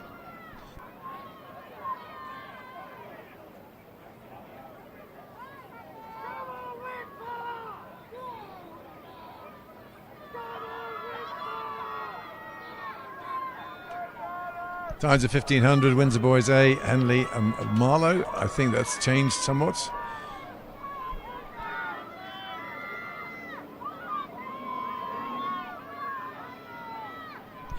Actually, I tell a lie. The Windsor Boys B. The Windsor Boys B have lost their position, and it is Marlow that indeed are coming back to third place.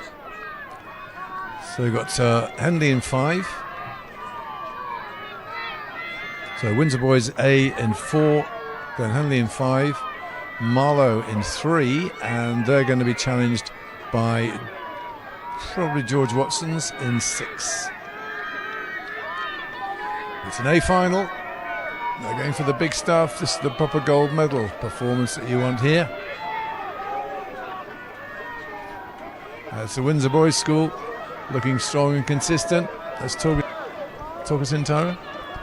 Yeah, Windsor Boys really not relenting as they come in through the last 5 strokes of the race. They're still picking up the pace. You can see the bows still lifting as they accelerate into the finish. They're still going, yeah. Very good job from Windsor Boys. Maybe the Cox forgot to tell them to wind down. Cox just very happy about winning, so why not do a little victory couple of strokes. I think Marlow actually lost their place just in the last couple of strokes. So junior 15s, maybe the strategy, the shaping of the course, the race and so on. Very challenging, not much experience, much to learn. But good steering all round. As you said, those are dart straight lines. Well done, the Coxes.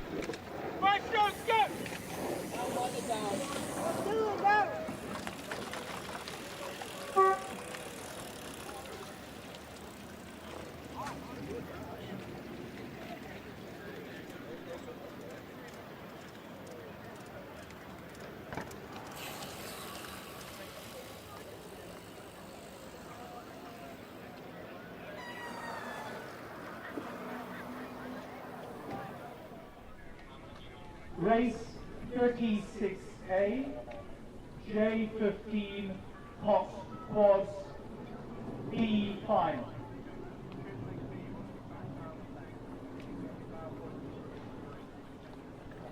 Mountain Coombe, Tideway Scullers, Hinksey.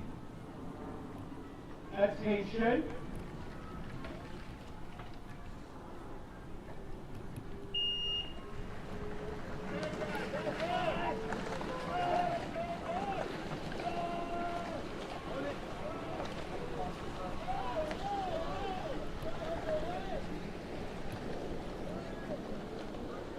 And here we have the B final of the Junior 15 Cox Quads, just the 3 of them. In lane 3, Monkton Coombe, lane 4, Tideway Scullers, and lane 5, Hinksey A.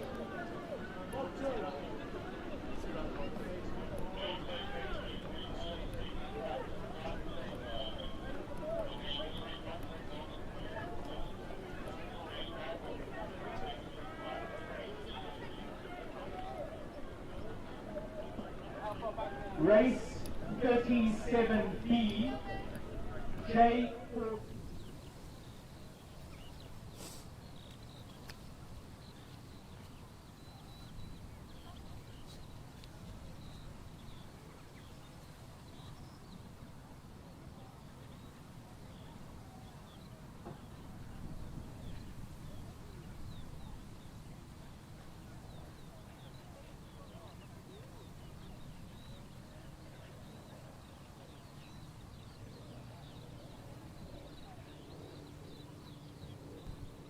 Got the official results for the Championship Tier 2 Coxless 4, the D final.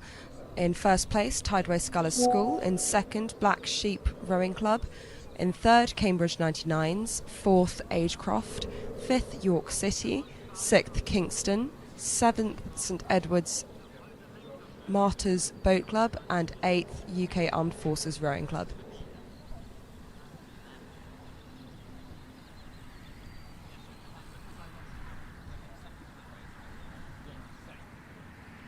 So just doing a little bit more catch up. So these are the results of the E final. First, Upper Thames B.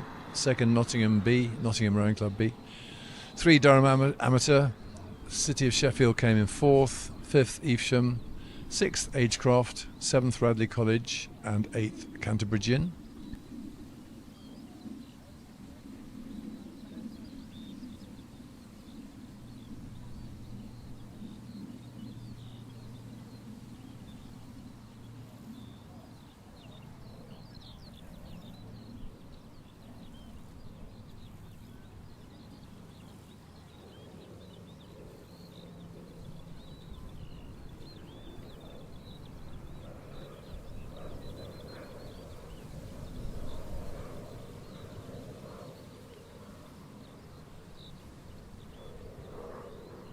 So 500 metres in the B final, it's Tideway Scullers against Hinksey with Moncton Combe in third place.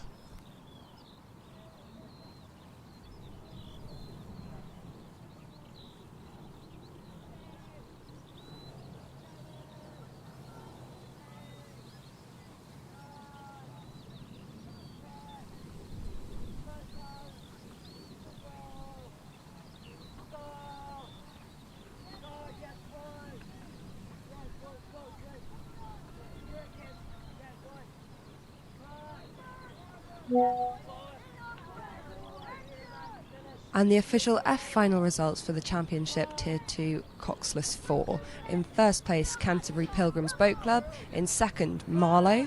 In third, St Paul's School. Fourth is Fulham Reach. Fifth, Bath University. Sixth, Furnival Sculling Club. Seventh, Putney Town Rowing Club. And eighth, Hereford Rowing Club.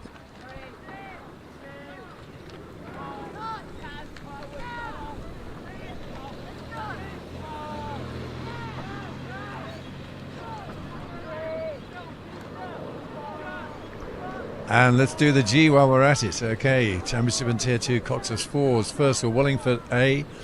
Warwick Boat Club came in second. Kingston Rowing Club C were third. Starport fourth. Fifth the Norwich. And sixth Curlew.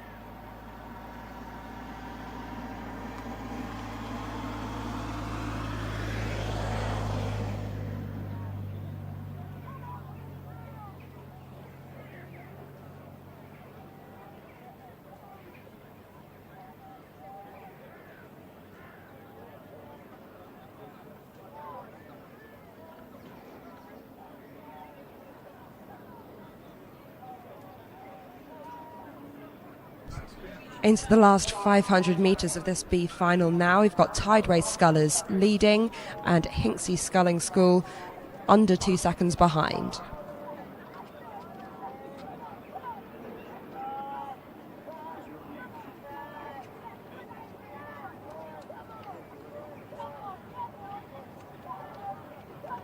Hinksey looking like they're coming forwards, starting to challenge Tideway, who have dominated the race so far, but really Hinksey starting to come back at it now in the last couple 100 metres. What have they got left in the tank?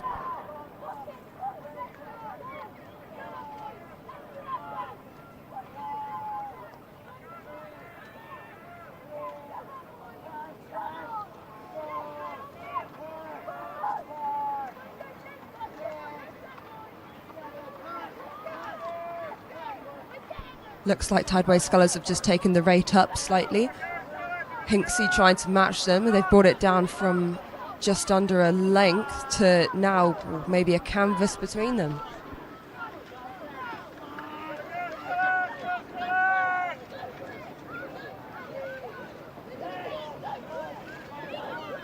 And then a proper bum fight as we come through the line between Tideway Scullers and Hinksey here. Got to keep the heads up as you come through the line.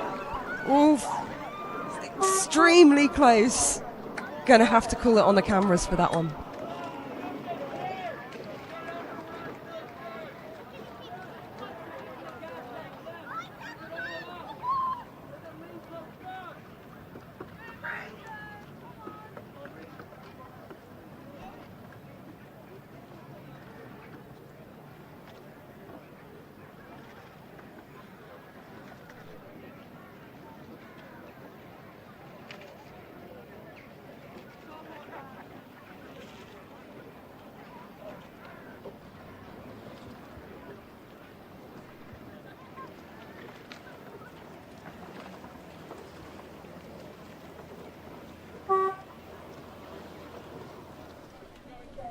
Shiplake A, Windsor Boys A, Players Court, Kenny.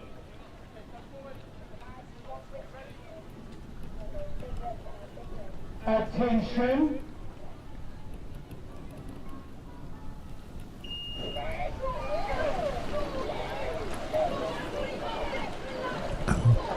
The A final of the J14 Coxed Quad Sculls, Octuple Sculls, has just started with Shiplake College B in lane 2, Windsor Boys School B in lane 3, Shiplake College A lane 4, Windsor Boys School A lane 5, Clares Court School lane 6, and Henley Rowing Club A lane 7.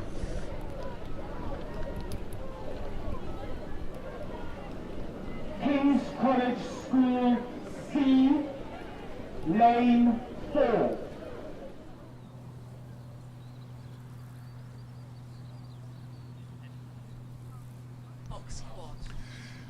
Here is the result of the final of the J15 Cox Quad final. Windsor Boys School A, the winners. Henley Rowing Club A, second. George Watson's College Rowing Club B, lane third. Marlow Rowing Club A, fourth. Windsor Boys School B, fifth. Clares Court School A, sixth. Sir William Borley's Grammar School, 7, and the Grange School, 8th.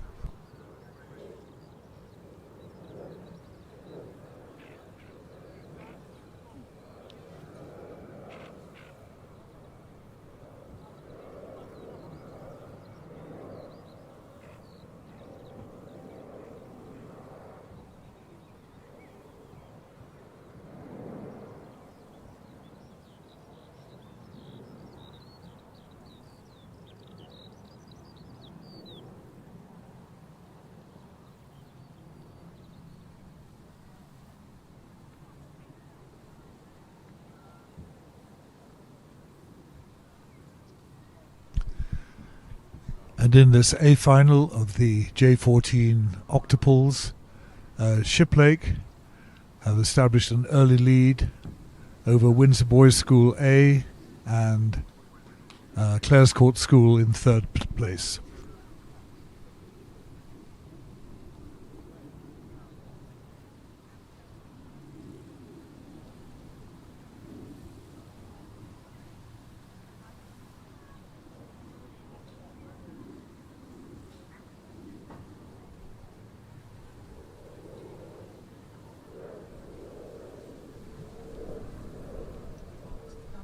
Here's the result of the B final of the J15 Cox Quads. First was Tideway Scullers, Hinksey Sculling School A second, narrowly by 0.26 of a second, and Monkton Combe A were third.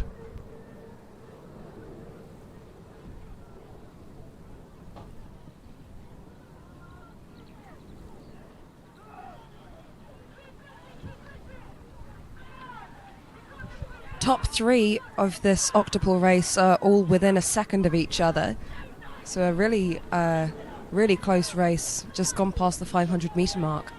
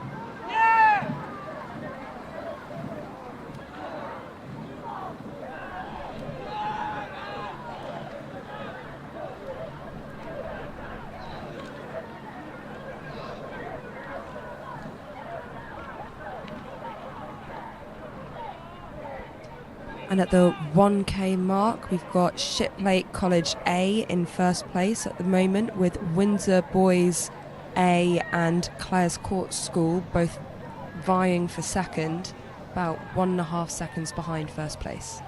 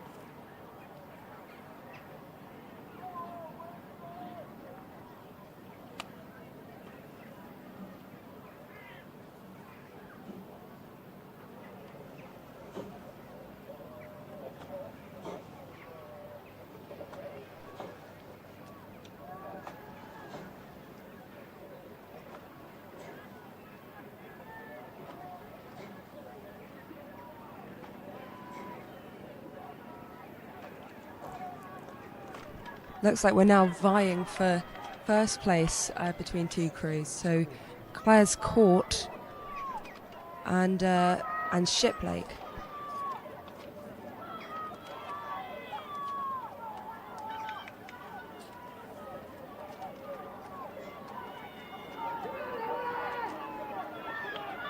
At the 1500 metre mark, Shiplake still leading, with Clares Court now in a very close second, just under a second behind them, and Windsor Boys School slightly further back, but still in a strong third position.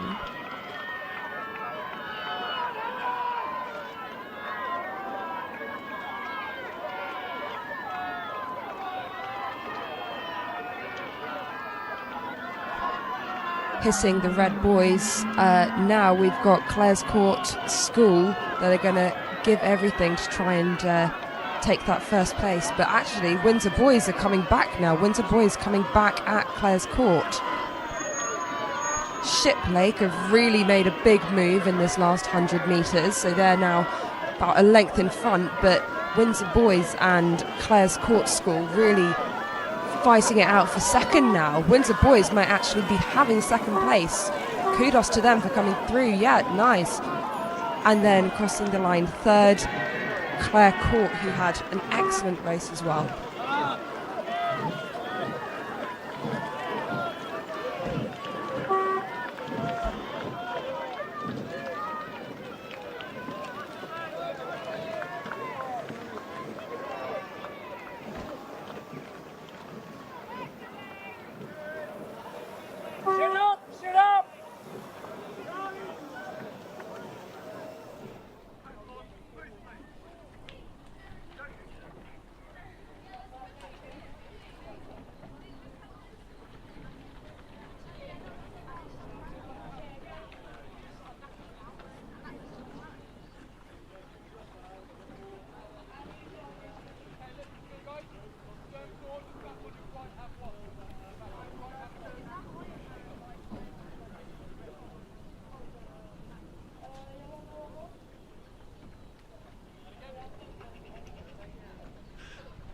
That really exciting race just then.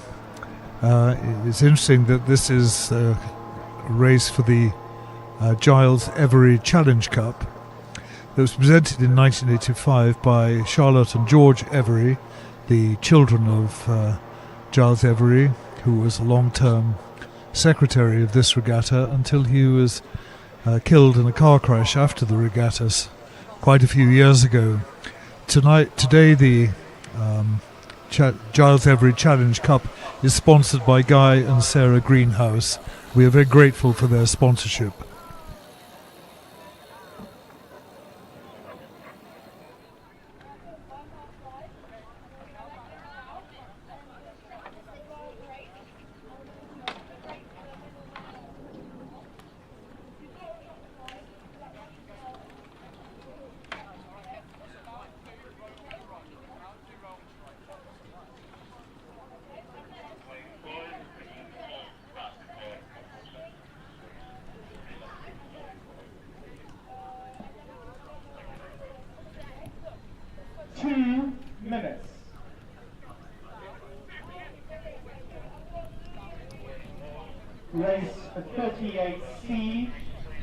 J14 Octopals B final.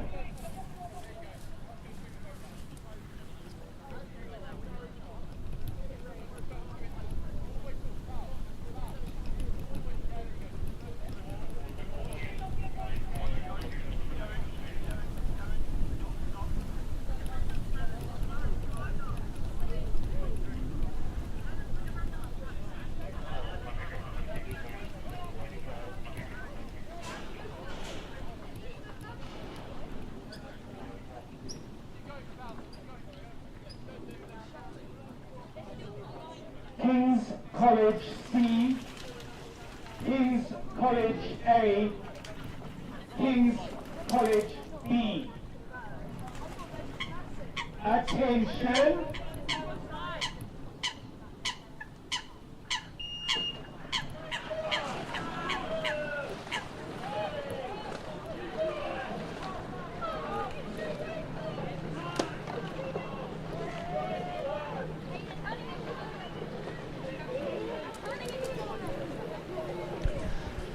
The B final of the J14 Octopals has just started.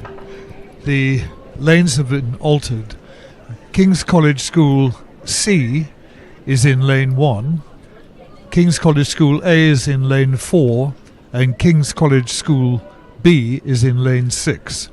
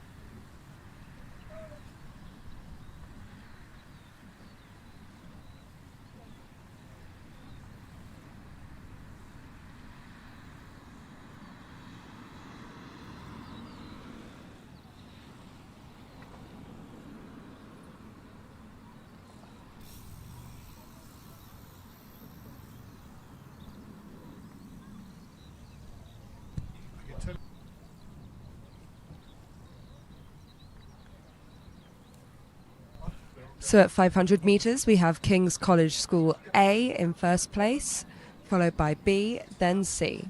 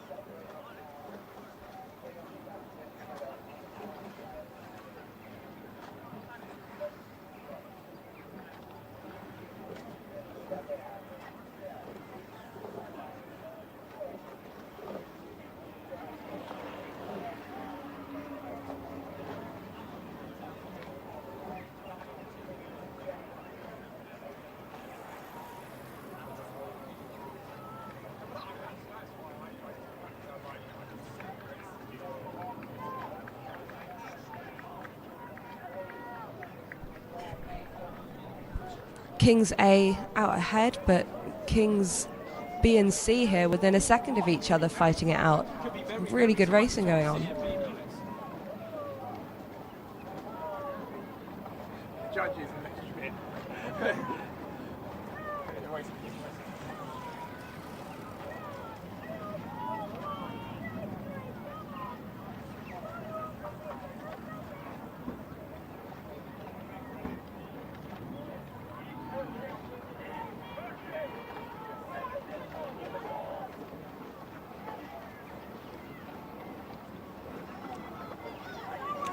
Yeah, exactly. Let's do it.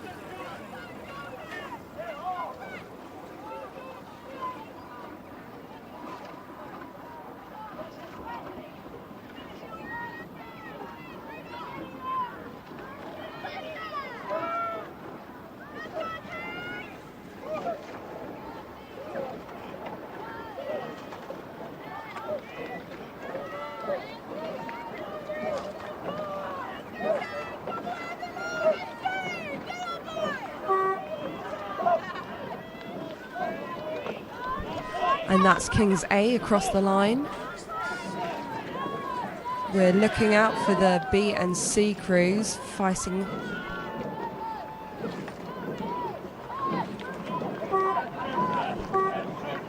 C crew seems to have finished now, followed closely by the B crew.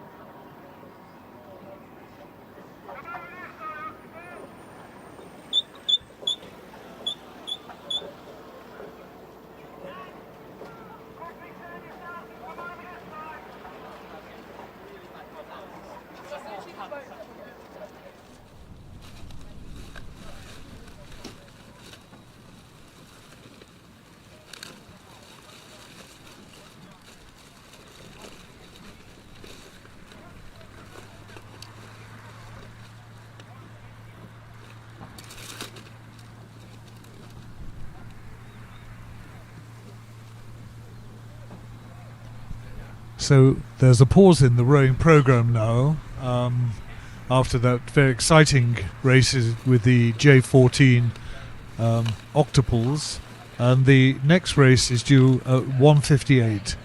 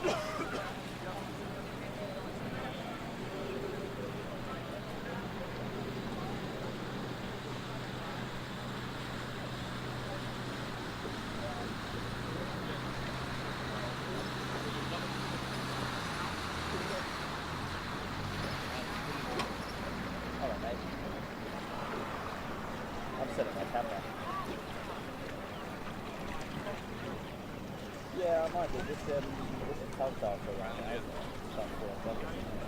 it. Thank you guys. You're very welcome. Do you need a push off? No, it should be okay. Thank you. Cheers, mate. Cheers, mate. I'll come down. I'll just sit 7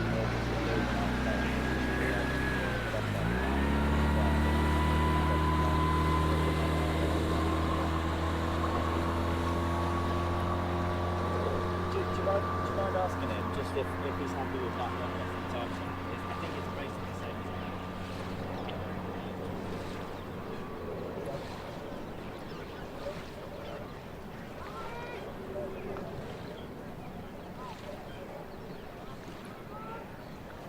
Okay. So a little bit more that there.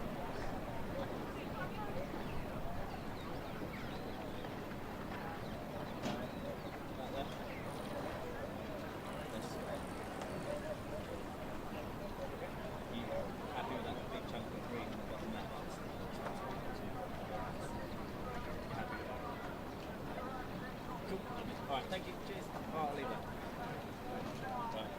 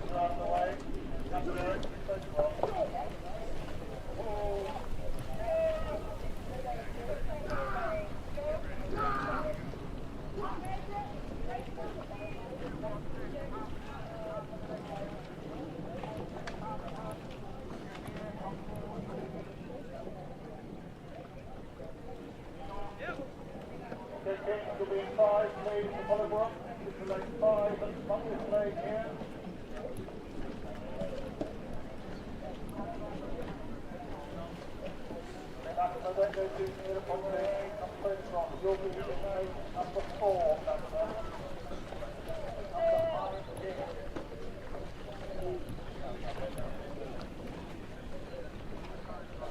Okay, turns off them.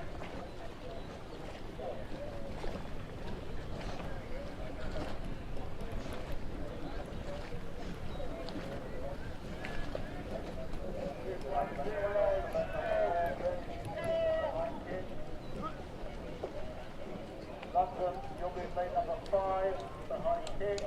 So come over, straight towards side, please, London. Okay, Brooke, straighten up and off you go.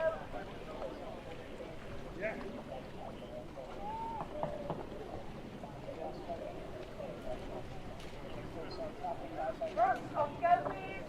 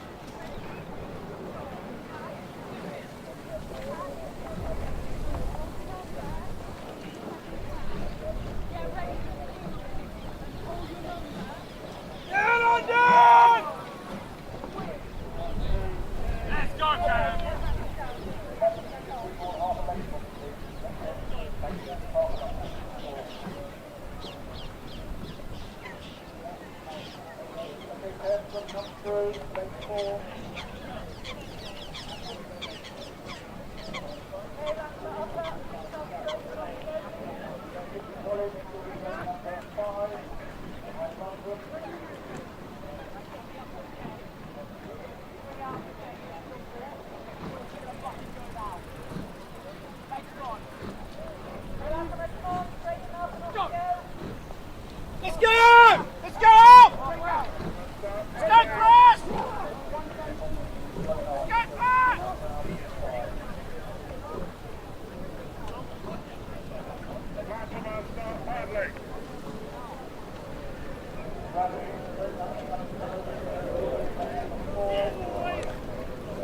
You'll now see some activity on the water as the time trials for the 8s racing have started for the championship, Tier 2 and Tier 3 categories.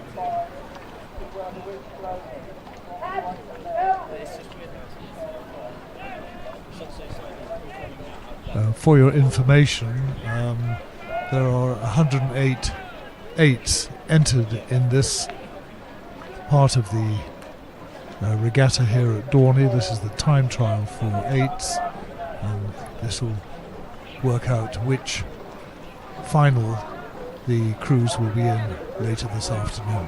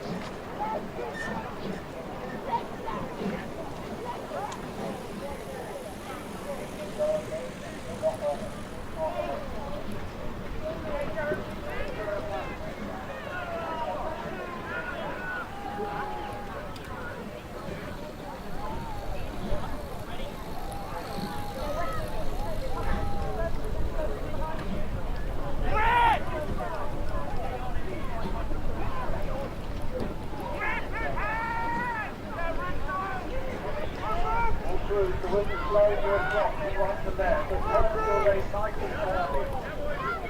Come on, man! Come on, man!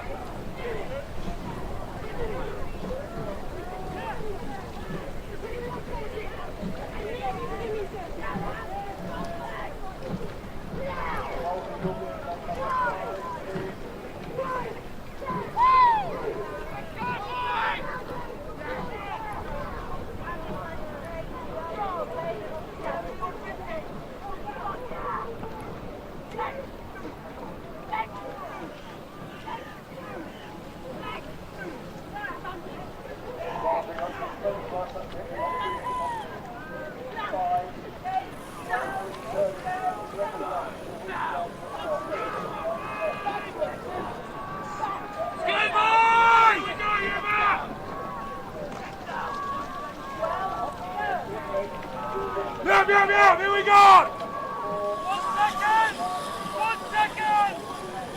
They're going off, straight in, please!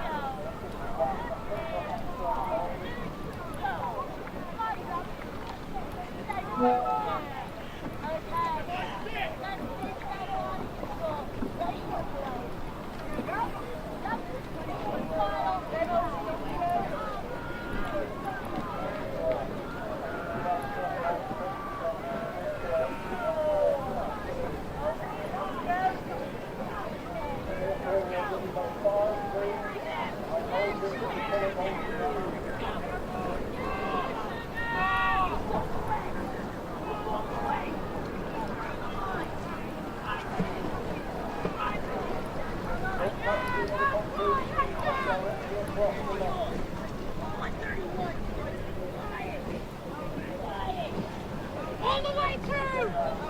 All the way! Right here!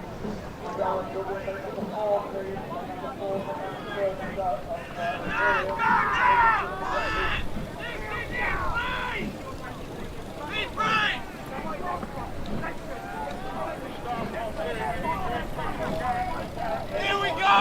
Yeah! Yeah!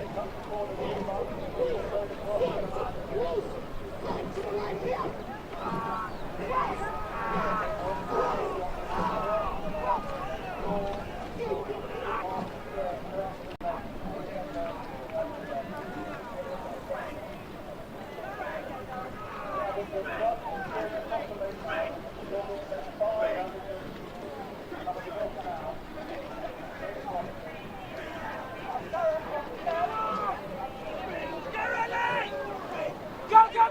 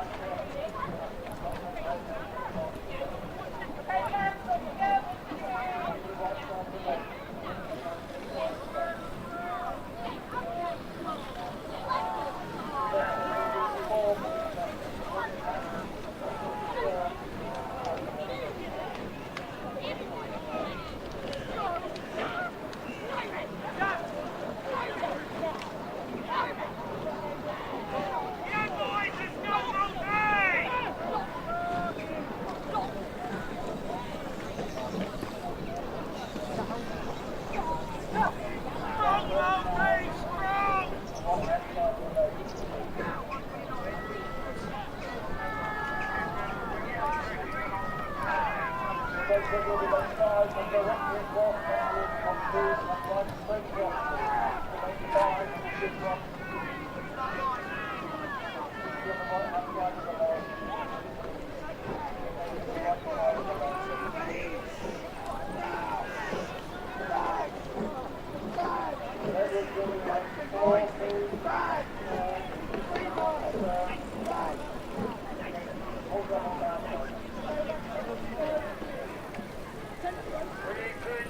done, Ethan! Yeah!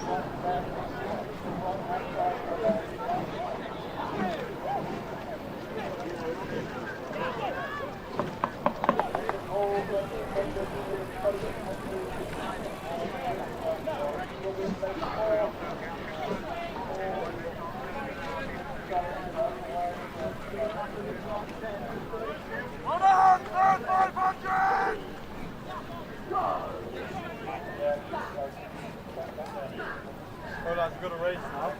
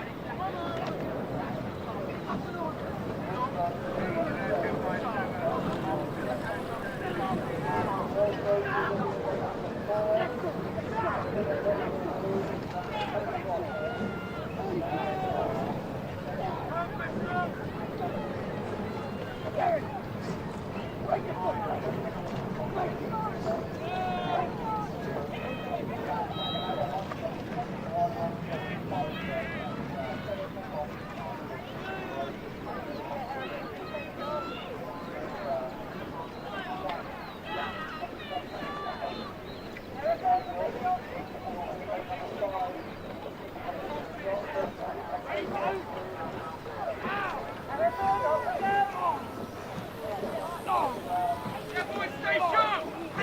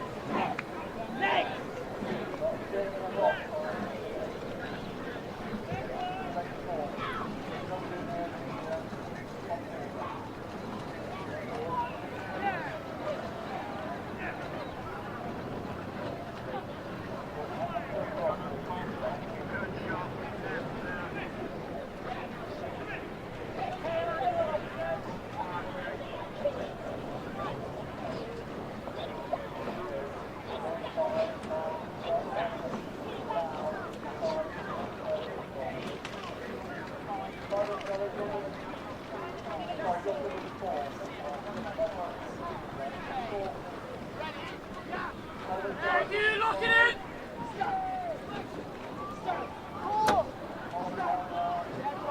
Yeah, quick, get it down! Get on!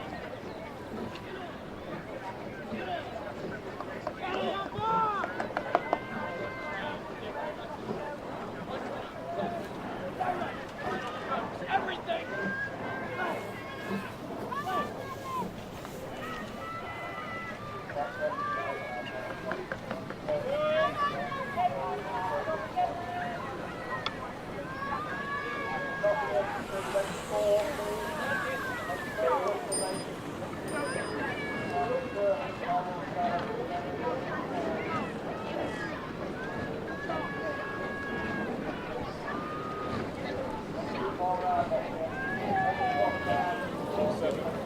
Go, need to take it on! Take it on!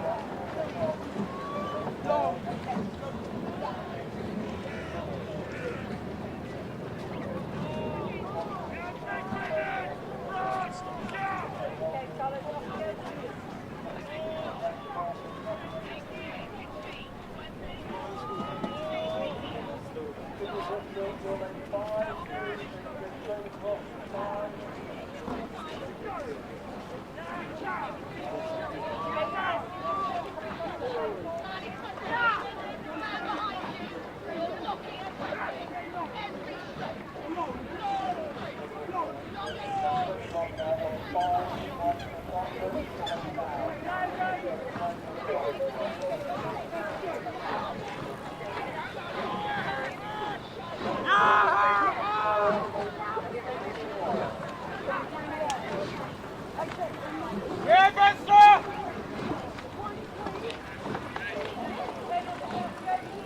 Here we go, Benster! Yeah, boys, here we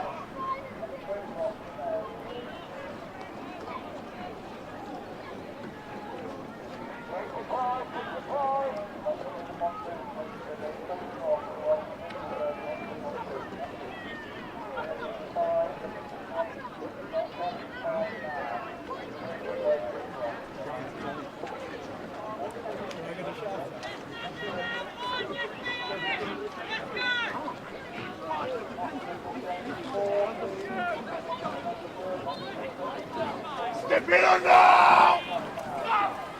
Move now! Now! Go, Rebecca!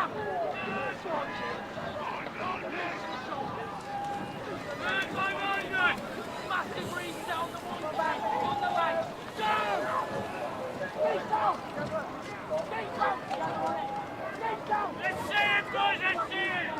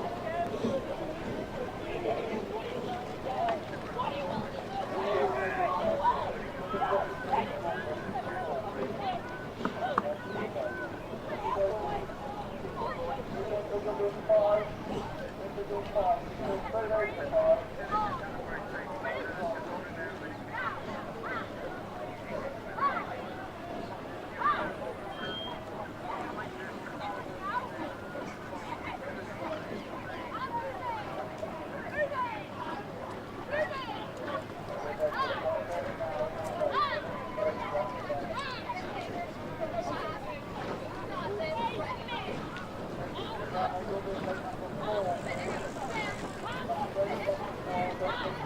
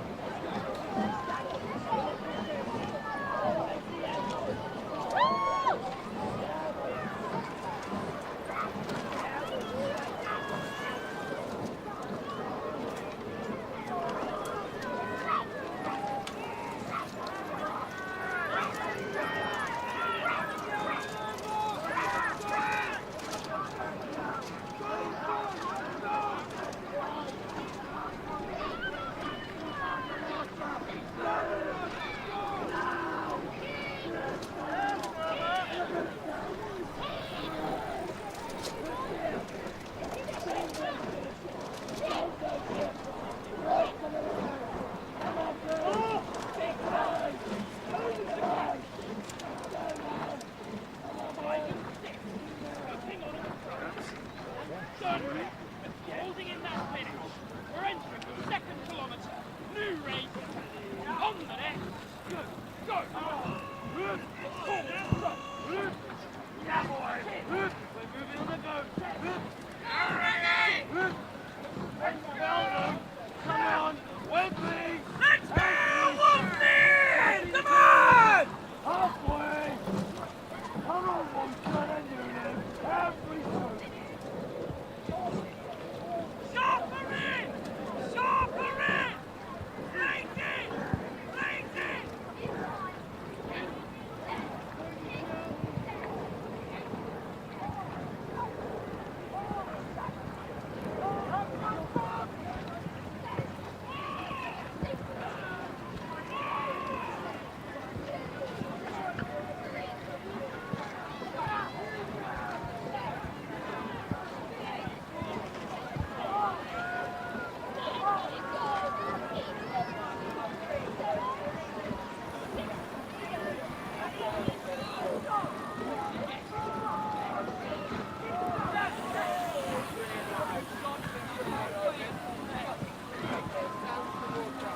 Let's go, bud!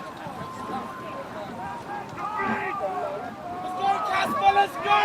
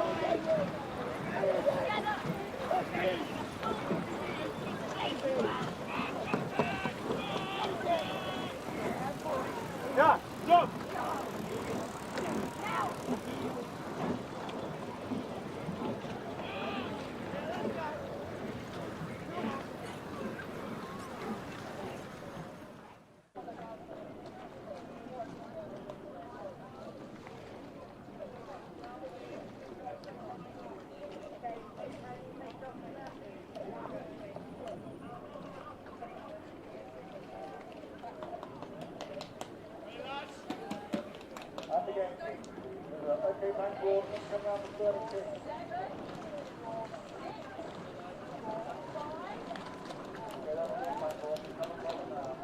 Okay, keep countering. Off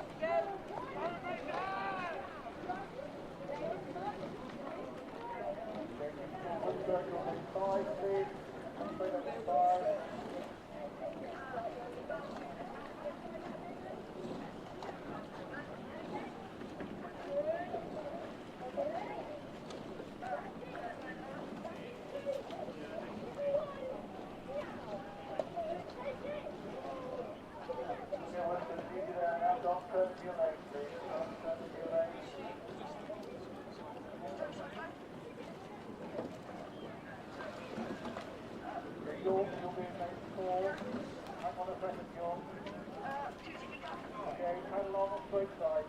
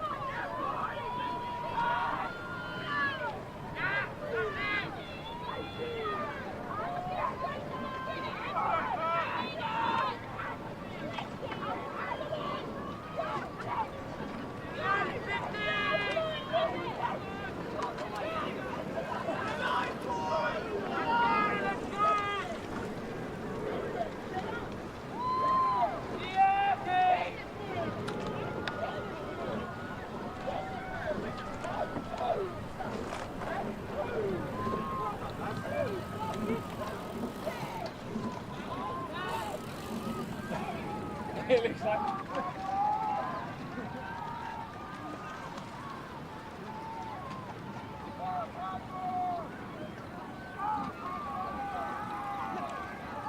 Yeah, boys!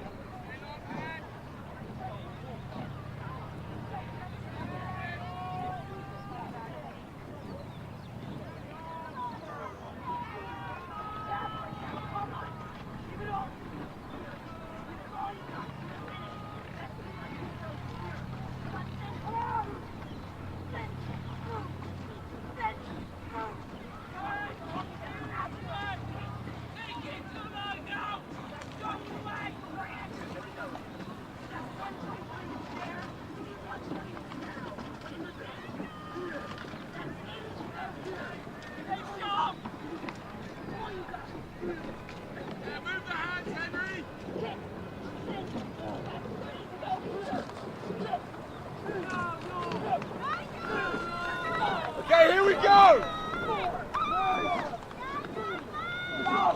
Patient, Andres!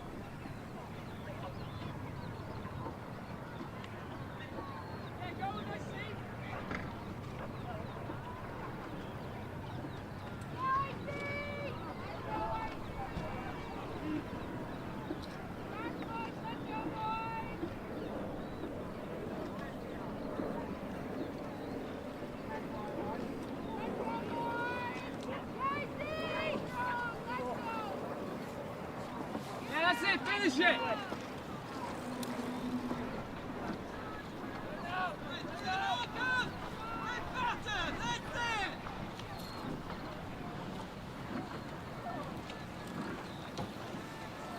Alright, 2, 1, now!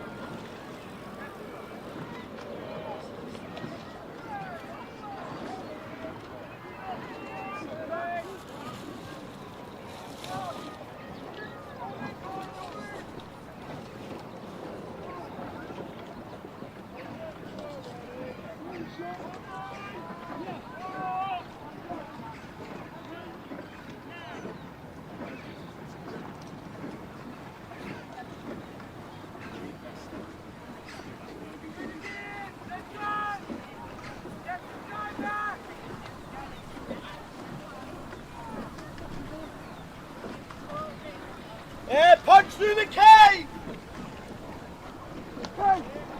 Yes! Big Ted!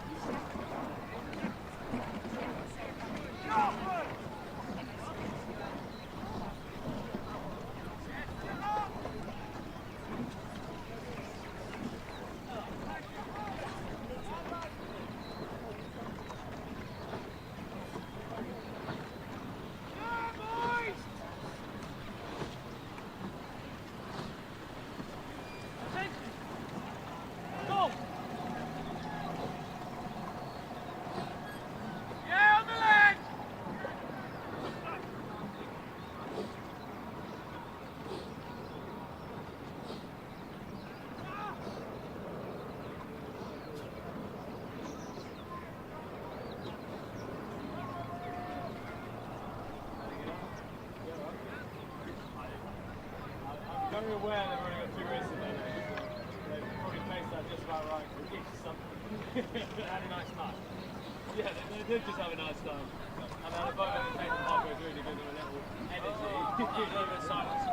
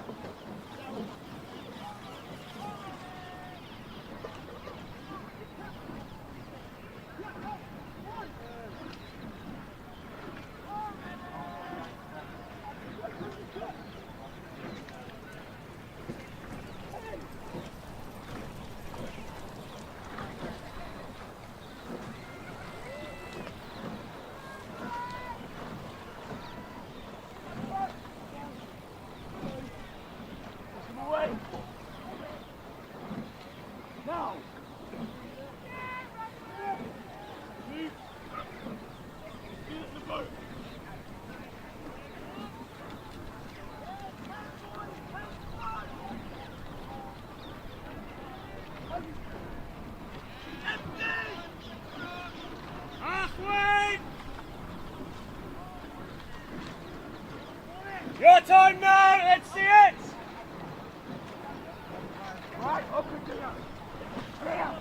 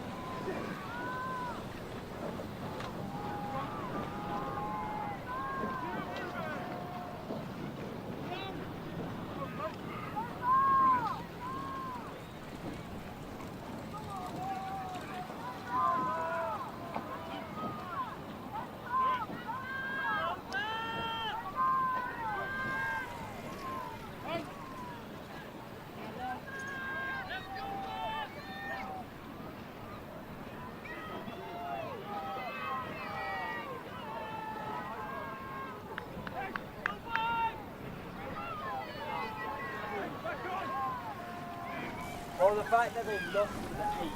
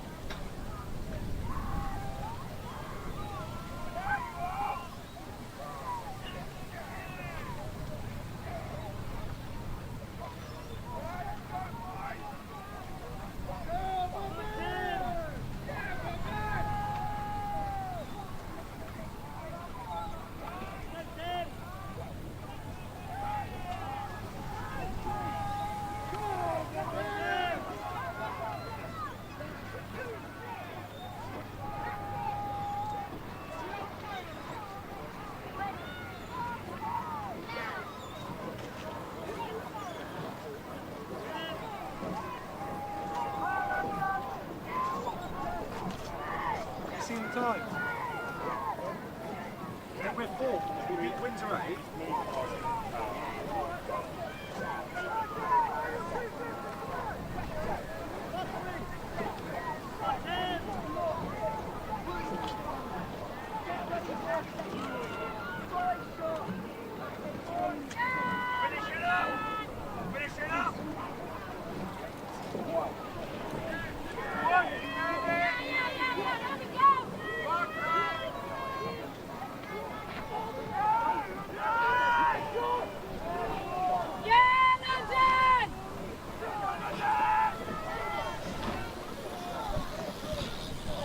This is a message for crews taking their boats out of the water, pontoons 1 and 2. If crews could remove their oars and sculls off the pontoons promptly, that would be very much appreciated. So I think we've got St Andrews, Maidenhead, Pangbourne blades on the pontoons. If they could be removed as soon as possible, that would be very much appreciated. We've got a lot of fours coming in to take their boats out of the water now. Thank you.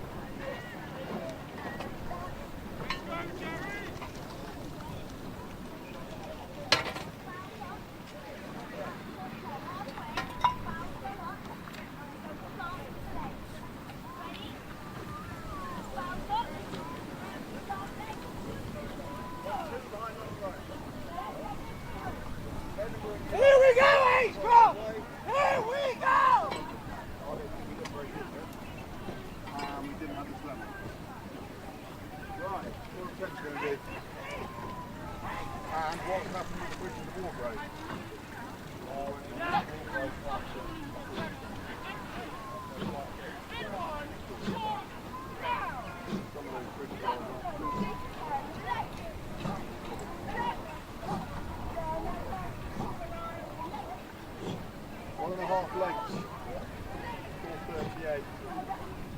Thames A 4:40. Brooks A 6:34. Right, moment Drew.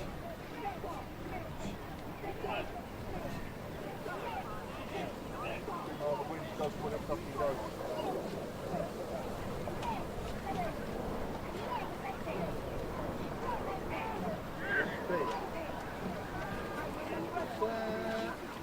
Fucking get in.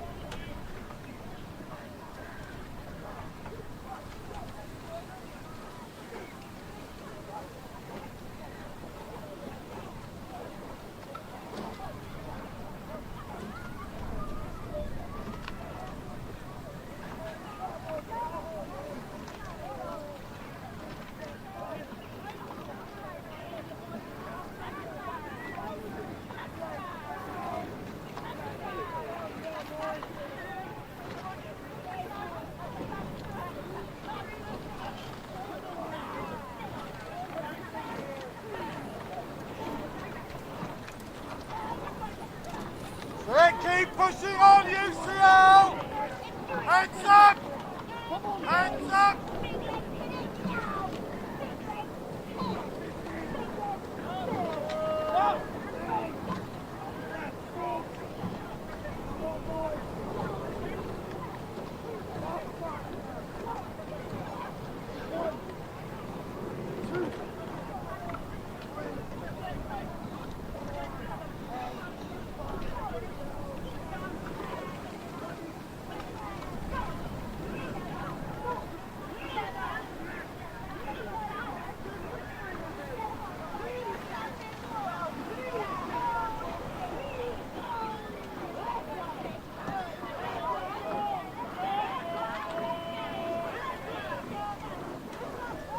Yeah, Manchester, keep shoveling!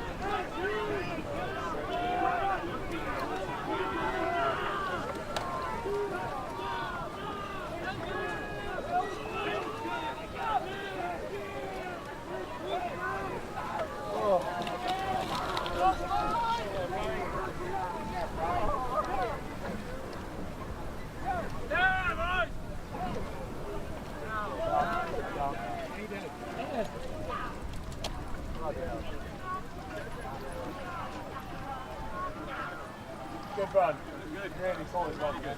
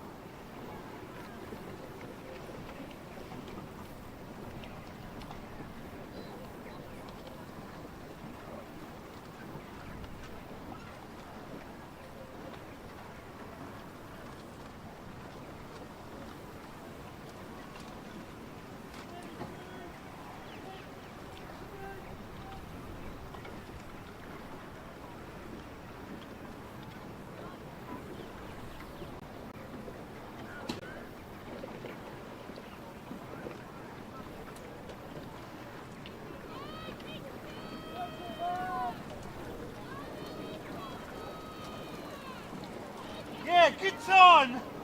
And again, James!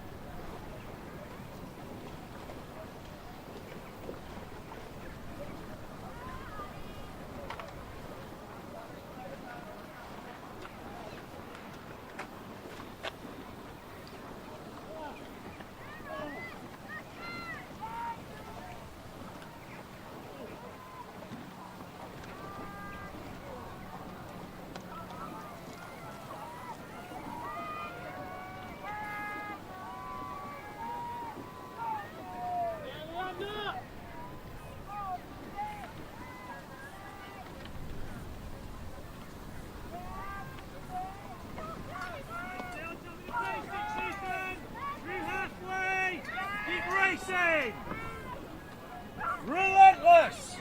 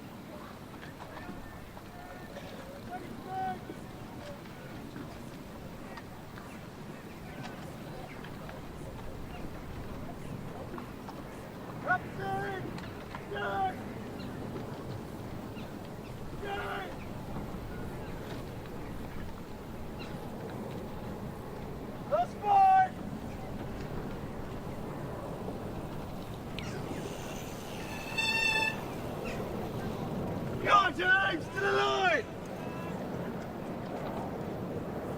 Go down!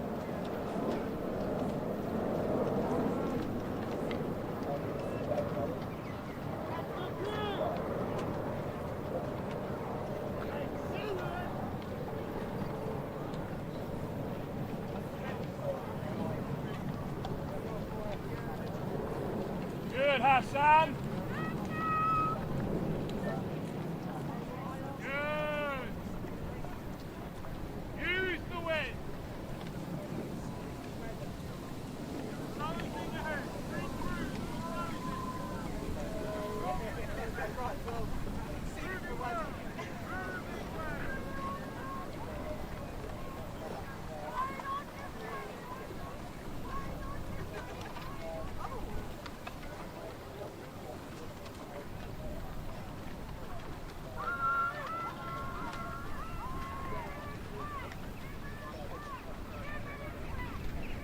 Big push going, big rhythm.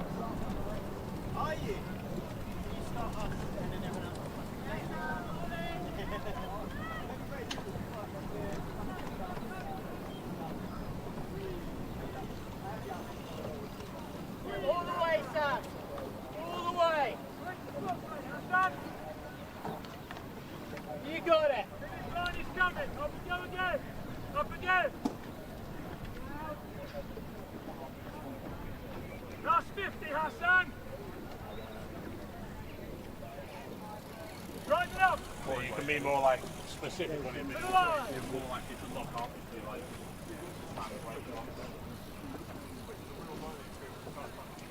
One now. Let's go, Hassan.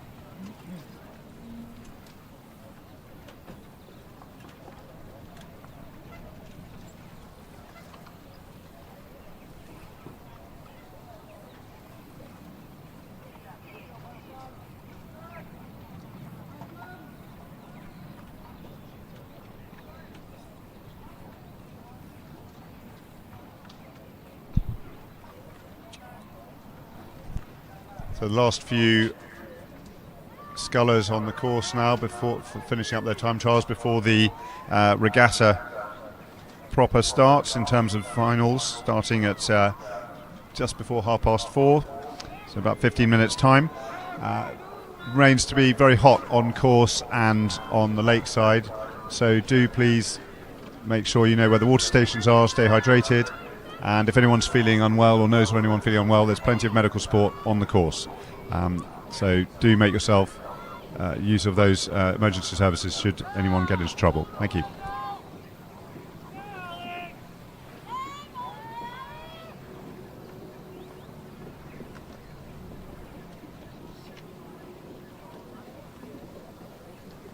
Last five.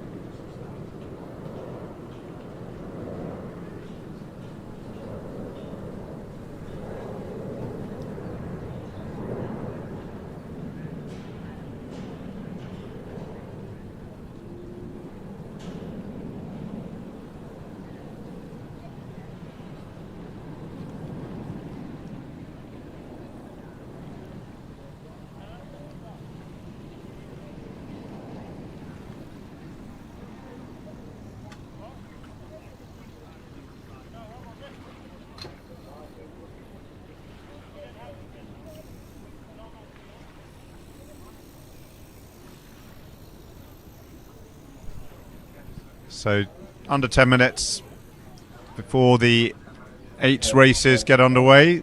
We have 14 finals that will comprise championship races for clubs, universities and juniors.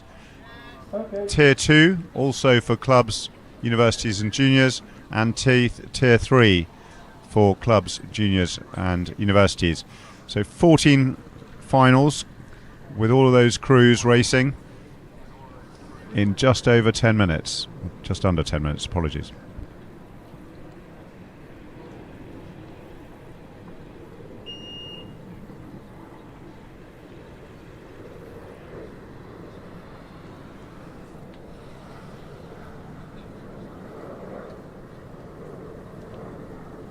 One of the umpire launchers just go and check if the lights are working on the start and give us a wave if it's okay.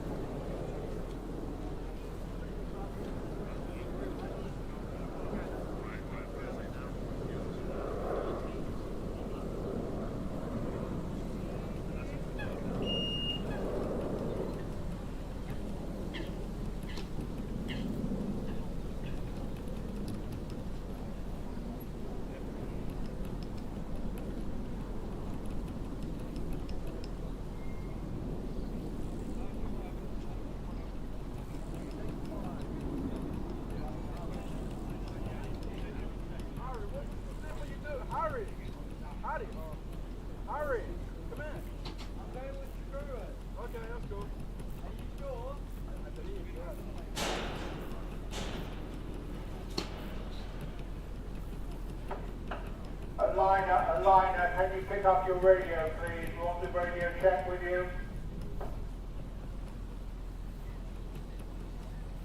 Can you try and send a message to us, please?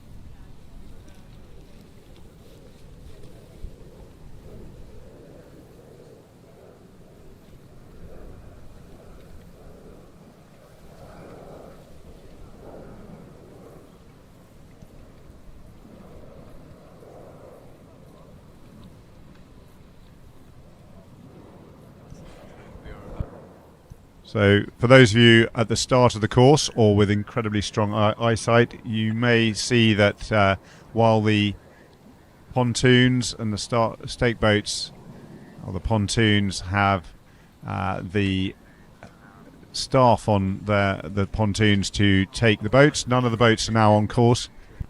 So boats are now coming through from the supply lake and will be attaching to the pontoons shortly.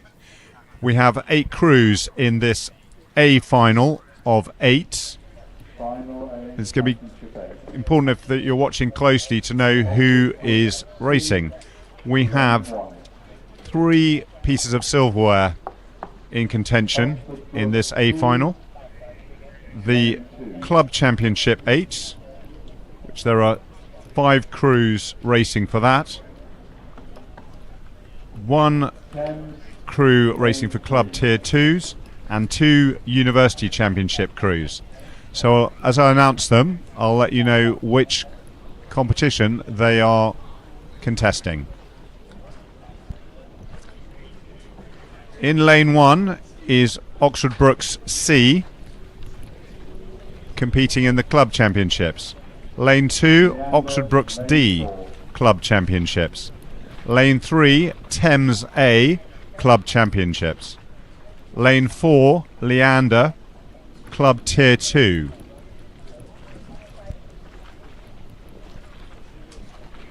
They are the only Tier 2 crew in this final, so this is rather processional for them. They had a good time trial and will not need to compete to win that silverware. Although they will want to compete for honours and fight it out, as indeed they are in the middle of the lake, so they obviously had a very good time trial and are seeded well. Lane 5, Oxford Brookes A, Club Championships. Lane 6, London Rowing Club A, Club Championships.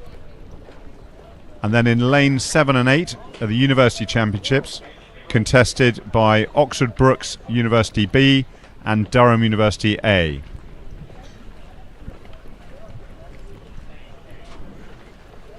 Oxford Brookes are the current course record holders, which they set last year in a time of 5 minutes 30 seconds. There has been a headwind all day, as you've no doubt observed. It's dropped a little bit, I'm not sure if 5:30 is beyond the conditions today, but we'll see how that plays out shortly. Durham, lane 8.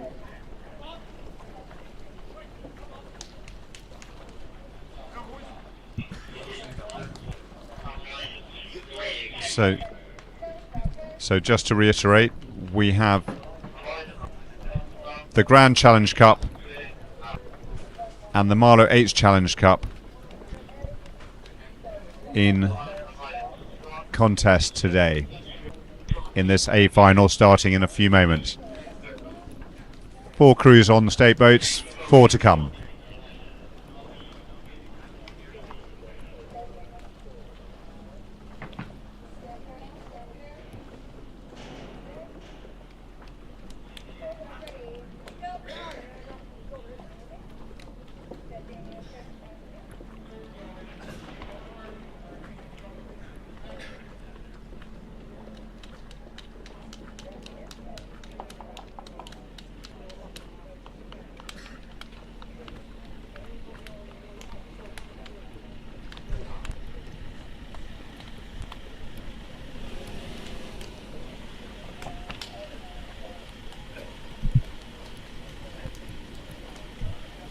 So John, obviously a lot of Oxford Brooks in this final, but we also have Thames and Leander and Durham University. Any insights into how their programmes have been going this year? Well, as somebody who doesn't read any of the podcasts or anything like that, I've got no bloody idea at all, to be honest. But it's interesting to see the number of Brooks here, but they're coming in sort of modest times. They're not sort of leading the way and fighting their way to the top. So it'd be interesting to see how they do compete when it comes to the final measurements. But yeah, lots of Oxford-based crews. But we'll have to see how it comes out in the wash, so to speak. Thank you, John. And I noticed obviously Leander B in the club tier 2, so this isn't their senior crew yet. It would indicate from the position in the lanes that the lane 4 preferred lane, they've had a good time trial, so they're clearly very competitive. So the club's going well. Leander winning ahead of the river in their senior squad this year. Well, you say it's not their first one. I mean, the tier 2 is worked on their point system, I presume. So maybe they've been sort of keeping their powder extremely dry and their crews off the water, certainly away from regattas that are going to win them any points. So it'd be interesting to see how they manage to justify tier 2 as one of the presumably the fastest crew in the race. Attention. Thank you, John. So all crews are now on stake boats and they are off. So race 44, the A final of 8, is now underway and on the course.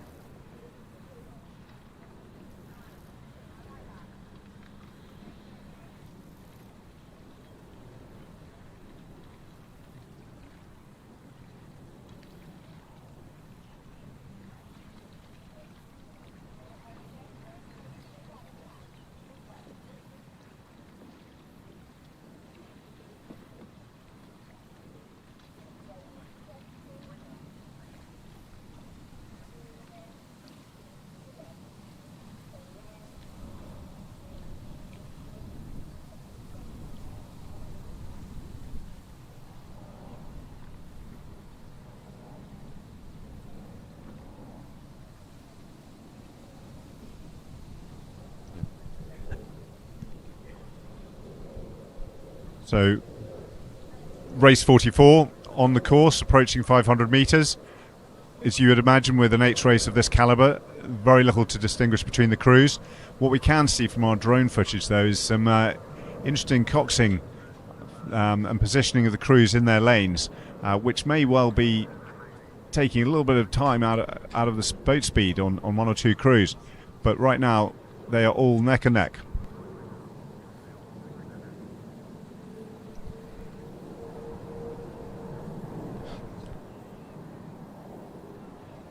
It's a little bit of a peeking forwards of the London crew in lane 6, and in lane 4 we have Leander, who, although one of the fastest qualifiers, is not really competing very well at the moment. In lane 3 we've got Thames, who look like they're making the best fist of it, but coming up now is lane 5, Oxford Brookes A. As you can see, as they go past there at 500, it's quite a considerable lead for the London Rowing Club. 8, as Ed was saying, and it's normally quite close, the competition between these big boats, but London almost out of a length of advantage. Yes, thank you, John. So that's London leading in the club championships competition, but looking across the course to lanes 7 and 8, so on the tower side of the course, that's the University Championship competition being fought between Oxford Brookes Uni B and Durham Uni, and they really are neck and neck. This is a proper side-by-side battle for that silverware. It's interesting to see that the university competition is a length and a bit slower than the full championship one, considering that the time trials got them very close together. But you're absolutely right, Ed. It's just a slight advantage to Oxford Brookes at the moment, but only by, what, a quarter of a length, maybe even just a canvas. Absolutely, yeah, really trading stroke for stroke. So the honours to that one will really be very key. I imagine both of these crews casting their eye to the Temple Challenge Cup at Henley in a couple of weeks' time. So London Rowing Club now in the lane 6, I apologise, is pulling out well ahead and dragging with it Oxford Brookes University A, but still on that on the far side from the spectators there on the tower side, those two university crews really hammer and tongs side by side, having a great race. Yeah, and then on the lanes 1 and 2, Oxford Brookes C and D, the honours there for who can get their nose out in front. As I'm clear, the club mates will all know each other incredibly well, and I'm sure if they've been seeded as C and D crews, the D crew, who is just slightly out in front, will be really enjoying that contest for the honours back at the clubhouse this afternoon. It has to be said that Leander may be taking advantage of the fact that they've already won this event, as they're not training exactly the whole field, but certainly not up with the front runners as you'd expect, and maybe they're a little bit complacent and doing the Hollywood style of just looking really good. But anyway, they've done their competition, they've won the event, and they're not winning this race by a long chalk.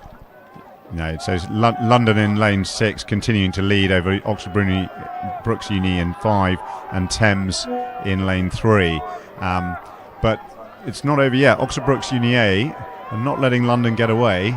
They're only, what, half a length, John? It must be about that. In the meantime, Oxford Brookes B are maybe up to half a length ahead of the Durham University.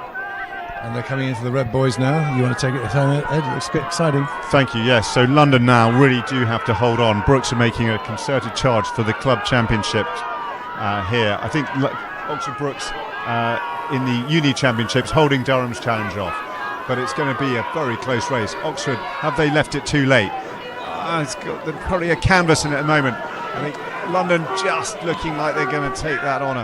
And then back to the Uni 8s. Oxford Brookes have managed to leave Durham behind now, just about a length between them as they cross the line, with Leander in their T2 in the mix ahead of Oxford Brookes C and D in lanes 1 and 2. We'll wait for the white flag for the official results there.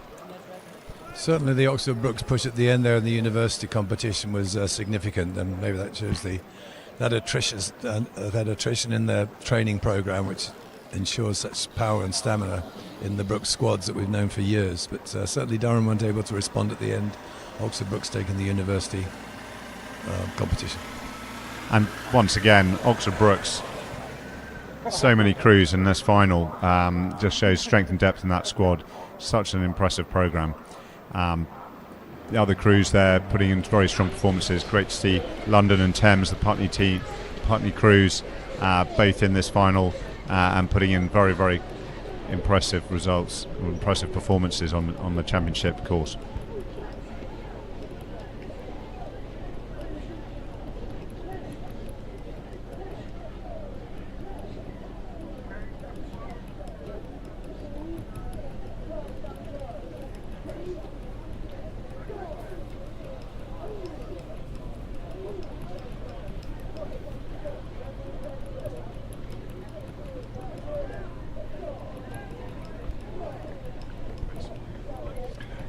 in the B final, just starting, Marlow Rowing Club, lane 1, Oxford Brookes F crew, lane 2, Oxford Brookes E crew, lane 3, Thames Rowing Club C, lane 4, Bristol University A, lane 5, Bedford School A, lane 6, St Paul's School A in lane 7, and Nottingham University A in lane 8.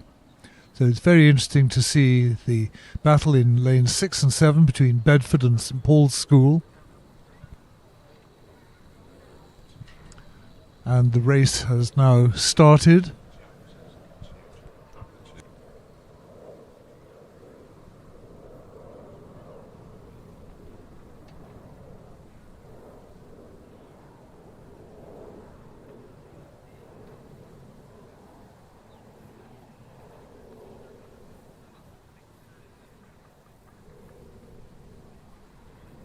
So within this final B, we have again 3 competitions being competed for. There's 3 from the University Tier 2, and there's a club championship, and there is a couple of junior championships.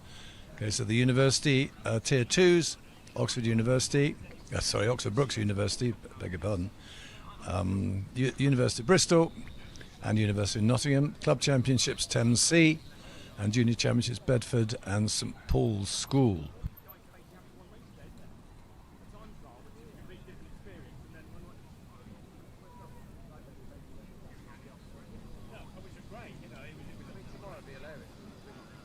And I should add, of course, our very own club Tier 2, Marlow, in lane number 1.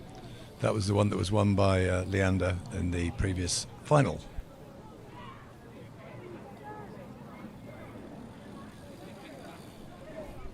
So St Paul's School were leading in lane 7, ahead of University of Bristol in 2nd place and Bedford School in 3rd in this B final.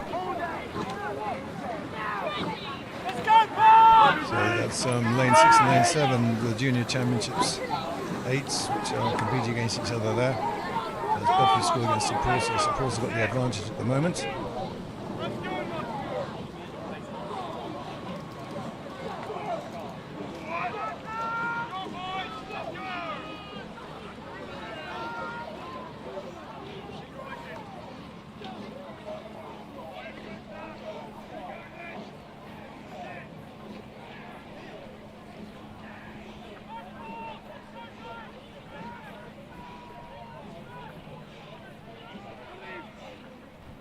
At the 1,000-metre point, St Paul's continue to lead, with Bristol University now in 2nd place, and in 3rd position is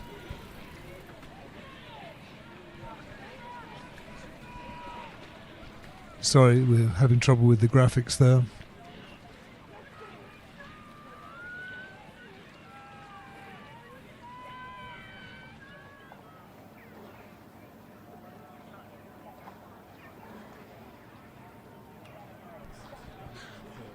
So we're looking from the drone shot as they've gone through the 1,000-metre point, and St Paul's have got a very strong position here. They're leading the field by nearly a length from Oxford Brookes F crew in lane 2.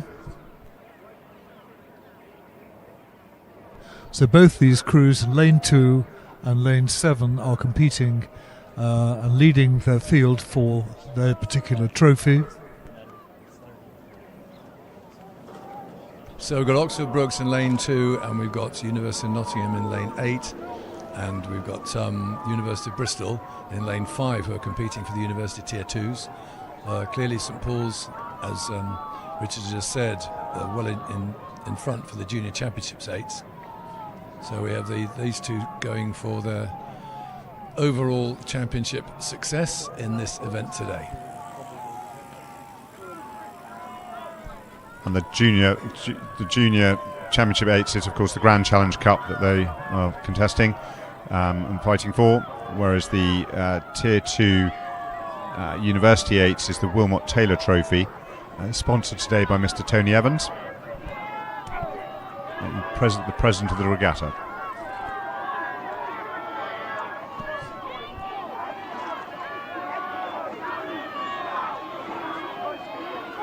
So coming into the final strokes now, and it's St Paul's, as we said, on this side, who are going to be winning this heat, and then on the far side, the University Tier 2s, looks like Oxford Brookes F are going to be taking that one. In lane 2, followed by lane 3 or lane 5, which is Oxford Brookes E or University of Bristol.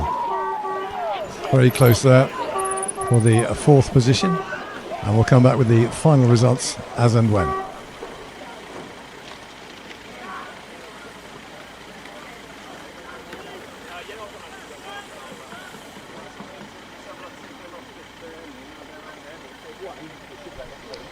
While we await the official results of that B final, we can now bring you the results of the A final.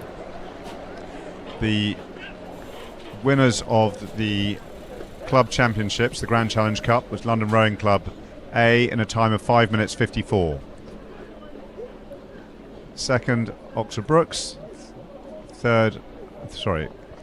Second, Oxford Brookes A. Third, Oxford Brookes B. Fourth, Thames Rowing Club A. 5, Leander Club B, winners of the Club Tier 2 Championships. 6th, Durham University Boat Club A. 7th, Oxford Brookes Boat Club D.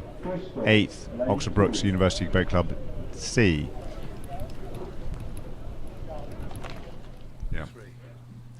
I should also point out that the winners of the University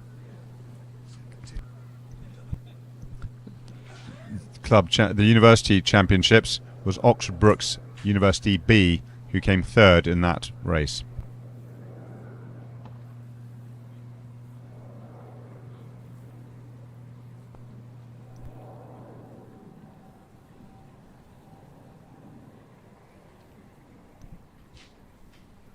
Race 46, which is the C final of 8s, Championship 8s, Tier 2 8s and Tier 3 8s, is now on course. 8 crews in this race. In lane 1, Latimer Upper School. Lane 2, St Edward's School A. Lane 3, University of Bath A. In lane 4, Radley College A. In lane 5, Edinburgh University A. Lane 6, Thames B. Lane 7, London B. And in lane 8, University of London A.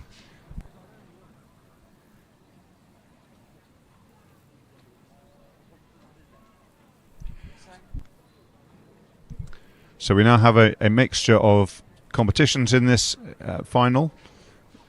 Junior Championship 8s and University Tier 2 8s and University Championship 8s and Club Championship 8s. But as you've heard already, the silverware was won in earlier finals.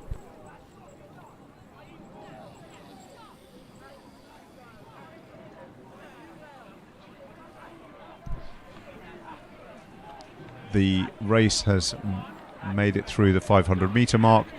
Out in front at that point was Radley College A,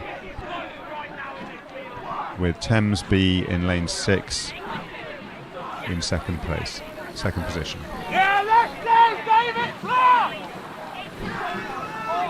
And for those watching on the YouTube stream, you'll see that Radley continue to lead with Thames and the rest of the crews just a little bit behind. It looked almost not quite clear water, but certainly those 2 crews are controlling the race at this point.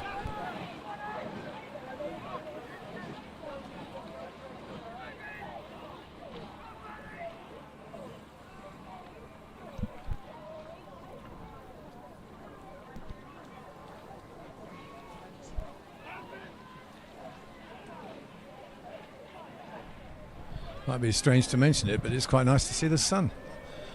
We've been waiting for it all day, and now we can see shadows, and I'm just looking at this lovely live stream that we've got here on the YouTube, and it looks like a proper little rowing regatta, doesn't it? With the sun streaming down. And the lads working really hard. These 8s are working fantastically well. This is the C final, so I mean there's still an awful lot of talent in here, and some of these crews are working really hard and moving very fast.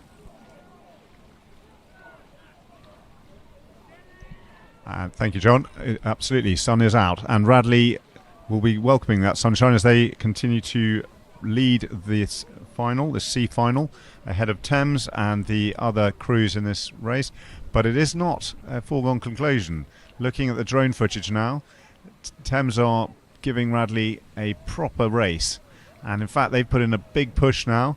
Radley, I think, may have just ceded control of this race. Thames may have just rode hard for the last 15-20 strokes, got their bow ball out in front, and are beginning to push on. I think the cocks will be calling out for a seat, a stroke at this stage.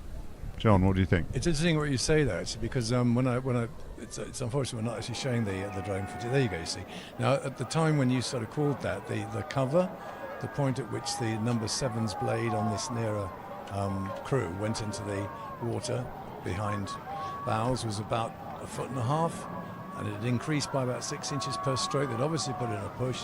They did it in the water, not on the rate, and they got up and started challenging for that lead, and it's put them in a really good place now to move on for the rest of the race.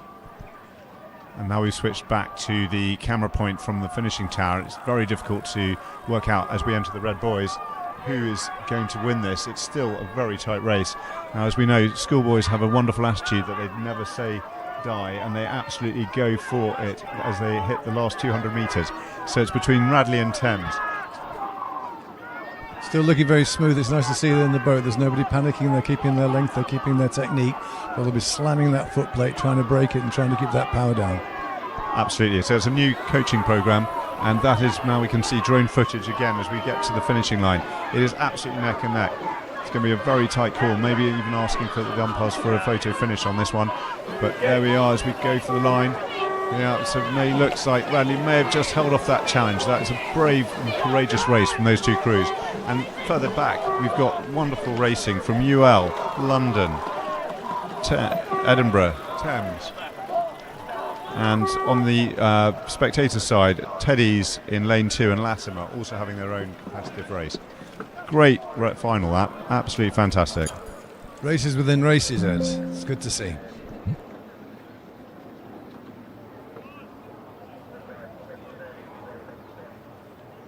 So we'll just pass you over to Richard to bring you the results of the B final, which was raced, as you say, race 45, while we wait for the results of race 46. The B final, St Paul's School A won the B final in a time of 6 minutes 8.92 seconds, followed by Oxford Brookes F. Third was Oxford Brookes E. Fourth was Bristol University A. Fifth, Bedford School A. Sixth, Thames Rowing Club C. Seventh, Marlow Rowing Club A. And eighth, Nottingham University A.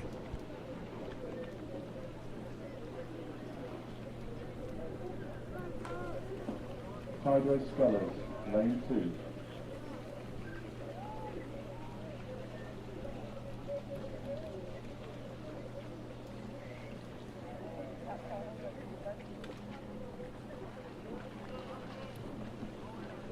Hampton, lane 3.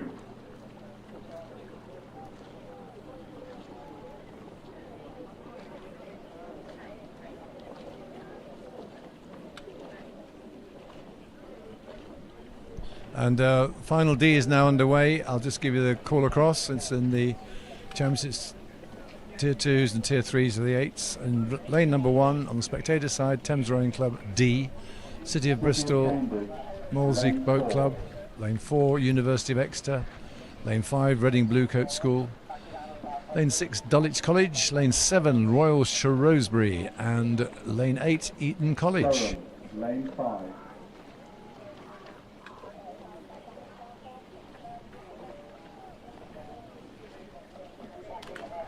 Time, lane 6.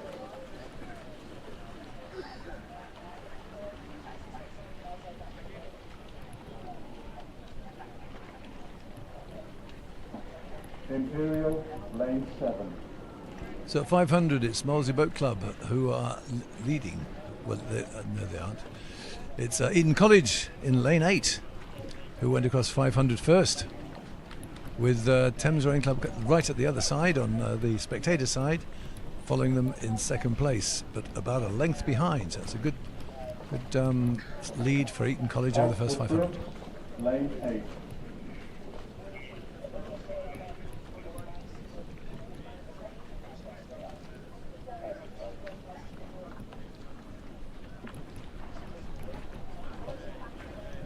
This is an announcement.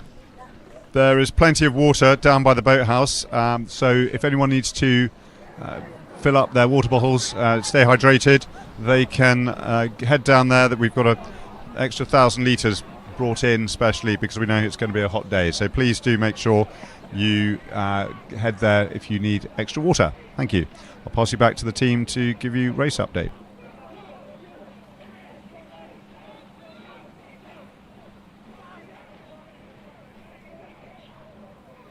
At 1,000 metres, we've got Eton College still in the lead and Thames following them 5 seconds behind. So there you go.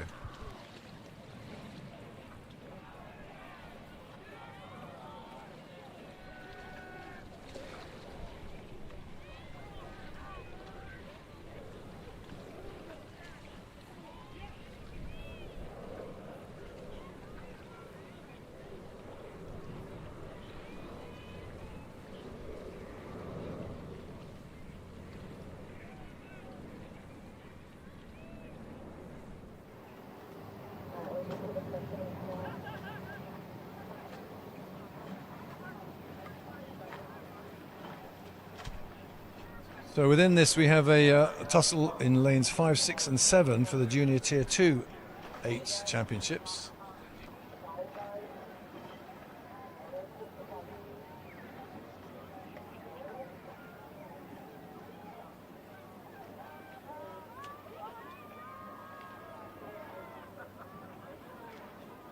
So Eton on the drone shot that we're now showing on the YouTube, it's obviously going the other way, so lane 8 is on your right, which is slightly unusual, but we've got the Junior Championship in lanes 5, 6 and 7, which you can see there,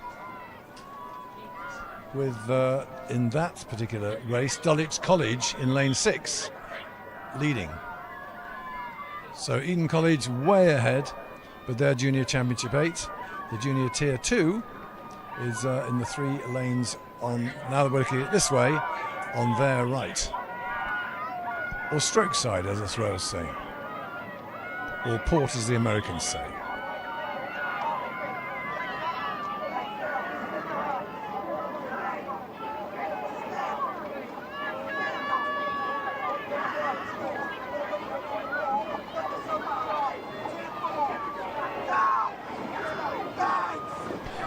So Eton College completing their rather splendid performance here. But the silverware is all about the Junior Tier 2. And on that one it's Dulwich City College even. We're going to be coming in actually third in the race, but first in their event. So they'll be taking that in lane 6.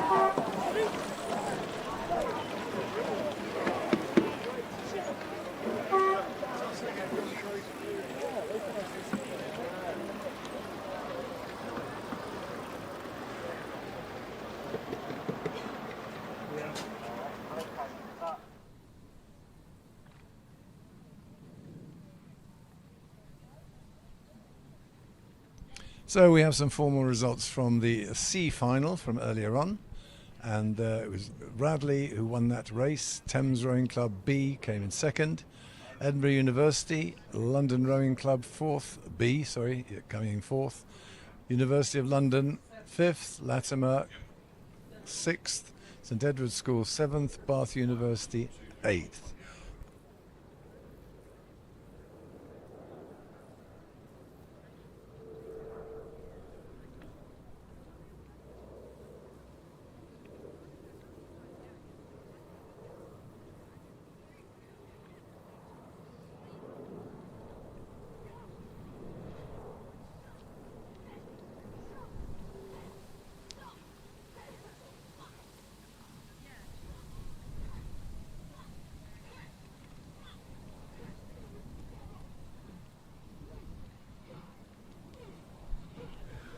The E-final has just started with Derby Rowing Club in lane 1, Tideway Scholars School lane 2, Hampton School B lane 3, City of Cambridge A lane 4, Durham University B lane 5, Tyne Club A lane 6, Imperial College, lane 7, and Oxford Brookes G in lane 8.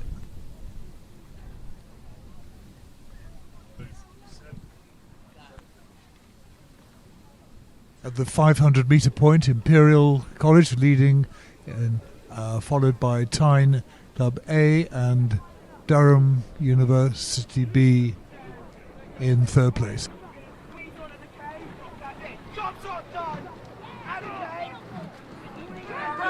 Let's go get him! Let's go get him! Let's go get him! Pretty big!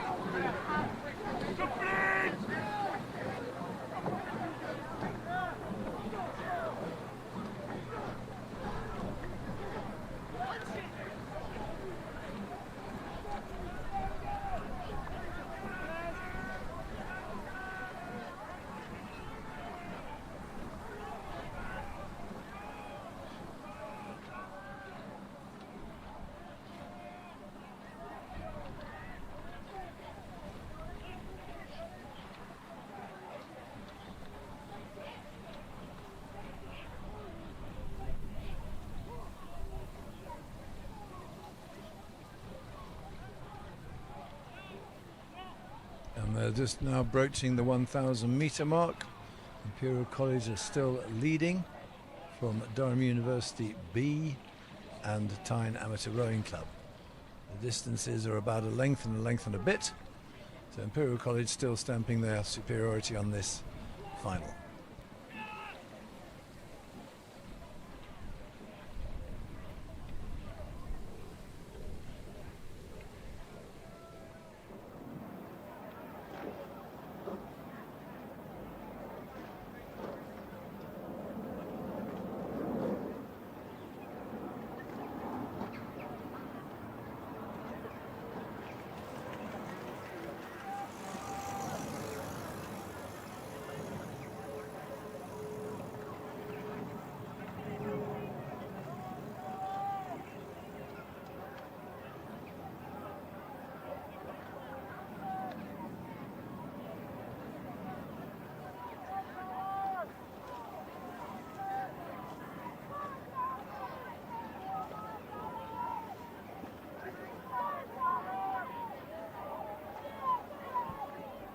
And at 1500, Imperial maintain that little lead of about a length with Durham B and then Tyne A following on. Oxford Brookes G, who were quite slow to start, in fact, have been playing catch-up, are now lying in fourth place in lane 8.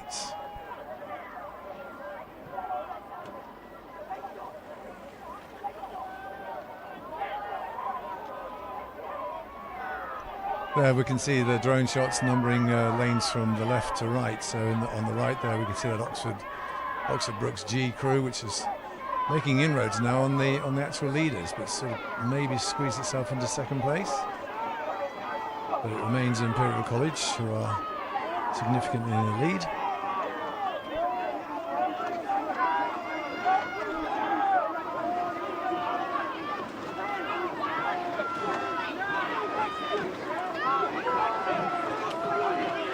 You can sometimes watch the work efforts and even the technique of some of these crews who are, to be honest, in a modest final, the E final.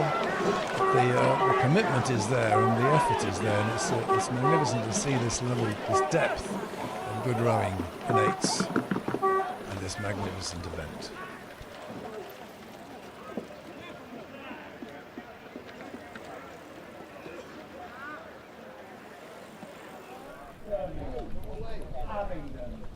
Marlow.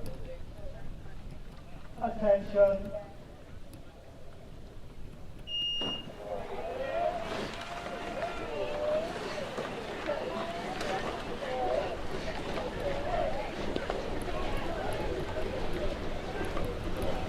We can now bring you details of race 491. This is the F final, where again we have another 8 crews in this final, starting with in lane 1 Hereford A, lane 2 University of Surrey A, lane 3 Molesey Boat Club B, lane 4 Norwich School A, lane 5 Sheffield University Lane 6, University of Birmingham A.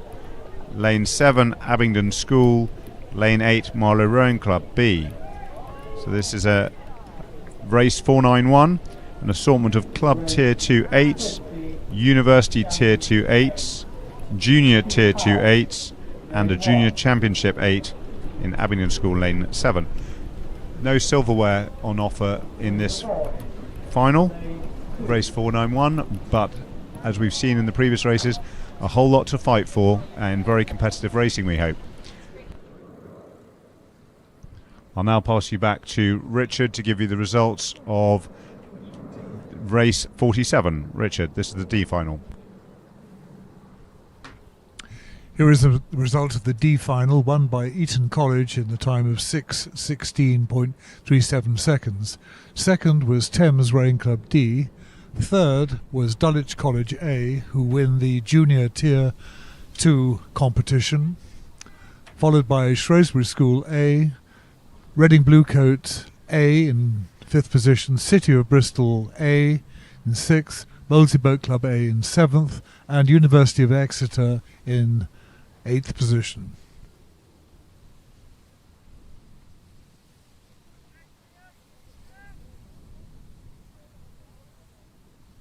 And the Dulwich winners there of the Tier 2 8s juniors was for the Weathered tray, presented in 1986 by Messrs T. Weathered and Sons.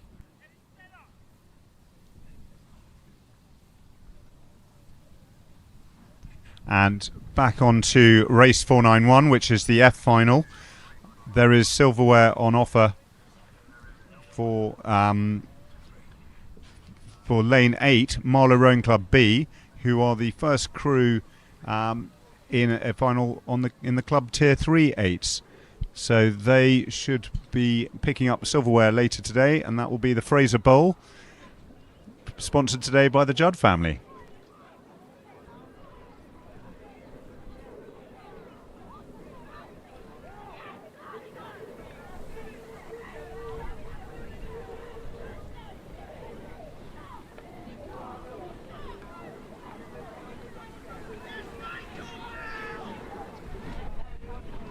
So we've gone through the 500 metres, and Abingdon School were in fact in the lead at that time.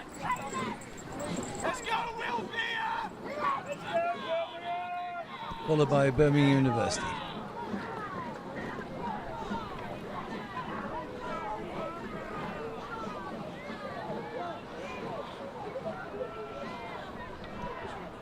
I have been advised by my learned umpire in the tower. I was announcing this as 491. It's of course 49I.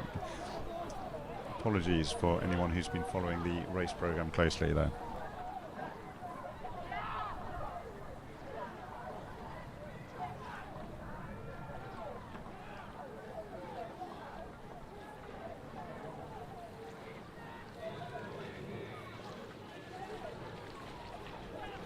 We have race 49I, past the 1,000 metres now. Abingdon School in lane 7 leading, with Birmingham in lane 6 in second. Marlow B in lane 8 are third.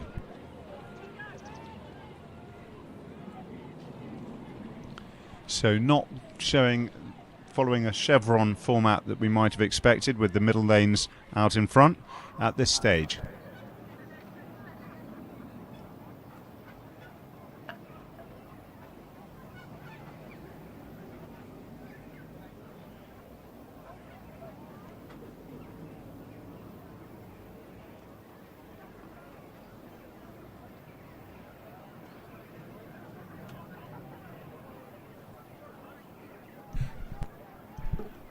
So, as we said earlier, 14 finals in the 8s here, and it's one of the things that we were hearing about the entries for Henley this year. A very large number of domestic crews entered for the regatta in a couple of weeks' time.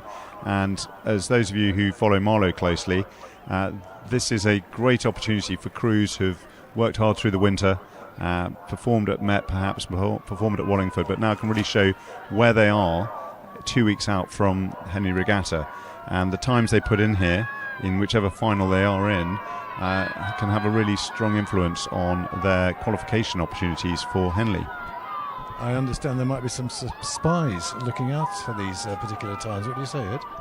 Well, there's always a close following, and it's not uncommon to see a steward or two at the regatta taking notes and seeing who's turned up, who's come through the summer regatta season, and finding form as they aim for that inevitable high point in their season of the regatta a little further up the river. A salutary warning to coaches who are going to try and hoodwink any of the stewards.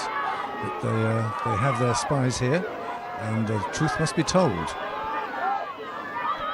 And here we are into the Red Boys now for this race, and it continues to be Abingdon leading with Marlow having pushed ahead of the crew, so really showing a great finish there in the Tier 3s. But Abingdon will cross the line first for the honours of this F final. Marlow second, with University of Birmingham, I think, were just out in front there, but you can hear over the mic probably the umpires finish peep going. Very close racing there. More of an epsilon, not a chevron, but very, very good.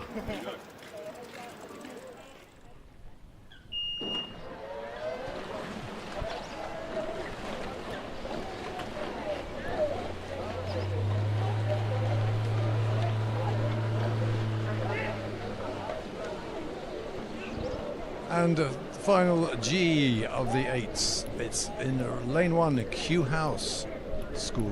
Lane 2, Windsor Boys School. Lane 3, King's School Chester. Lane 4, Westminster School. Lane 5, City of Bristol, B. Lane 6, Vesta Rowing Club, B. Lane 7, King's College. And lane 8, Wallingford Rowing Club. Race 51, Championship 8, Final 8. St Paul's School, Lane 1. Vesta Rowing Club, Lane 2. Here is the result of the E-final, won by Imperial College in a time of 6 minutes 26.08 seconds. Second was Oxford Brookes G. Third, Durham Boat Club, Durham University B. Fourth, Tyne Amateur A. Fifth, Derby Rowing Club. Sixth, Tideways Scholars School. Seventh, Hampton School B. And eighth, City of Cambridge A.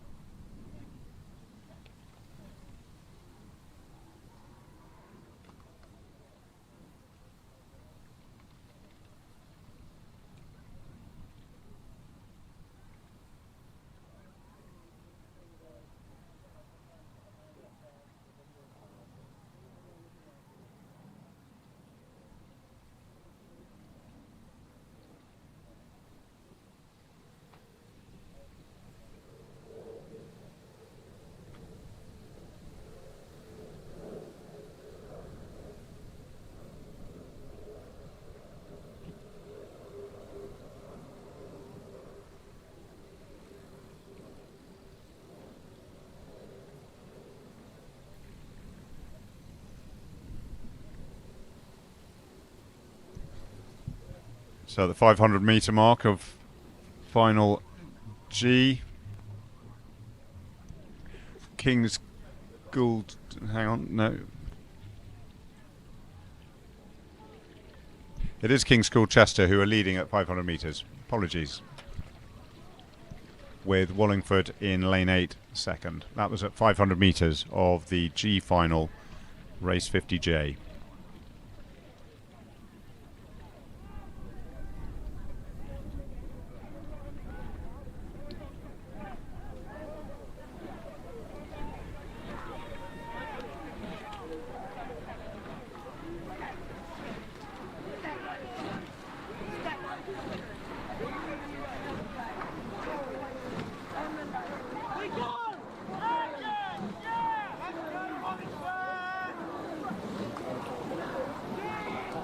So there is some silverware appear in this race, with Windsor Boys in lane 2 and Wallingford lane 8 in the junior tier 3 8s. contesting today for the Public Schools Challenge Vase, sponsored today by Mr. G.W. Baker and Mr. M.A. Spracklin, MBE.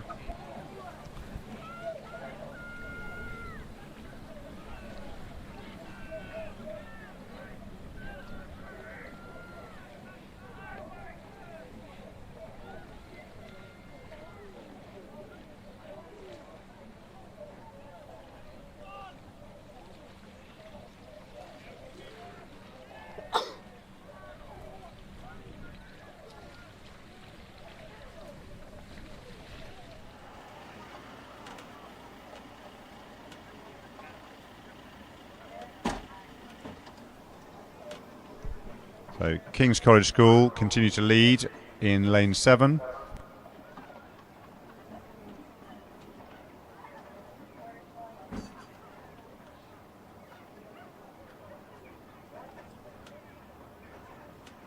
And in the junior tier 3-8, Wallingford are in the chase for the silverware here. They're in lane 8. They're lying second in the overall final, behind King's College School, but they're fighting that second place closely with that Westminster School in lane 4, the pink of Westminster there. So tight race for position, but they're leading the junior tier 3-8 competition over Windsor Boys School in lane 2 by probably a length and a half now, maybe 2.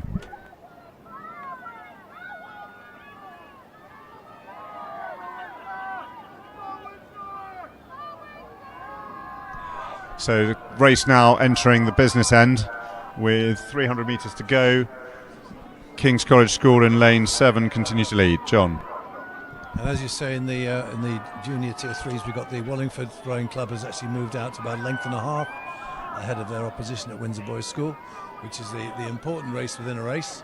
As far as the G final is concerned, the outstanding performance is coming from lane 7, which is King's College School. But we're really looking at lanes 8 and lanes 2. And it's certainly lane 8 who've got the advantage of coming up to length of 3/4, maybe some clear water over Windsor Boys School. Into the final 10 strokes now. In fact, that's King's College School going over Wallingford Boat Club in lane 8 on this side, just below us here. Comfortably second in the race. It's well ahead of their opposition as far as the junior club tier 3s, tier 2s are concerned, the junior tier 2-8s.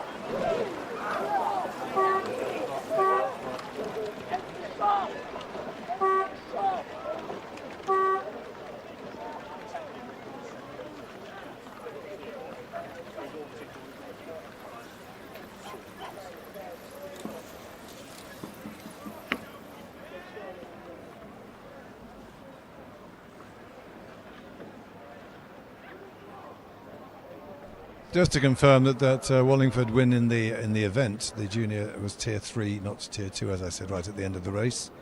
But they won. They beat Windsor Boys School in that junior tier 3-8s.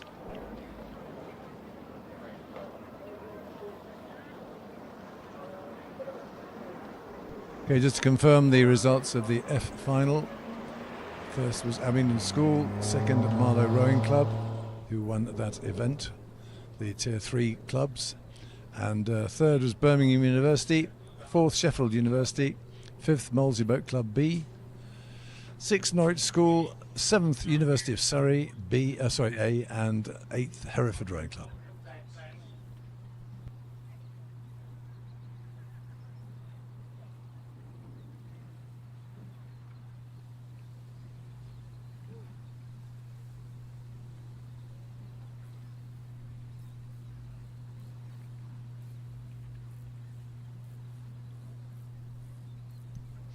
And now on screen and on course, race 51K is underway. This is the H final, starting, or scheduled to start at 5:09.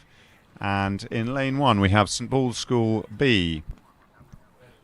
Lane 2, Vesta Rowing Club C. Lane 3, Dart Totnes A.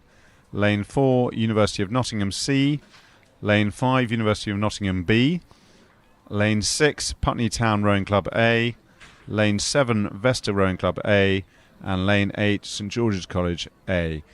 So some derbies here with Cub Vesta, 2 crews in the final, and Nottingham, University of Nottingham as well. It's going to be fun for those clubs, and who has the bragging rights on the in the minibus home. Well, it's interesting to see that in all of these time trials that Nottingham C and Nottingham B are so close to each other. They're in next door lanes. It's extraordinary, but that'll be fun to watch. Yeah, looking at the screen, they seem to be very much in touch with each other. Vesta RCA, that's lane 7, are leading the rest of the field, and probably have about 2/3, 3/4 of a length over their competitor. Oh, sorry, coming to screen, St George's College A still in touch with them on lane 8. I'd look at the little race within a race, and at 500, Nottingham Universities were half a second apart. So, how do you think they're going to race? Are they going to look across at each other, or they're going to keep their heads in the boat, listen to the cocks, and stick to their race plan? No, they'll be staring each other out. They'll be playing chicken with their eyes. Nobody will be looking forwards at all. Do you think there's some money on it? I don't think students have any money. So they've eked out now to 0.7 difference. I'm sorry, I'm just looking at the Nottingham University. I'm fascinated by this. But they're only 0.7 seconds apart, but they are 2 places apart, because in the lead, Vesta Rowing Club, followed by St George's College. And interestingly enough, as they hit the 12:50 metre mark, I've seen the umpire warning one of the Nottingham crews, white flag raised, advising them to steer back out of the contested water. Perhaps they were getting a little bit too near the edge of their lane. Lads playing together, that's what's happening, you see. So we've really picked the derby here, unwittingly. The derby does not take place in Nottingham.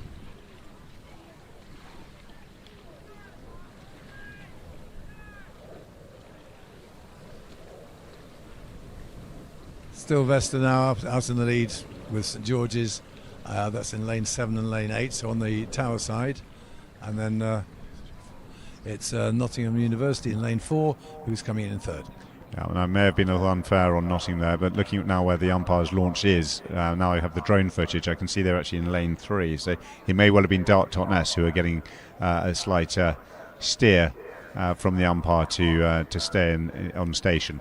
But nonetheless, it now looks like the crews on the tower side of the course, Vesta and St George's College, are very much fighting out for the gold-silver position, with, funnily enough, the University of Nottingham C looking like they're now in third. C is definitely putting its stamp on B. It's a nice little selection issue for the coach, unless he's deliberately swapped the letters around just to confuse everybody.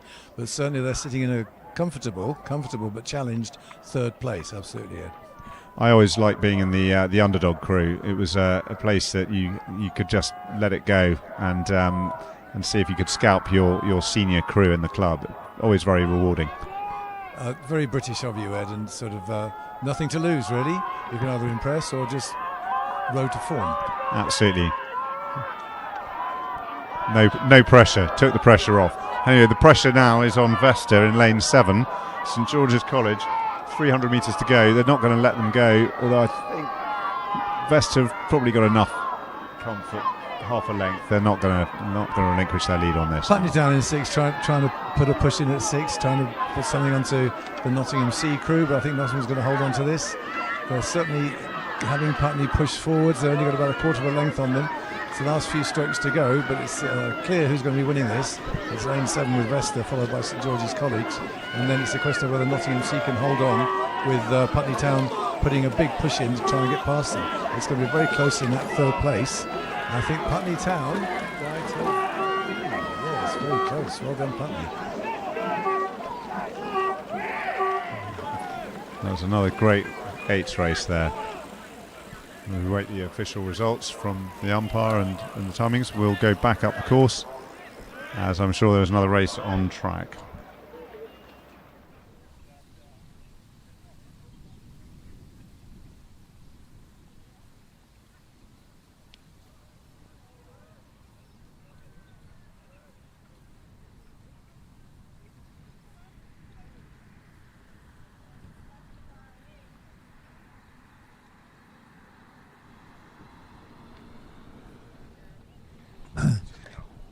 The I final has just started here with University of Exeter B in lane 1, Canford School A in lane 2, Emmanuel School A in lane 3, Royal Chester lane 4, Kingston A lane 5, Star Club A in lane 6, Wolfson College Oxford A in lane 7, competing for the University Tier 3 competition, Wolfson Road Head of the River in Oxford's Summer 8s the other week, and Lane 8, Twickenham Rowing Club A.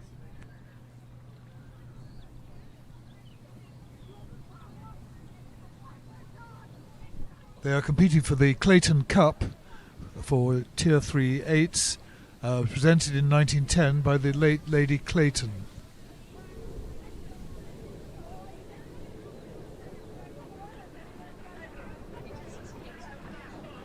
At 500 metres, Kingston led the field by what looks to be just over a length, followed closely by Twickenham.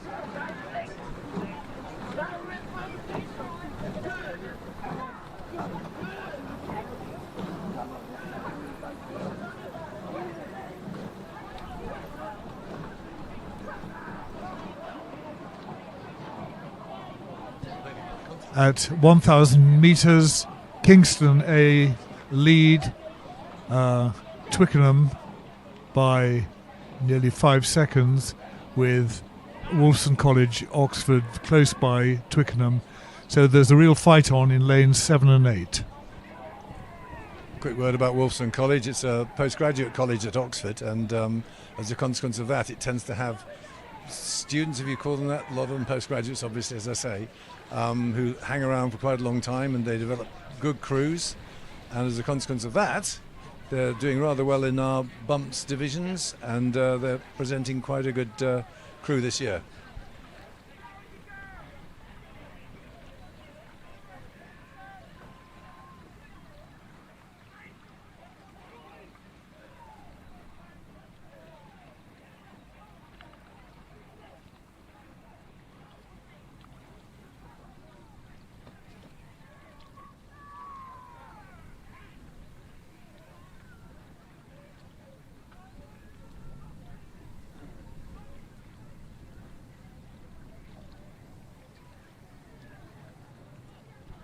And the results of the G final were the King's College came in first, King's College A, Wallingford came in second, third Westminster School, fourth City of Bristol B, fifth Vesta Club B, sixth Windsor Boys School, seventh Kew House School, and eighth King's School Chester.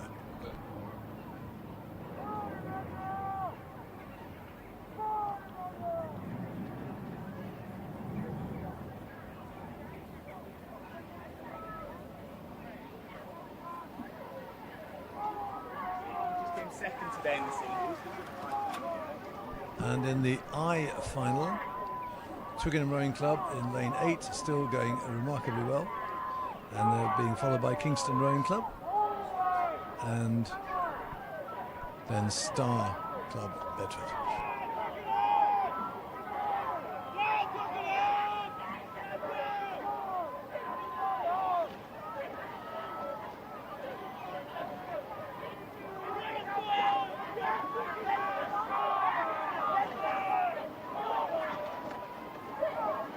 So Wolfson, who have won the Tier 3 University trophy, lying in lane 7, and lying 4th in this particular race. On the presumption that they finished the race, John.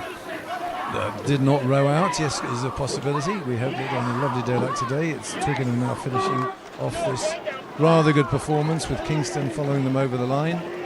And then it's going to be Star, and then Wolfson with their yellow with the red line on the blade.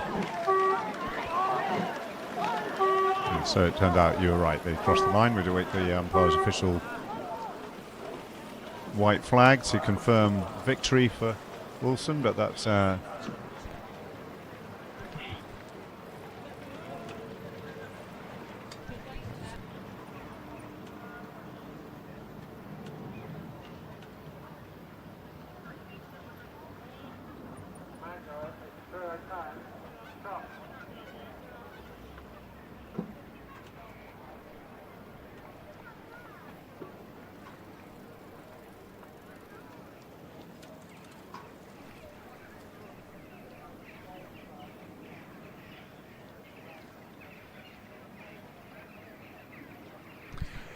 So for those watching on our YouTube channel, you can see the results of the H final, which was race 51k, won by Vesta Rowing Club in a time of 6 minutes 34.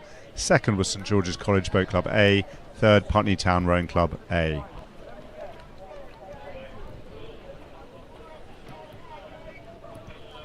And now on the stake boats is race 53M. This is the J final.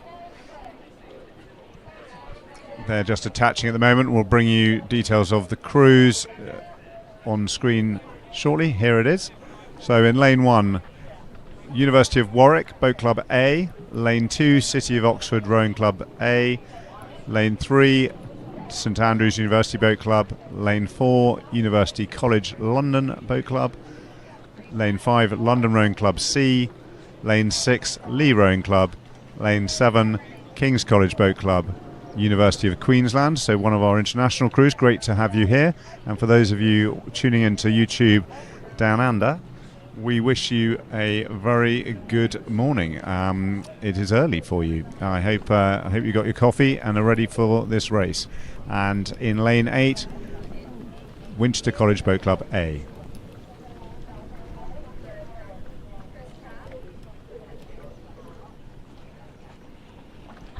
I should qualify my Aussie accent. My aunt lives in a place called Mission Beach, which for those of you from Queensland will know is 2 hours south of Cairns. So I have a very close affection for Queensland and Australia in general.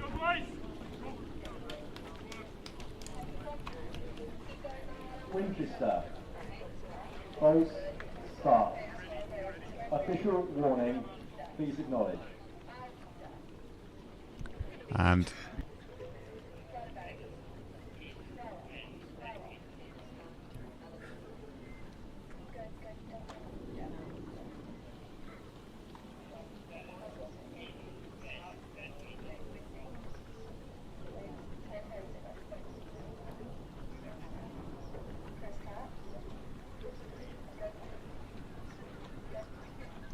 Warwick, Oxford, St Andrews, University College London, London, Leeds, King's College, Queensland, Winchester. Attention.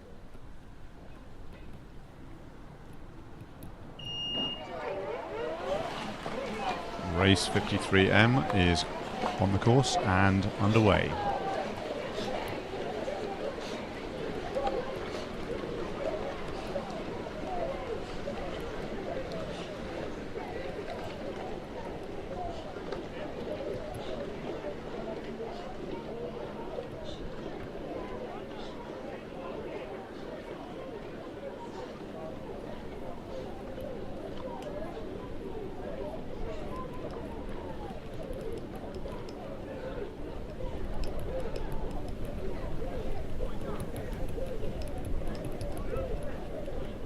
As if it needs to be emphasised again in this particular final, there's 4 maybe more different events being represented. So this whole idea of doing the time trials just to ensure close racing, and it certainly works for the spectator sport. It certainly helps for the commentary, and it's a good idea, and we're going to stick with it until other people say different. And what is interesting, actually, in years ebb and flow, you sometimes have some standout junior crews who take the clubs and universities on. You see them in the A finals, and then sometimes this year seems like the clubs have a slight edge over the university crews in terms of where they are against each other, and that does ebbs and flows as different programs prosper and thrive. I put it down to something that Richard was mentioning earlier on, which is the finances. I think it's that the foreign students not being able to go to the universities, lack of money, lack of funding. I'm sort of being slightly facetious, just in case you're thinking I'm being serious. But on the other hand, the universities are not having the greatest of time, financially speaking, so one wonders if it might have impacted on their rowing programmes. Well, unfortunately, none of us have been undergraduates for some time, so we'll have to get some young blood in to comment on that. Speak for yourself.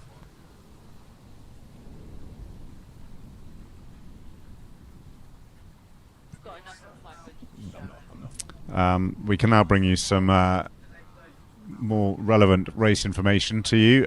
We have the 500 metre marks, and the Aussies, the Australian crew from Queensland, were first to the 500 metre mark in a time in 1 minute 35.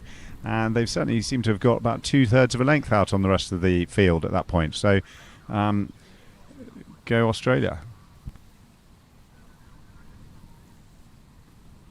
So it's 7 and 8 are taking the lead on this one. Lanes 7 and 8 on the tower side. None of that chevron nonsense. Now, mate, we're going to go for it. We're going to put it down, and we're going to lead from the front.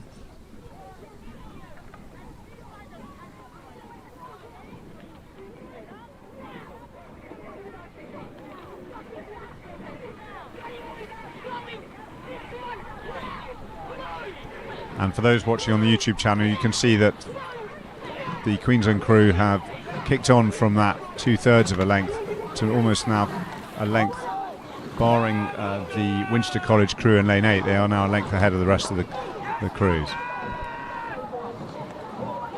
Third place is being competed for by about 5 different boats, so it's just basically those two taking the lead.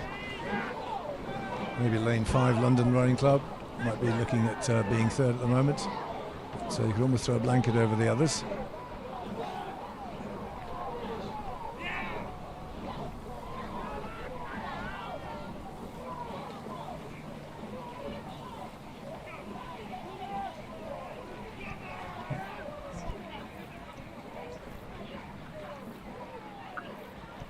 And coming up on screen again, you can see the international crew that's from Queensland. It starts with a Z. That's the British Rowing moniker for indicating an international crew racing in the UK. And they continue to lead. The timings would indicate just under a length ahead of Winchester in lane 8. But I think that we can see as the race progresses now in the second half of the course that Queensland crew really are in control, a length or so ahead of the rest of the crews. And it's lane 8, 6, 5 who are contesting for that second position, and it's a close one. Certainly between London Rowing Club and Lee Rowing Club in 4 and 5, sorry, 5 and 6, they're having a real tussle. And it's fantastic. 2 London crews there. So when I say London, the city of London. So you've got London from Putney and Lee from just north of northwest rather of the Olympic Park. 2 great clubs with long rowing heritage, and it's great to see them back contesting each other as they have done for decades. And in fact, University College London, another London college, is coming up now to compete for that second place. So we've got 3 boats vying for the second place, but it's the Aussies out in front, looking quite dominant in this J final. And I think that University of London is actually University College London actually coming through to take second place. It's almost on the surge, but getting very close.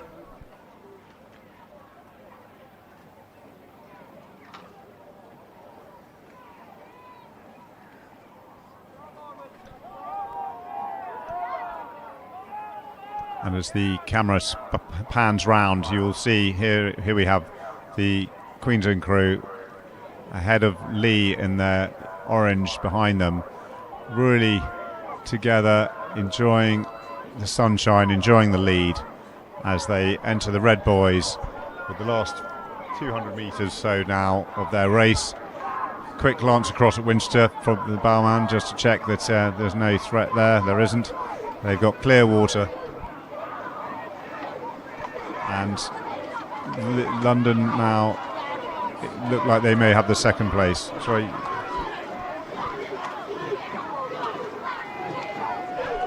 So heading to the line now, University of Queensland with London, Lee, Winchester. There were 2 peaks there, so there's someone on the other side as well. I didn't catch that, John.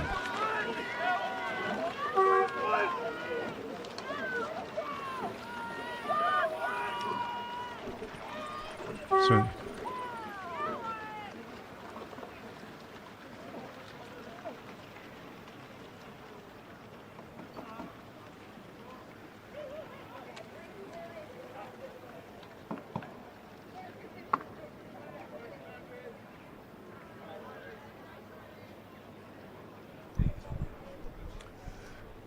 Here is the result of the I-final.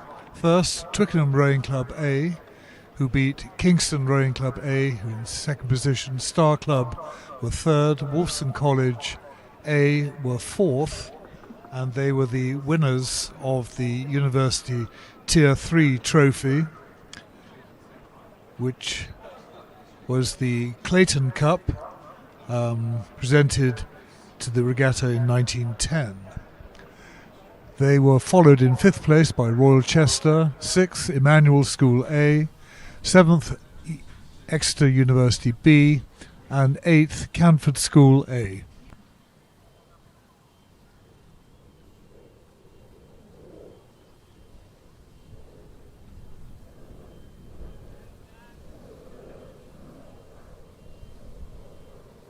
The K final is now underway.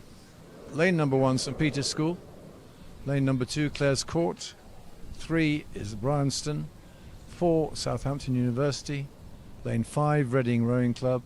6, Curlew. 7, Tyne United. And 8, Quintin.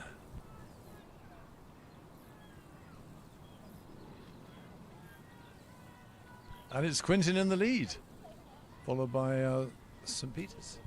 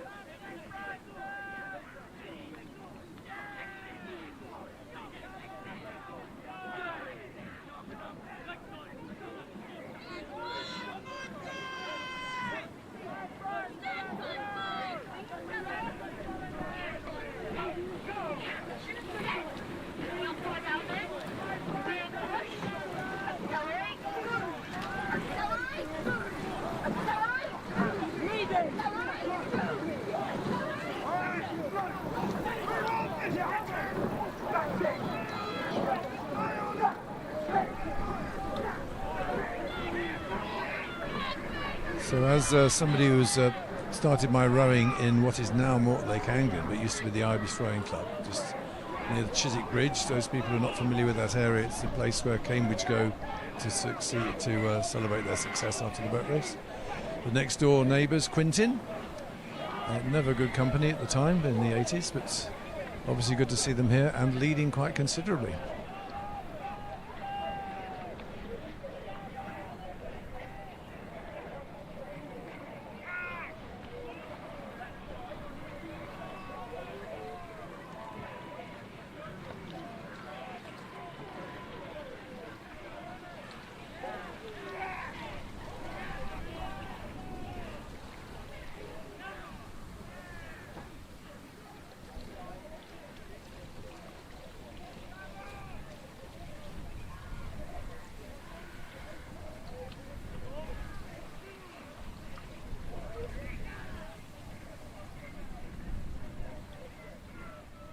So Quinn is still holding the lead, but in fact it's Clare's Court School in lane 2 who are coming out from the pack to challenge them, maybe getting up within a quarter of a length of the Quintin crew, certainly with good overlap. And then there's sort of a mini chevron from the 2 lane going across. So the third position is probably now being held by Bryanston.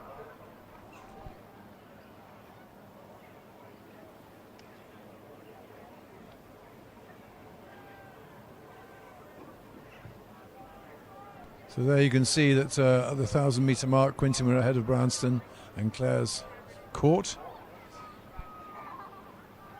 Quintin in the club tier 3s, Clare's Court in the junior tier 3s.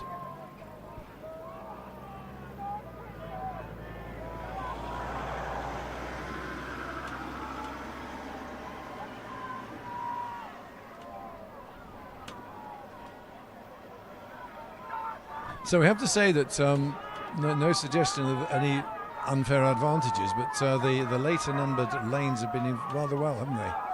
Lanes 7 and 8. But you can see from the ripples that from this drone shot that the wind is going straight down the course, so that it's clearly just a weirdness of the draw. Absolutely, John. It's fascinating, isn't it? We've seen years where the chevron has been played out almost immaculately for every final of these 8 events. But lane 8 and lane 7 certainly had their share of scalps this year. And Quintin continue to lead just, but I think lane 2 is challenging now. I think lane 2's got something left in the tank, and they're emptying it out right now. Lane 2 they're coming through players' court.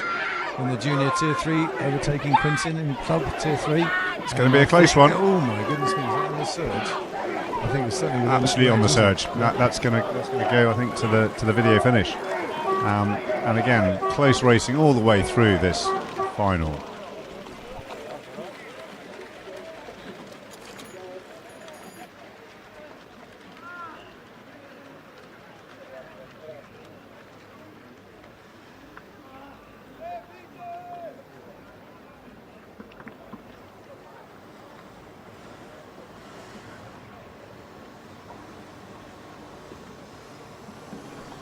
Here is the result of the J final. First, King's College Boat Club, University of Queensland, Australia. Second, London Rowing Club C. Third, Lee Rowing Club. Fourth, Winchester College A. Fifth, St Andrews University. Sixth, City of Oxford A. Seventh, University College A. And eighth, University of Warwick A.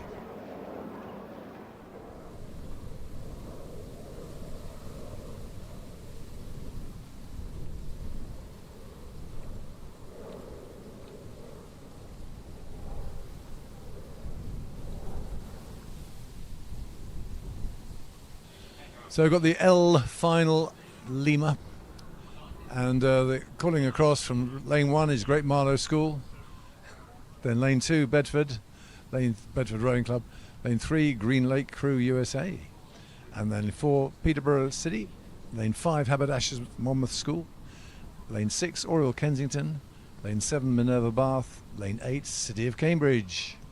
What a great mix of crews there we have. We've got international crews, we've got the local crew, Great Marlow, and those from Monmouth, Minerva, City of Cambridge. You know, people have travelled far and wide. Welcome to our international crew, Green Lake. Great to see you here.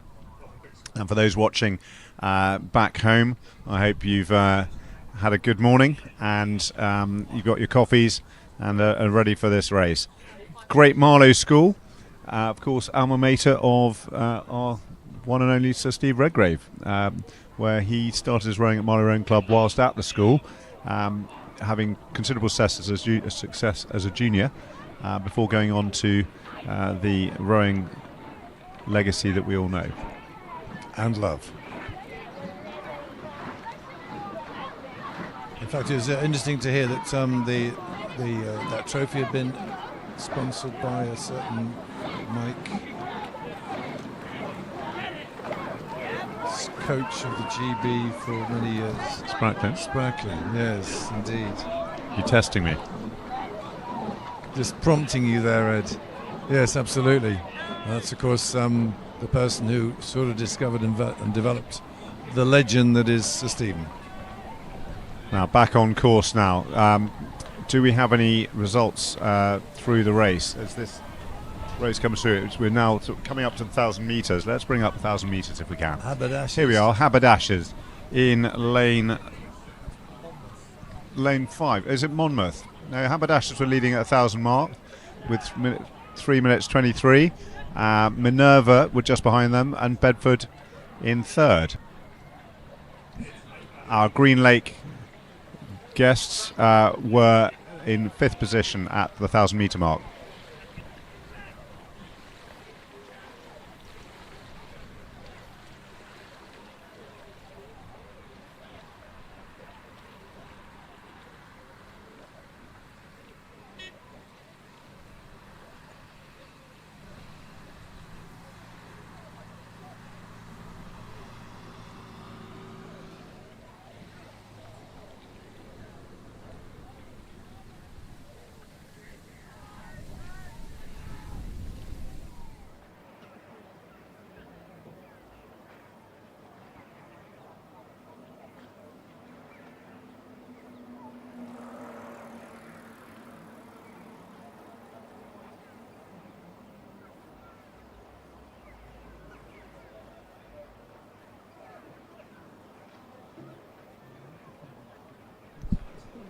So with drone footage available to us here, we can see that in lane 7, Minerva Bath have taken control of this race over Haberdashers. So they're probably, I know, just, what do you think, John? Just under a length over, ahead of Haberdashers? Possibly so, but Bedford in lane 2 are looking like what we're looking at on the main YouTube here.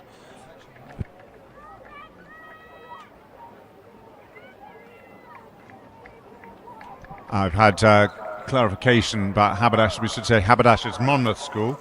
Indeed, the colours remind me, yes, they are indeed Monmouth School.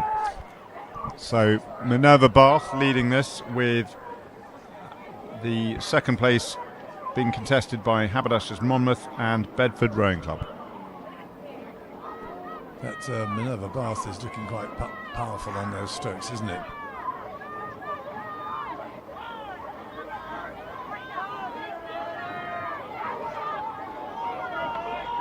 So nice drone shot there, because we're looking how it's the drone shot, and we seem to have lost something in lane 8, and seems to be going backwards there. Yeah. By the way, we can now go to visuals. Sorry, back to you, John. Sorry, lane 2, we're looking at the winners, Minerva Bath coming through now in lane 7. And then it's going to be lane 6, 5, so lane 5. Followed by lane 2, so let's have Monmouth School followed by Bedford.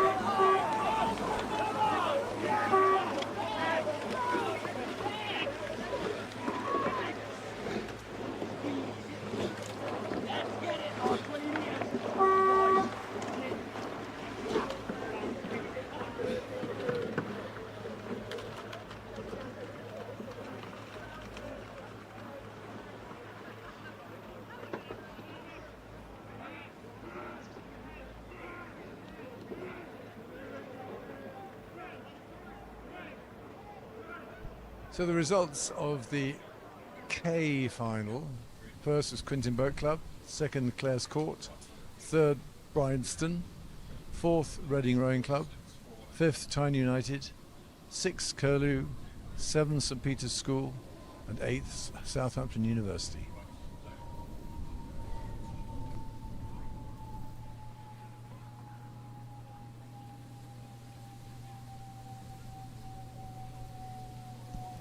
On course now is race 56C. This is the M final. 8 crews in this final. In lane 1, City of Cambridge Boat Club B.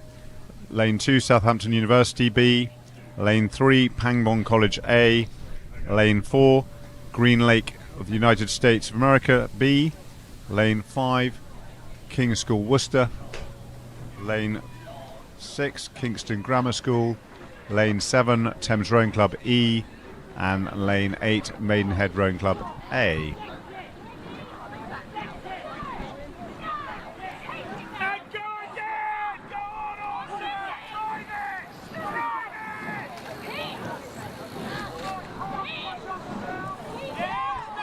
And as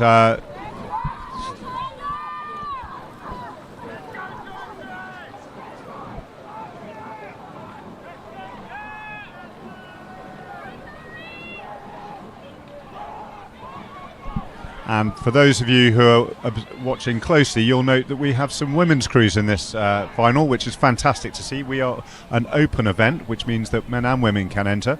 And we have both the City of Cambridge crew in lane 1 and Thames in lane 7 are women's crews. And they are taking the race to the men here.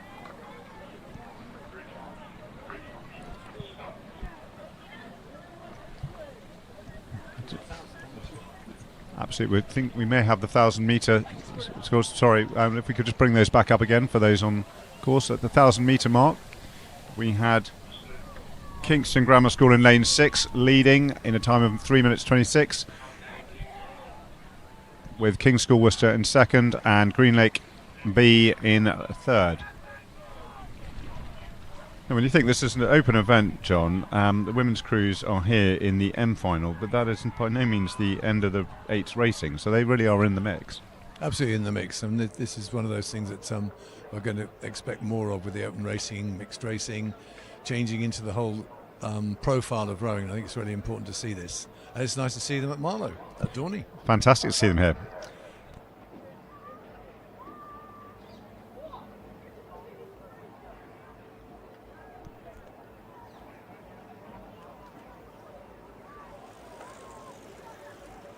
Kingston Grammar School in Lane 6 now making a very positive statement, having almost the length of clear water. Absolutely. So that's clear water with Kingston. They're actually controlling this race. They've got, what do you say, 400 metres left to race. They must be feeling pretty comfortable that they've got this in the bag. But that second place between King's School Worcester and Green Lake, I think Green Lake now pulling out in front of King's School Worcester. So that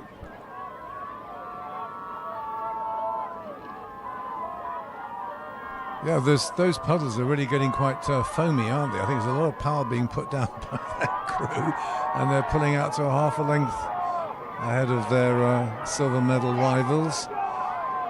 That's really good performance. Oh, look at that. I mean, the weights come up, the power's come up, the cover's increased. That's a really powerful statement there from the Green Lake. Absolutely. They've almost now got their bow ball overlapping now the stern of Kingston, who were clear water ahead. Kingston obviously have done what they need to do to complete this race. I think they've got 100 metres to go. No one's going to catch them, but Green Lake can be very happy with that fast finish. They've really put themselves firmly in that silver medal position that they're lying in as they come towards the line. And they're continuing to get gain, even in these last strokes. That overlap is increasing. That's very good. Well done by the boys from the Lake. So that's Kingston, Green Lake, Worcester, and then on the spectator side, looks like, and indeed this side, Maidenhead, Thames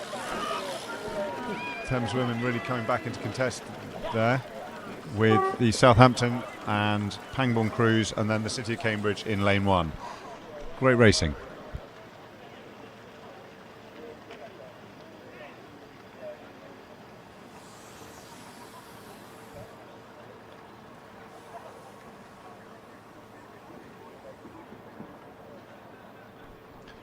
Here is the result of the L final. First, Great Marlow School. Second,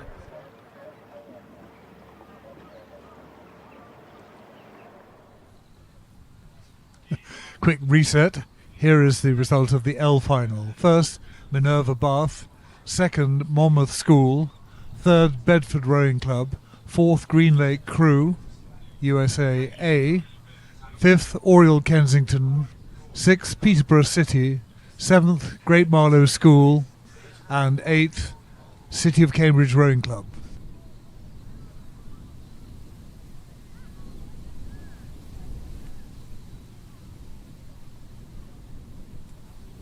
I'm going to bring up the start list.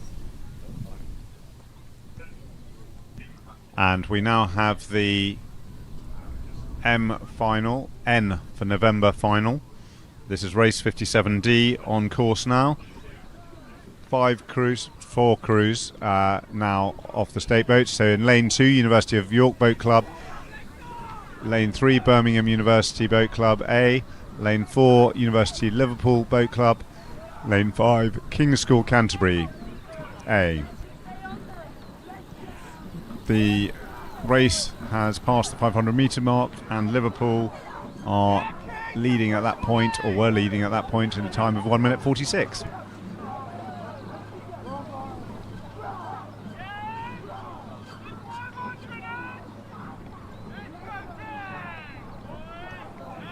At the 1,000 metre mark, Liverpool continue to lead in a time of 3 minutes 36 over King's School Canterbury in second, University of York third, and University of Birmingham in fourth position.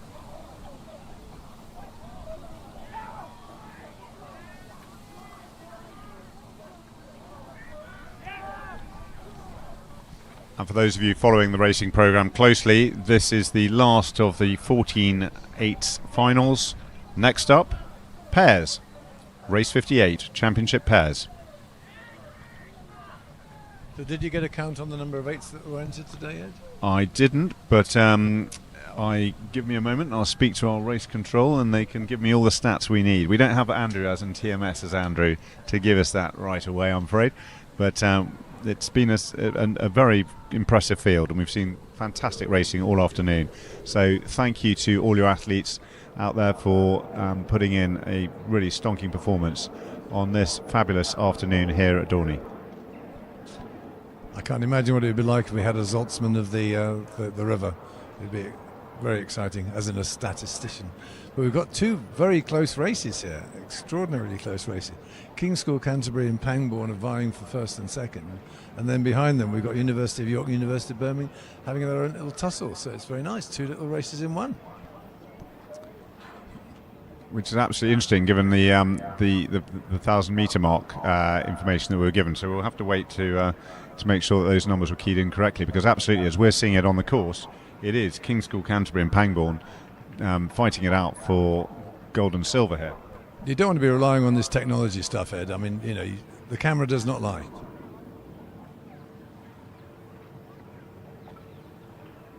Oh yes, so of course you're absolutely right. Liverpool are still leading. Well, they were leading at the 1,000-metre mark, and King's School Canterbury for second. But it looks like King's School Canterbury have just got their nose out in front now. Bow ball out, and they're possibly trading up with us every straight they now take, just to start putting the pressure on Liverpool.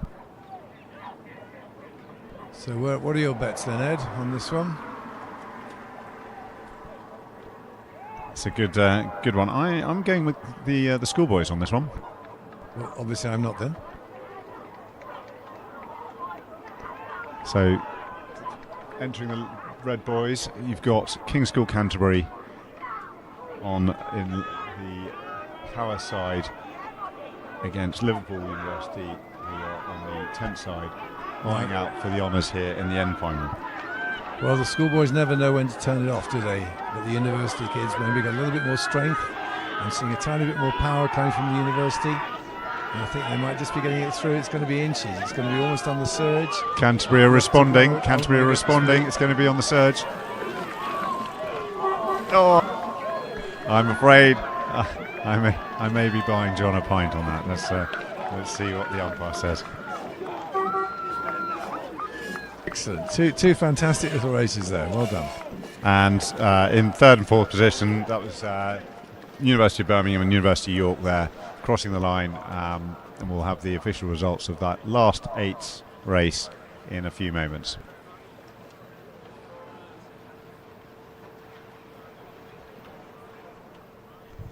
Here is the result of the M final.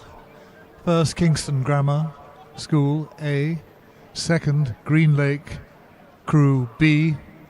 Third, King's Worcester. Fourth, Maidenhead. Fifth, Thames E. Sixth, Pangbourne A. Seventh, Southampton University B. And eighth, City of Cambridge B.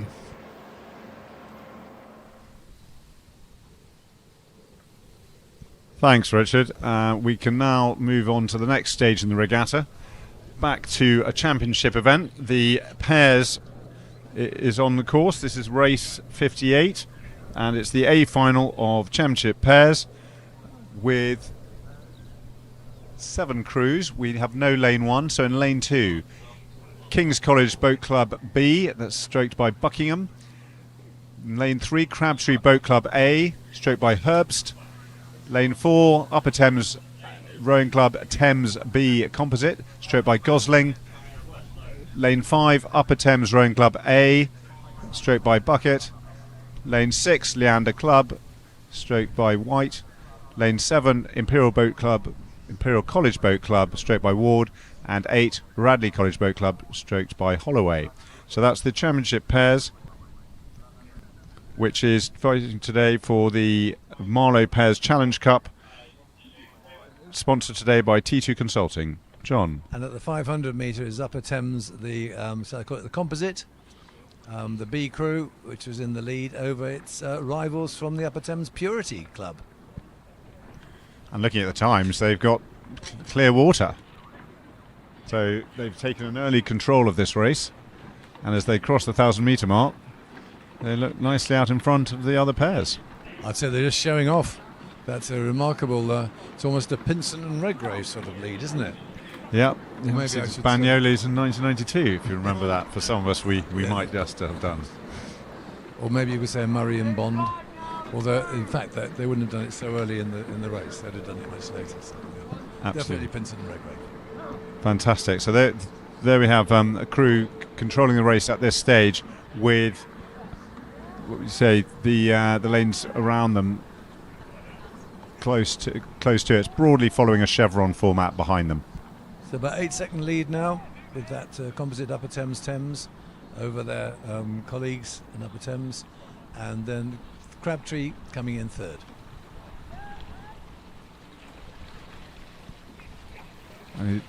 This is a grueling competition. 2 men in a boat, sweep oar.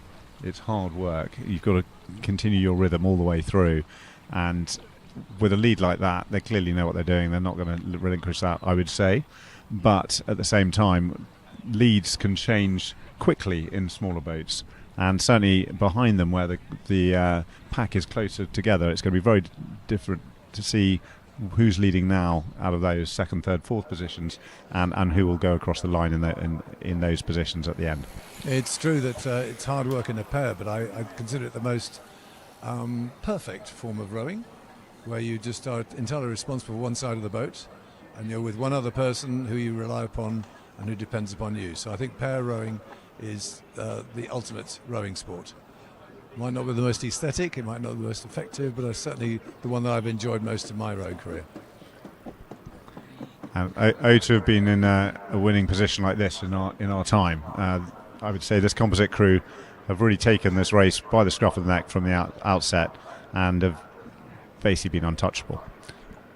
I remember the first time I did the Nat Champs Masters, and in fact we were in a position just like this. We were in second position, but we were well ahead of the rest of the pack. So I was told by my pairs partner, who had been rowing a lot longer than I had, that he'd never beaten the people who beat us in 20 odd years. And so I was a bit disappointed that this was not going to be something we could improve the following year. But anyway, it's good rowing here from the Thames Composite, Thames, Upper Thames, and they're certainly stamping their authority. And you can see they're not sitting on a lead here. They're really working incredibly hard. Meanwhile, in the rest of the race, you've got Leander in lane 6, basically in second place over the Upper Thames A crew, straight by Bucket in lane 5, who are third. Behind them, you have the Herbst straight crew of Crabtree in lane 3. 300 metres to go.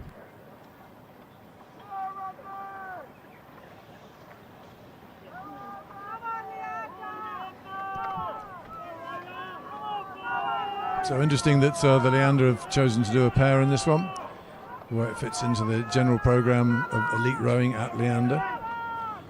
Sitting in silver medal place. Into the red buoys, and no change in the order. Perhaps a slight closing of the gap between the Leander crew, who've caught up to Upper Thames and Thames Composite, but still clear water. It's not going to threaten the outcome, barring a calamity.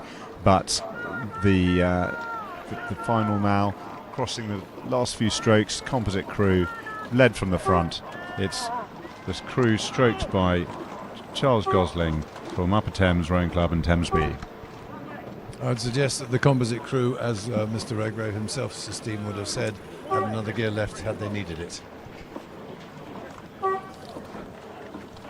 I'm sure we'll see them in a couple of weeks in the goblets. What's Sistine? The Thames composite, sir. Just checking.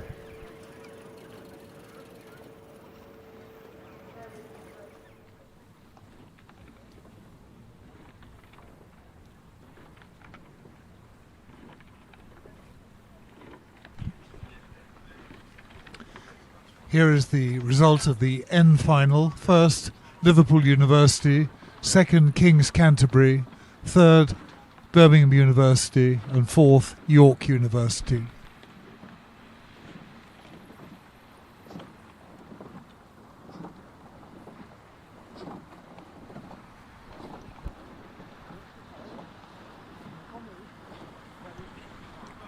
And we now have race 59 on the course. This is another championship pairs race, the B final. 2 crews in this final. In lane 4, Queen's College Oxford, stroked by Winterbottom, and in lane 5, a composite of Vesta Rowing Club and City of Bristol, stroked by Lafferty. So that final is now at 1,000 metres, and Vesta were some 6 seconds ahead of Queen's College at the halfway mark, so that's about 2 lengths. And we can see from the drone footage that an example of basically it's not always easy steering a pair. If you get stuck in a particular line, the rudders are very, very fine, not always that manoeuvrable, and if you put in a push or you got your timing slightly out, you could be off course very, very quickly in a pair. And we saw that just slightly with the Vesta crew, but that hasn't impacted their lead too much, fortunately. So why don't we have rudders on doubles? What do you think, John? I think they should be on doubles. I hear coaches sort of saying there's a drag factor. Nonsense. I mean, there is a drag, but I think, I mean, obviously we know that sculls don't require one if you don't need it, but I think those micro adjustments you can make with the rudder that are harder to do with the actual scull when you're putting the pressure in, because that's just another thing you've got to think about. You've got to think about putting all the work you want to make the boat go forwards, and then you're starting to accommodate slight steering as well. Well, as I was watching Vesta maintain this lead, I would certainly suggest that the asymmetric pressure steering strokes are a lot more costly than the tiny little bit of drag of a postage stamp, which is the size of the rudders nowadays, that would have on a double. And the thing about a double, it's going in a straight line. I appreciate that, but if you're actually doing anything apart from a straight line, it's a pain in the right arm to have to steer around corners. Absolutely.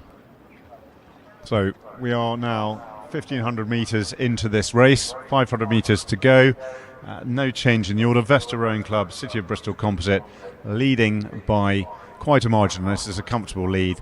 They can see the only opposition clearly behind them and can control this race. Talking about steering, of course, the Queen's College pair, who I've seen out, not frequently but occasionally, on the ISIS, has got quite a curvy course to practice on.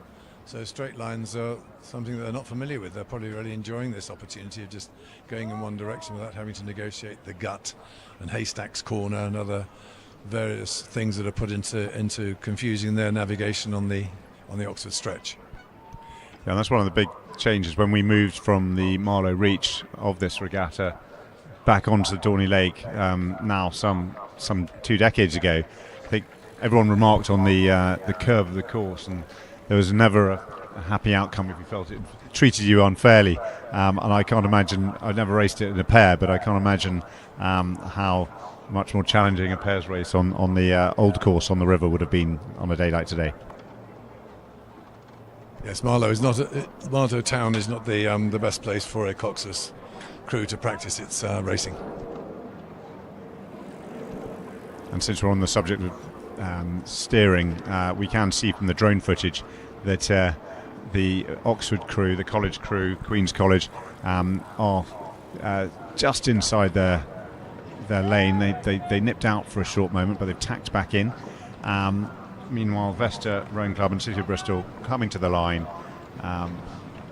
some 2-3 lengths ahead of their opposition in lane 4, Queen's College Oxford.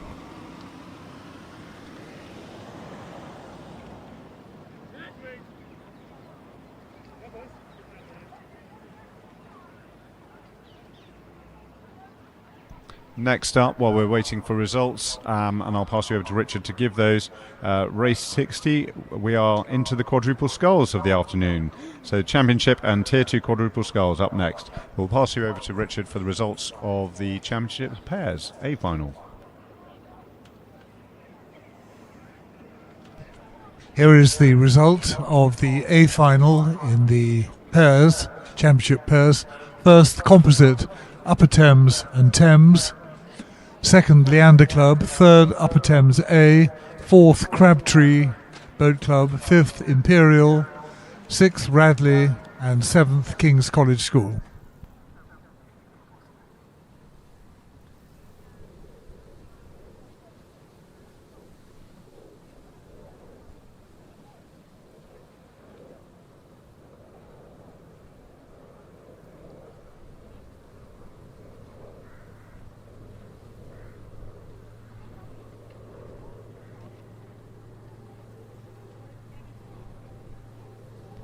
So the A final of the Championship and Tier 2 quadruple sculls. In Lane 1, Bath University. Lane 2, Windsor Boys School. Lane 3, Leander Club. Lane 4, Marlow.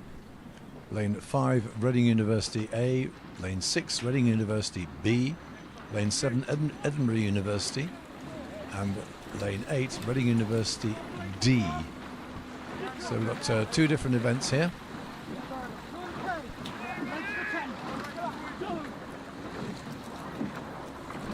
And these trophies are the Hugh Maddock Trophy, which is the Championship Quadruple Sculls Trophy, sponsored today by the Maddock family.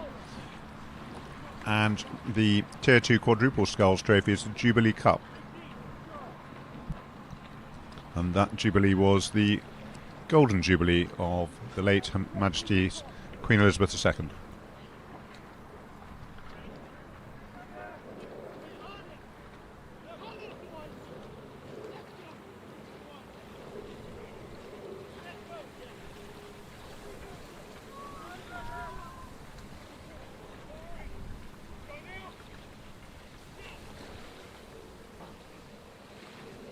At 1,000 metres, Reading A were leading in the championship competition over Marlow, and in third Leander.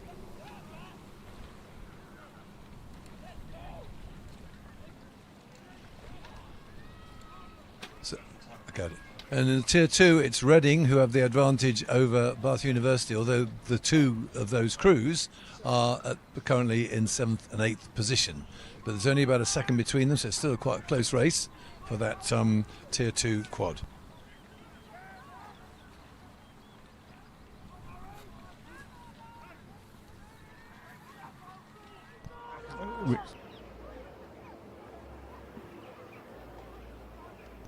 And we can see from the drone footage here, this is really following much more of a chevron format, so the time trial really playing out in the way that the lanes have been seeded for this final.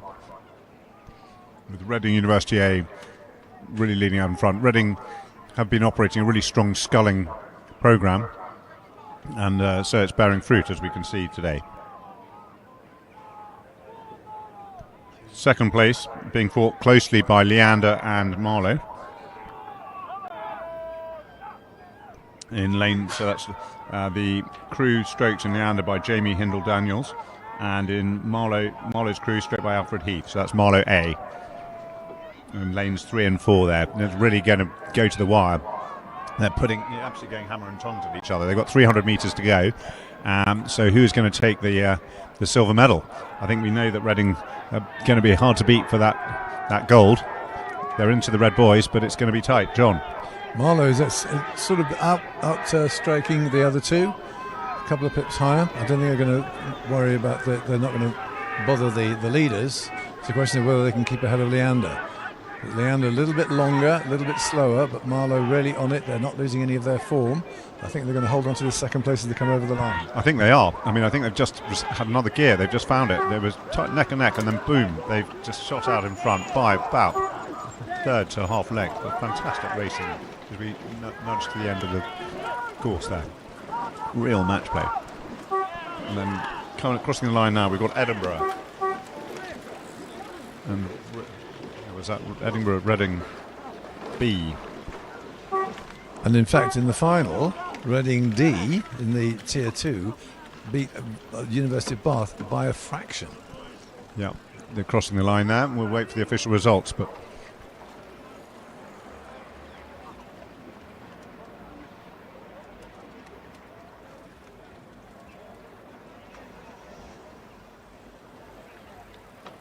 and to confirm the final B of the championship pairs, it was a win for Vesta City of Bristol Composite over Queen's College, Oxford.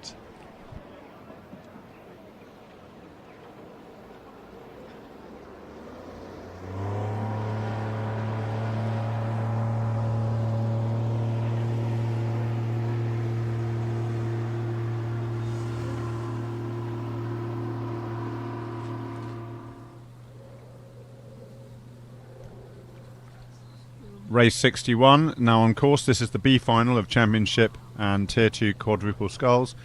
8 crews in this B final. In lane 1, Clydesdale Amateur Rowing Club, stroked by Stuart. Lane 2, Hartpury University and College Boat Club B, stroked by Repton. Lane 3, Nottingham Rowing Club A, stroked by Lunn. Lane 4, Reading University Boat Club C, stroked by Cuthbertson. Lane 5, Hinksey Sculling School A, stroked by Kuhn. Lane 6, Reading University Boat Club E, stroked by Hamad. Lane 7 is a composite of Strathclyde Park Rowing Club, Heriot Watt University Boat Club, University of Glasgow, and that is stroked by McCallum. And in lane 8, Loughborough Students A, stroked by Nathu. It's a combination of Tier 2 quads and Championship quads in this B final. But as you heard earlier, no silverware in this B final. It was won in the A final. Where are we now in terms of progress? We've now been 500 metres, where was being led by Reading University Boat Club E in lane 6.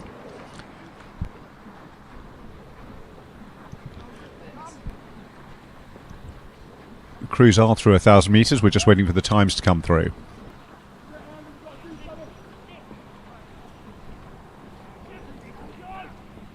So it's those late lanes again that seem to be doing the damage, with Reading University leading and Loughborough in lane 8, following up only about a second or so behind.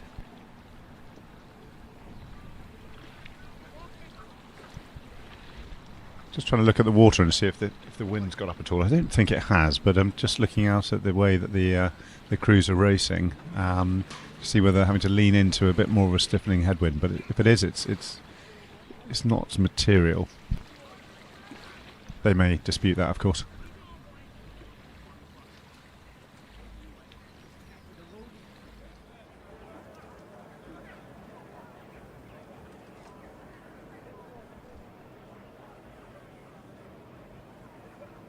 So, pretty wide open race still, with crews in lane 3, 5, 6 and 8 really still in contention for the lead on this one.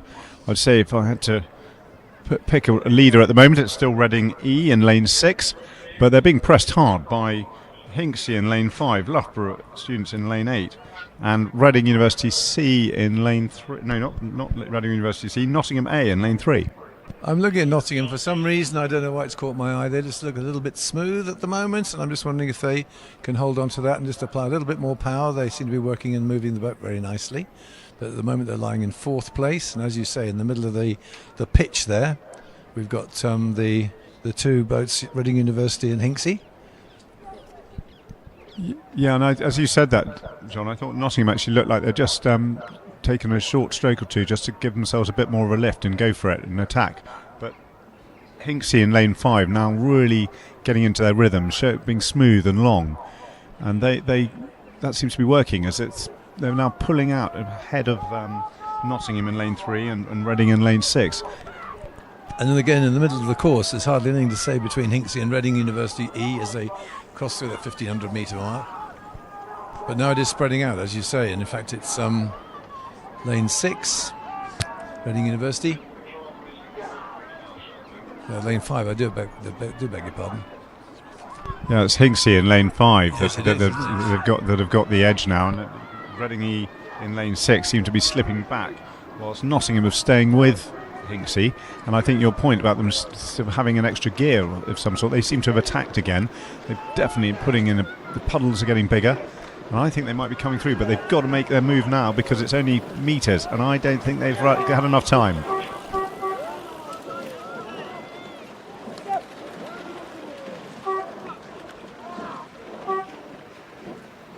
It's as much about the power per stroke as it is the strokes per minute. Isn't that right, Ed? Absolutely.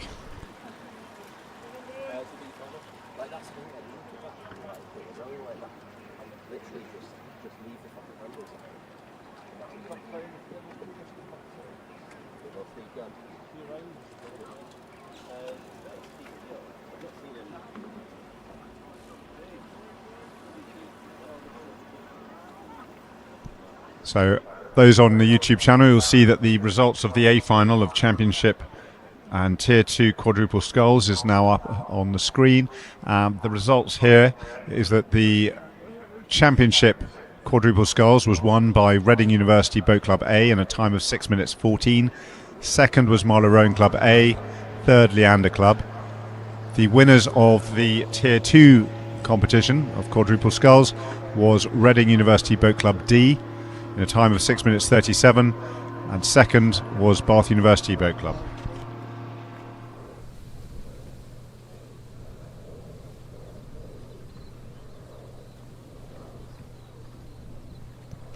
And those trophies that I just referenced, that's the Hugh Maddock Trophy, sponsored by the Maddock family, and the Jubilee Cup, for the which is the Tier 2 competition. John.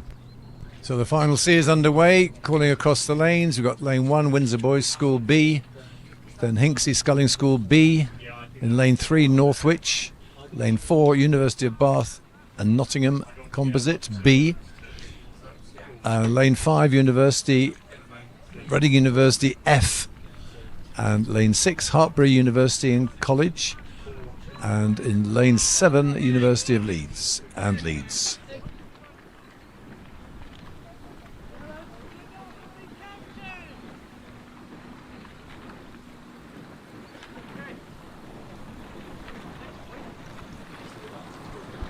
At 500 metres, that race, 62I, the C final, Northwich in lane 3 were first to the 500 metre mark in a time of 1 minute 39. Bath were second to the 500 metres.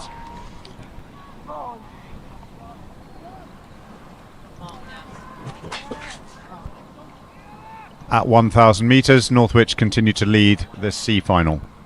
It's only about 0.8 of a second between the two, so that's quite good, quite close. And of course it's nice to see that the earlier lanes are getting involved now, lanes 3 and 4, with the later lanes in 6th and 7th place. And we've now got the drone up in the air again, and it's a chevron format for this C final. So the crews in the middle leading from the crews on the outside.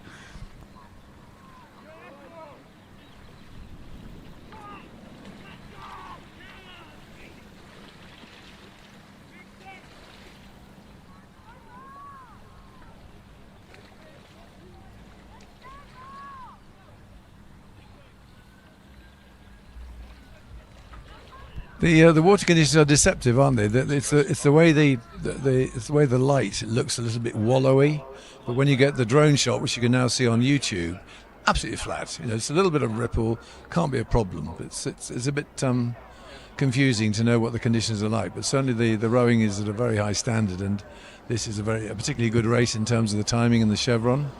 Absolutely, and there's been a change of the order. Those who are watching on screen and those at about 1250 metres. Down the course, we'll see that the University of Bath and Nottingham B in lane 4 have gone out in front of Northwich in lane 3, who've now relinquished the second position to Reading University, who are in lane 5. A little bit of steering going on at the front there. They've gone from one side of the lane to the other. Got to be careful not to clip or get stuck underneath one of those buoys. They're straightening up now, so everything should be fine. Question of pushing through the last part of this race. Now, this is when it's going to be really hurting. You're in the third quarter of the race. You've still got a long way to go, but you want to sustain, particularly when you've now got out and rowed through a crew. You now need to hang on to that and not let Reading, who went with you, to give you a challenge that's against your race plan. It's under a minute now, so this is the red line and beyond. It's emptying of the tank and getting that lactate build up. So I don't think anybody wants to lose out now. They've got to find that gear and empty the tank. Absolutely. So Red Boys, 250 metres to go. Such a welcome scene when you see that and you're out in front going, right, you've just got to push for those last few for glory. and make sure that we close this race out going across the line first. And I think that's going to happen here. So well raced, University of Bath, Nottingham. You've executed a good race plan, stuck with the crews who went out in front of you, and you've now got probably 150 metres now to go before you finished your race.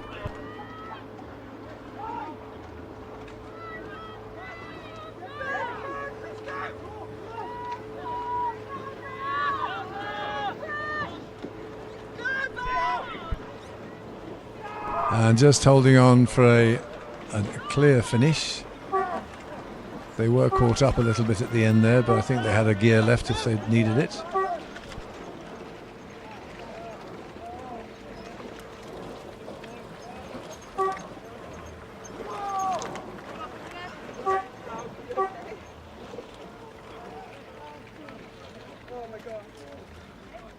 Set up, please. Set up. I missed that, Poppy. What happened there? Bath won. Oh, they did. But Reading were climbing. We had half a boat length. It was a good middle of the race so far. And the confirmed results of the B final in the Championship and Tier 2 quads was a win for Hinksey Sculling School, second was Nottingham Rowing Club, third Loughborough Students, fourth Reading University E, fifth Strathclyde, Heriot Watt, University of Glasgow and other composites, sixth Reading University C, seventh Clydesdale Amateur and eighth Hartpury University B.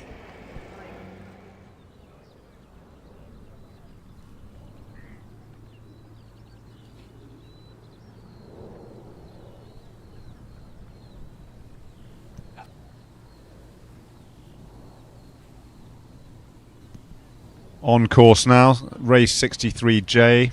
This is the D final of the Championship and Tier 2 quadruple sculls. Two crews in this final. The composite crew, Aberdeen Schools Rowing Association, Stirling Rowing Club, George Heriot School, St Andrew Boat Club A, stroke by Wallace, and Haberdashers Monmouth School, stroke by Nicol. The Lane 4 crew from Scotland is in the Championship competition, and the Monmouth School is in the quadruple scull Tier 2 competition. At 1,000 metres, the Lane 4 composite from Scotland was leading by some 2 lengths at 1,000 metres.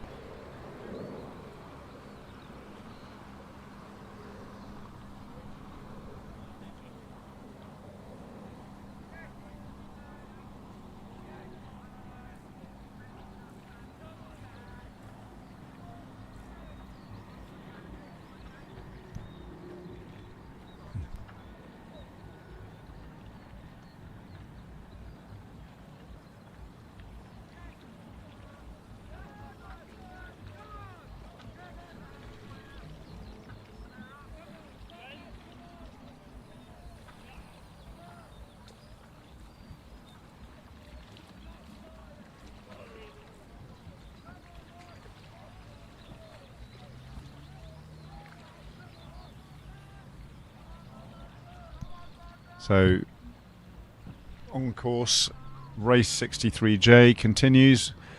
5 minutes into the race, the crew, composite crew from Scotland, continues to lead by some 4 lengths.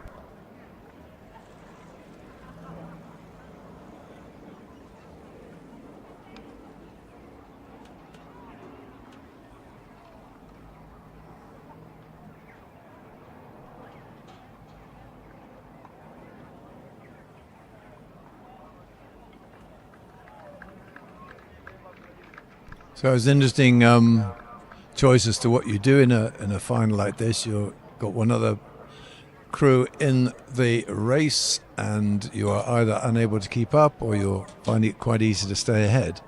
And I suspect the crews in this situation probably have coaches, they have stopwatches on them, they'll still be having things to attain and they'll be using the competitive opportunity to practice straight line 2K racing.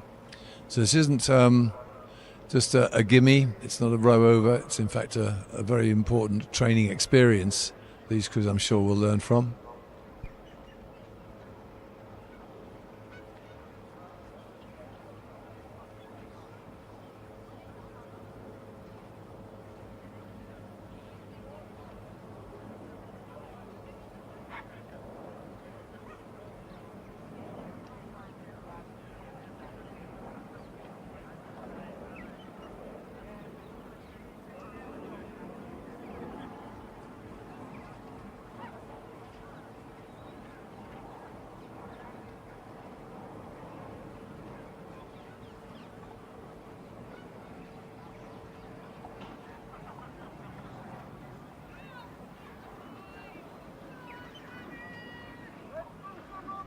So coming into the Red Boys now.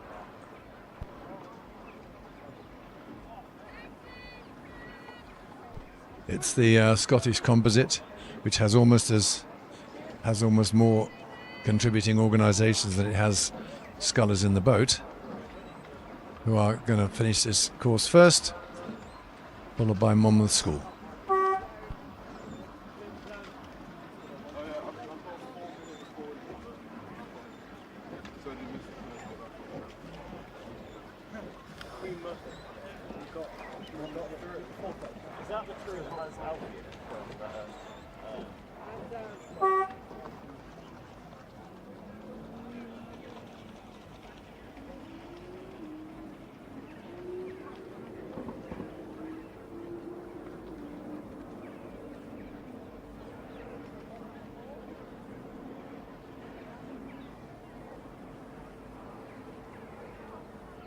And the results of the C final in these quads events was a win for University of Bath Nottingham Composite, 6:58.9, followed by Reading University F, Hartbury University and College, Northwich Rowing Club. Fifth was Hinksey Sculling School B, 6th University of Leeds and Leeds Composite, and 7th Windsor Boys School B.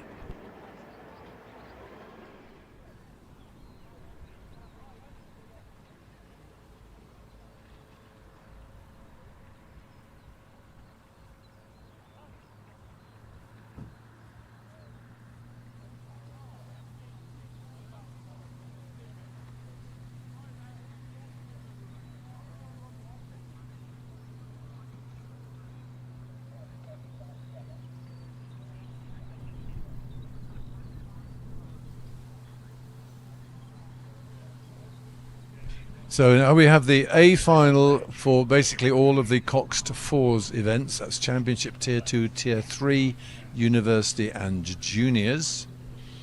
And in Lane 1 is a Riverfront Recapture from the USA. Lane 2, Bristol University. Lane 3, London Rowing Club A. Lane 4, London University of London. Lane 5, Edinburgh University. Lane 6, Thames Rowing Club. Lane 7, Molesey. Lane 8, Marlow.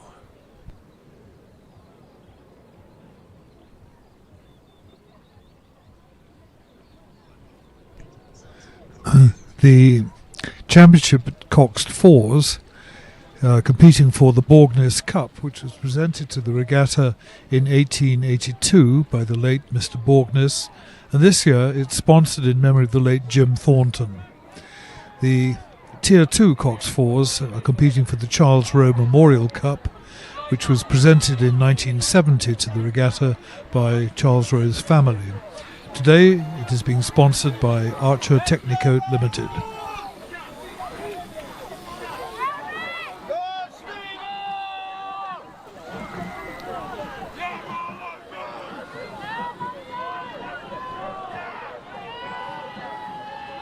So at 500 it was Thames Rowing Club who were in the lead, with Edinburgh University following them quite closely. So I can point out that the only Tier 2 Coxed 4 in this event is Marlow Rowing Club. So by dint of that, they have already won that event. All the other ones are Championship Coxed 4s, so they will be going for that silverware. At 1,000 metres, Thames Rowing Club maintains their lead, as indeed Edinburgh University is holding on to second place, and the London University has held on to third place, so still quite consistent through the first half of the race.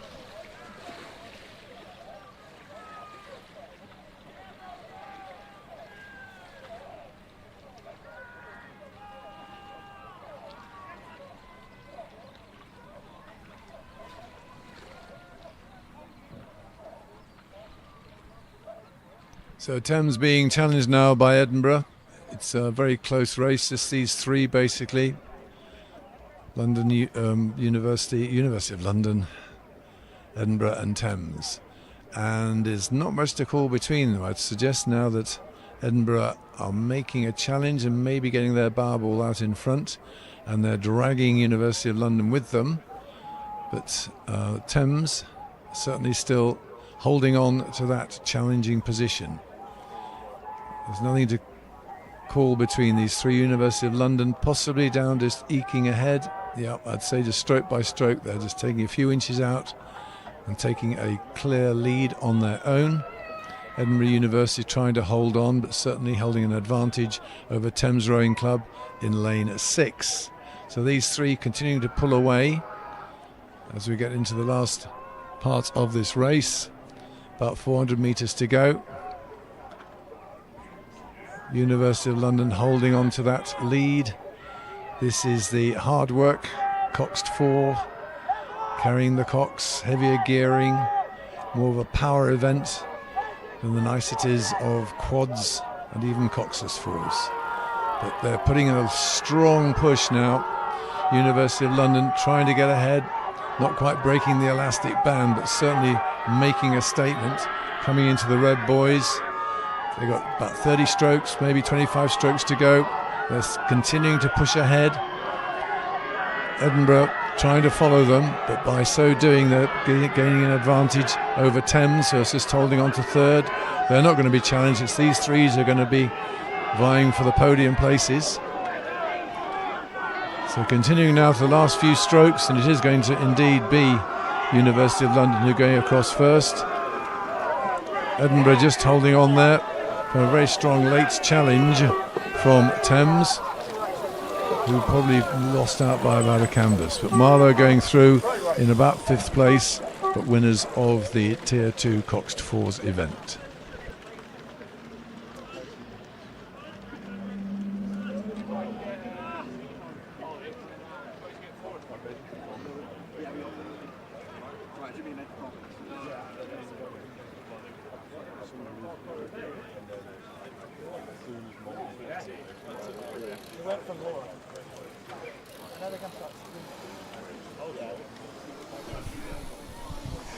Here is the result of the D final of the Championship and Tier 2 quad sculls.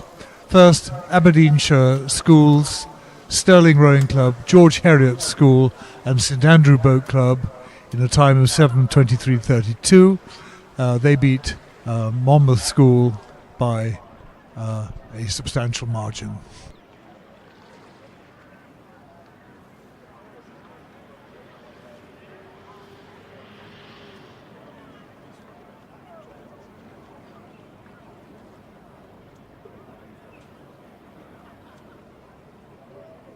B final coming up now with the Coxed 4s.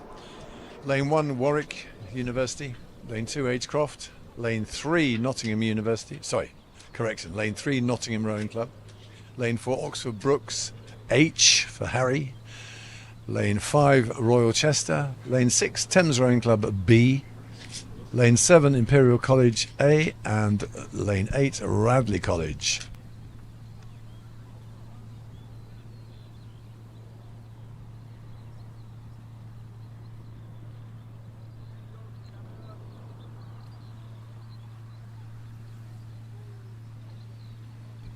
At the 500 metre point, the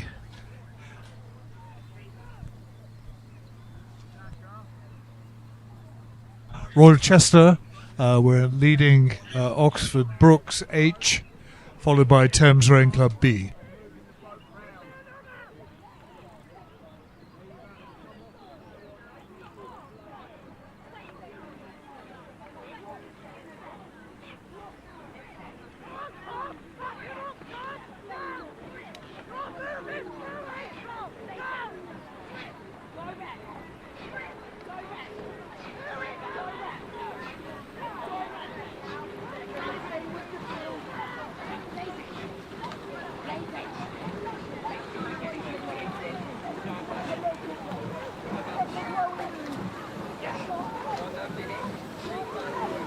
And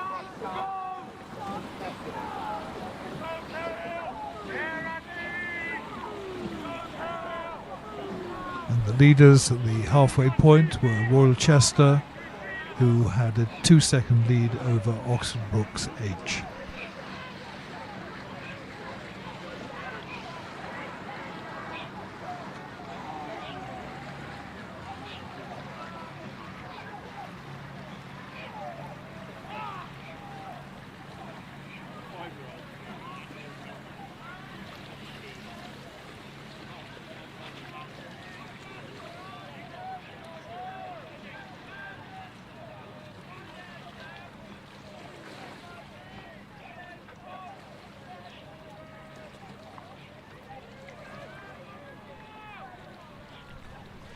As we're approaching the three-quarter stage, there's an almost perfect chevron on from the drone shot, where Royal Chester maintain their lead over Oxford Brookes H.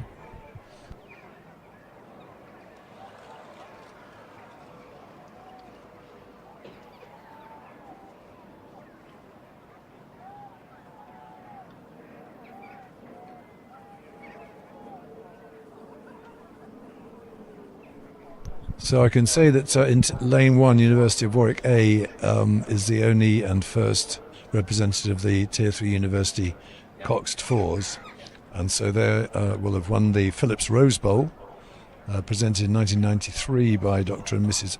P. Phillips and sponsored this year by Mrs. M. Kerridge.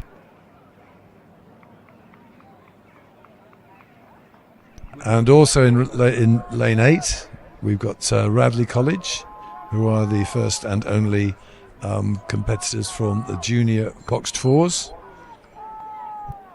And they are going for the Friends of Marlow Regatta Trophy, presented in 1993 by the Friends of Marlow Regatta and sponsored this year by Guy and Sarah Greenhouse.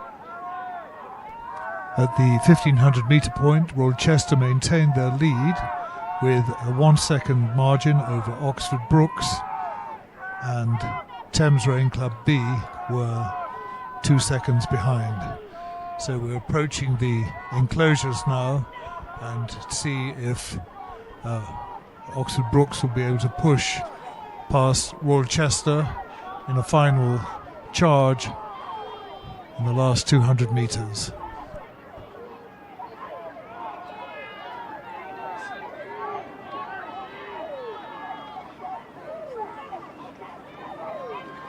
So Royal Chester maintain perhaps a half-length advantage, but Oxford Brookes are attacking every stroke now, and we're going to see a very tight finish between the two clubs who've been battling all day, and it seems as though Royal Chester will continue to maintain their lead by a canvas over Brookes. A very close battle for third and fourth place between Radley and Imperial.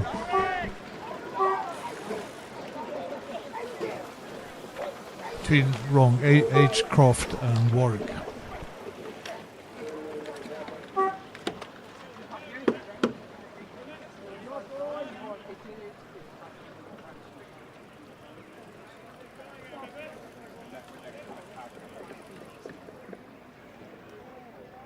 So the results of the A final was a win for the Championship Coxed Fours for the University of London over Edinburgh University.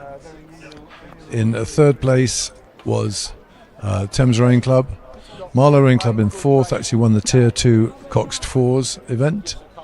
And Molesey Boat Club came fifth, London Rowing Club sixth, seventh was University of Bristol, and eighth was the Riverfront Recapture USA.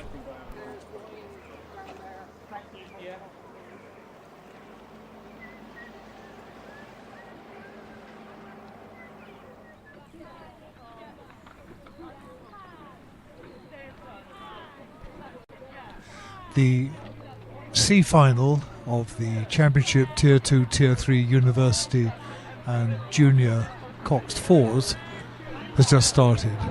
Bristol University B in lane 1, Imperial College lane 2, Oxford University Boat Club lane 3, London University Lane 4, Durham University A Lane 5, Tideways Scholars School A Lane 6, Glasgow University Lane 7 and King's College School B Lane 8.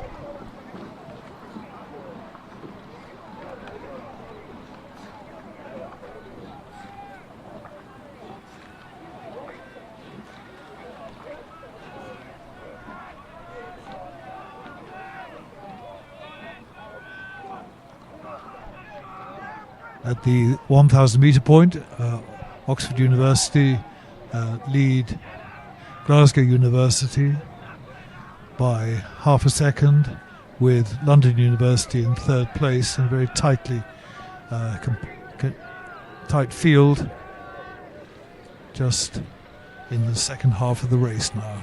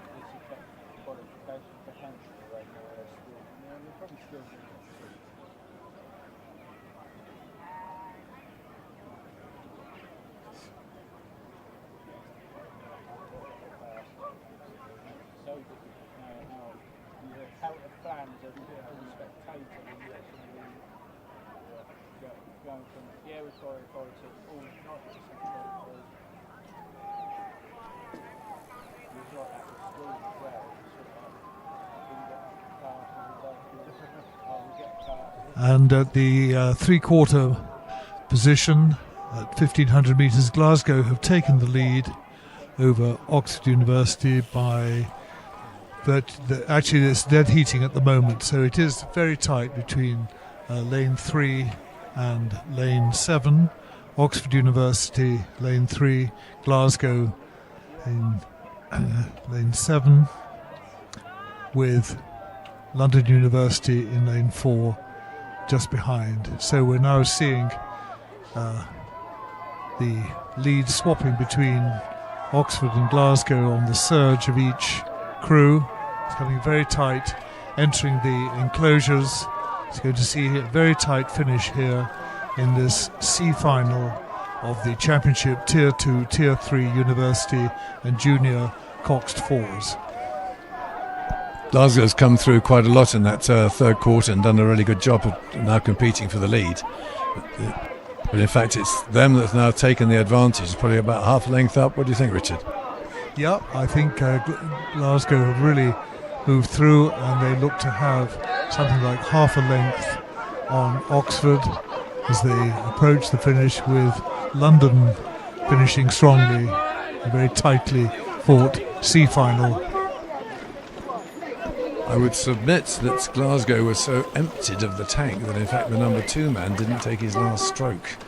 He was actually easied as they went over the line, but that's how tired they were, so that's the commitment that you need to do to make a success out of your racing.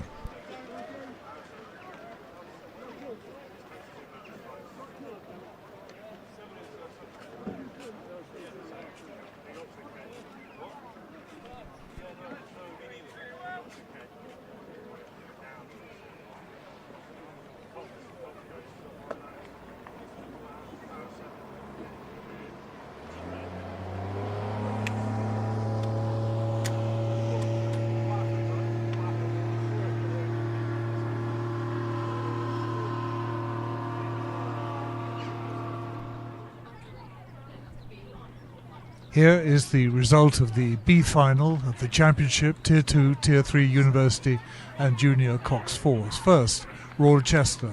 Second, Oxford Brookes H. Third, Imperial College A.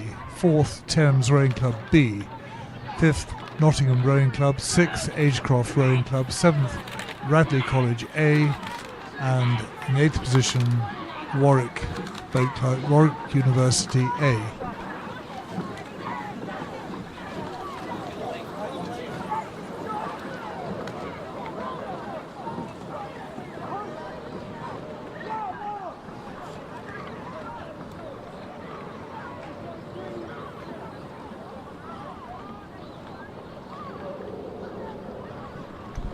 So starting list for the D final is Abingdon School in lane 1, Reading Bluecoats in lane 2, lane 3 is Cambridge 99, lane 4 West of England, lane 5 University of Surrey, lane 6 City of Oxford, lane 7 Jesus College Oxford, and lane 8 Latimer Upper School.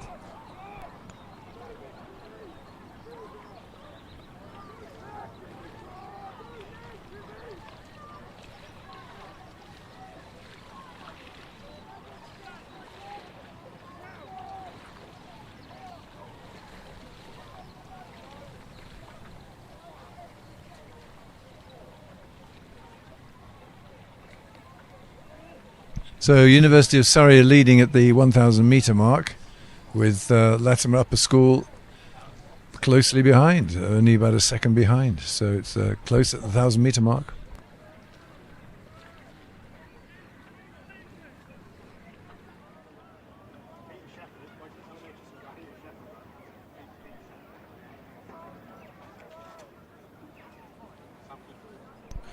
So it's lanes 5 and 8.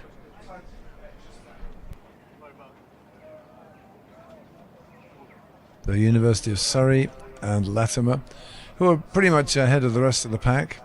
Clear water between them and the third player, who's probably lane 3, Cambridge 99, or possibly City of Oxford. No, I was kidding. Sorry, it wasn't City of Oxford. It's University of Surrey.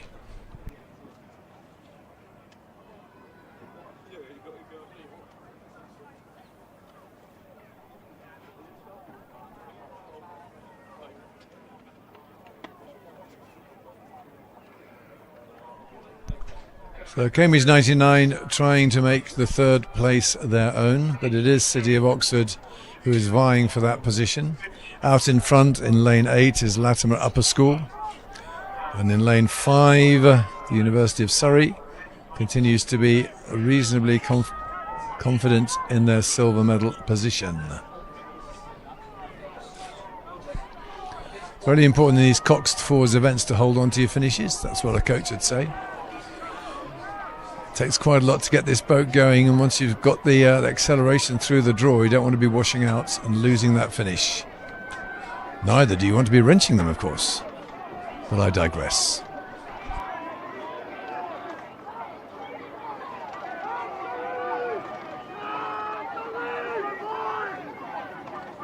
So lane 8 looks like it's a good draw again. Did this on a slot machine, it'd never work.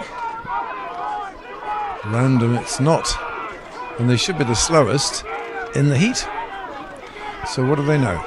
Latimer maintaining this lead as we come into the final few strokes. University of Surrey holding on to their second place, with Cambridge 99 almost certainly coming in third, ahead of City of Oxford. It is funny, isn't it, John? Because you were speaking earlier about with Tara that some crews like side-by-side racing, where they really thrive in that competitive zone where they can spring off other crews, and others are quite happy to execute a race plan over 2,000 metres, focusing on those splits and pushing forward and get a great time even though there's no one around them. So they may be more suited to the time trial or get a cleaner start with a rolling start rather than a regatta start. There's a number of factors that differ from the time trial and the side-by-side racing. Well, I'd ask how many head races take place on this course during the rest of the winter. And the answer is you turn up with that mindset of a head race because you're just doing a time trial, and then you suddenly do a race and you're expected to do something. I mean, I can't understand why people call them heads when they're 2,000 metres. They're sprints for the younger people. Absolutely, a head race should really be a long distance endurance. You know, rate at sort of 32 rather than 36, 37, and see how your winter training program is going. You know, long steady state on erg, long steady state on the water, and building up your rhythm and your technique. So the E-final now underway. Lane 1 St Paul's School, Lane 2 Rob Roy, Lane 3 Radley College B, Lane 4 Windsor Boys School, Lane 5 Sheffield University, Lane 6 Manchester University, Lane 7 Kew House School, and Lane 8 Latham Upper School B. And again, another really good mix of colleges, crews, universities, schools, and great to see Manchester and Sheffield down from the north. And I wonder whether they're here now for the next 2 weeks and making a campaign to include Henley, or whether they're heading back up north. Either way, I wish you best voyage, whether it's just across the M4 to Henley or whether you're heading all the way back north. Great to have you down racing here at Dorney. John, you're bringing some results to us here. Well, at the 1,000 metres is Radley College B, who are leading with the Windsor Boys School just following behind by the fractions of a second. So let's see how it's developed from there. And again, it's great. You know, Radley have got a new coaching team heading up by Mr. Duggan, and it's great that they're here in force this regatta, and it's great to see them out in front. And but I think actually I've just been looking like actually Windsor may now just have taken control over Radley, but it's great to see these strong supporters of the regatta here year after year. Yeah, Windsor Boys School seem to have taken that lead now, just since we had the time splits for the 1,000 metres, and then out in lane 7 we've got the Kew House School. Not a particularly famous name with much of a reputation, but certainly doing a good job in this final. Absolutely. So Kew House, part of the Gardner group of schools in West London, not really been, as you say, on the rowing circuit for that long, but they've started to see now a number of crews. They do want to have a proper rowing programme, and it's great to see that they have started to turn up here. We've seen them for the last couple of years, and fantastic to see them bringing a competitive crew to this race today. So Radley's still holding on to third place, but it's Windsor Boys School who are going to maintain this lead, with Kew House School over in lane 7 in the silver medal position for this final.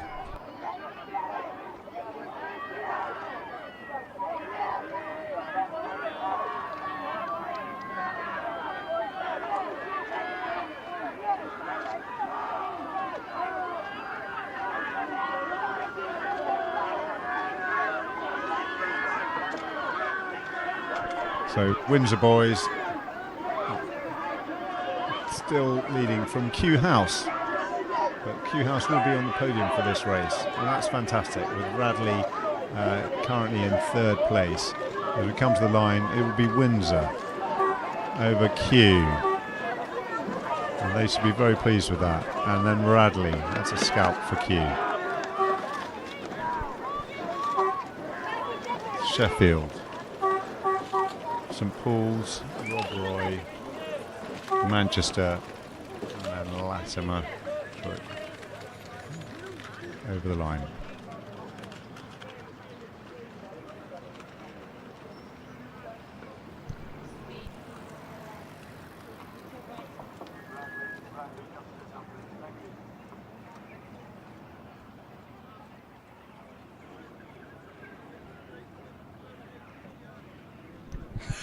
And the confirmed results of the C final was a win for Glasgow University. Oxford University was second, third University of London, fourth University of Durham, fifth University of Bristol, sixth King's College B, and seventh Tideway Scullers, and eighth Imperial College.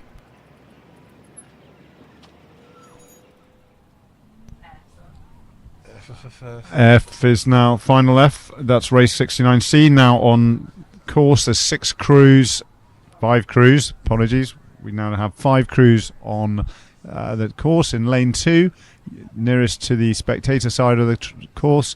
University College London Boat Club A. Lane 3, Furnival Sculling Club A. Lane 4, Winchester College Boat Club. Lane 5, King's College School Boat Club C, and Lane 6, United Hospitals Boat Club A. That's race 69. Coxed fours.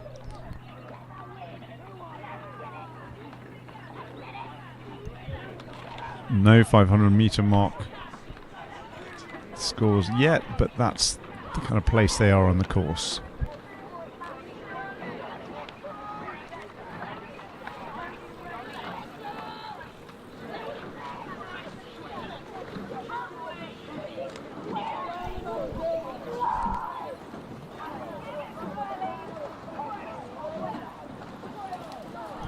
So the race 69 is now past 1,000 metres. Furnival Scullers in lane 3 leading.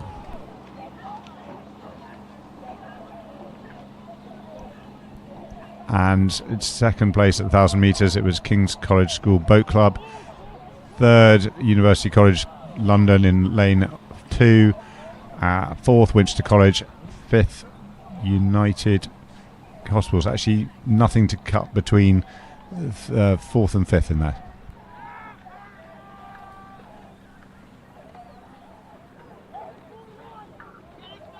And I'll pass you back to John for the results of the D final, which will come up on screen now for those watching on YouTube. It sounds like, I'm sorry, I haven't got a clue. For those at home, here's the voice. Well, we'll display it on the Laserdisc screen.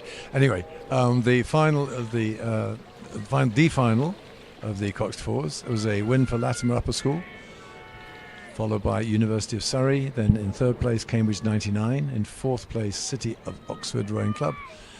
Jesus College were fifth, Oxford. Sixth place went to Reading Bluecoat. And seventh place, West of England University. And eighth, Abingdon School. Thank you, John. And now looking at the drone footage that's up on screen, you can see as we enter the sort of coming final quarter of the race, or approaching the final quarter of the race, Furnival Scullers continue to lead with clear water between themselves. Winchester in lane 4 and University College London lane 2, King's College School lane 5. Honours for the lead here don't look in doubt, but anyone's game still for that second position, with King's College School, Winchester and University College London vying for that second place.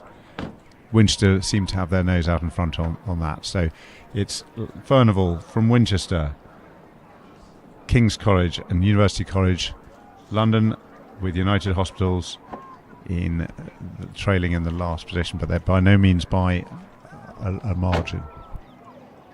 Yeah, almost clear water there for Furnival in the lead, happily controlling this race. I suspect their main opposition coming from their left, which is Winchester College. And Furnival based up in Hammersmith on the embankment, the north embankment of the Tideway. For anyone who ever wanders down that way, it always looks like it's a very friendly, fun club, and most importantly, very near some very good pubs. The Blue Anchor is my favourite. I've been there many times. On the other hand, if you can get inside Furnival Club and have a drink in there, it's even more friendly. There you go. Towpath knowledge for you. Don't say you don't get information on this commentary.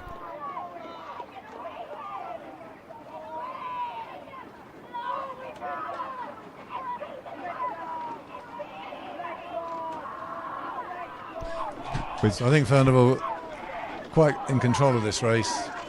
They have at least a length and probably a half a length of clear water as well, coming into the last few strokes through the Red Boys over their opposition, which is Winchester.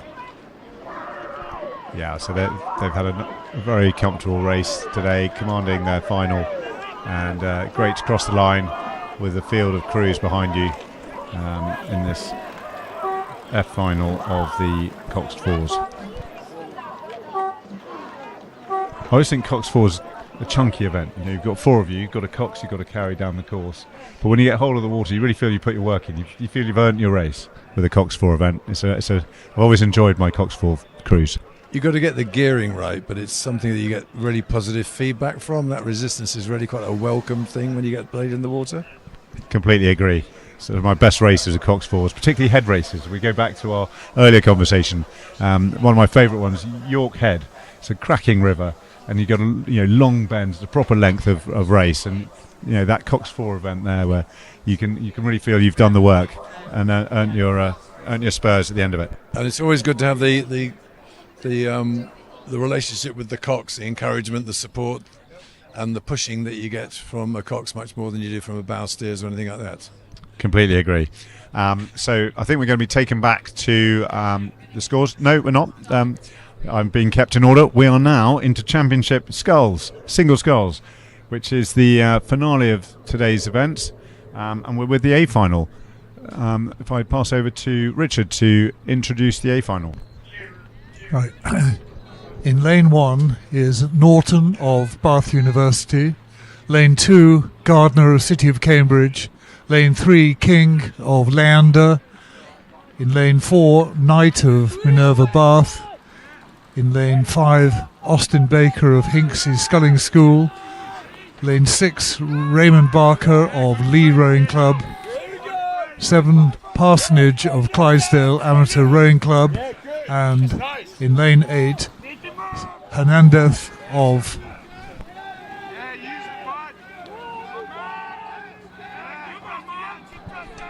So at 500 metres, the Knight of Minerva Bath is leading, followed by Parsonage of Clydesdale. The trophy that the Championship Single Sculls are rowing for is the Weathered Sculling Challenge Cup, and it's presented in 1882 by the late Colonel C.P. Wethered, sponsored by M.A. Wethered this year.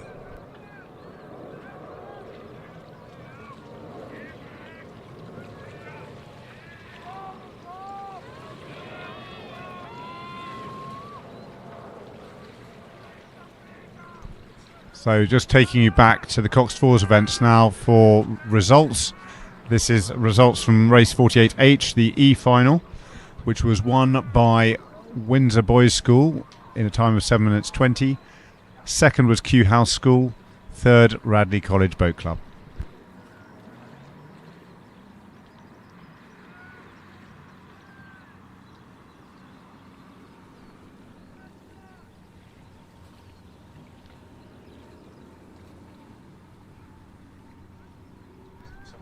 In at 1,000 metres,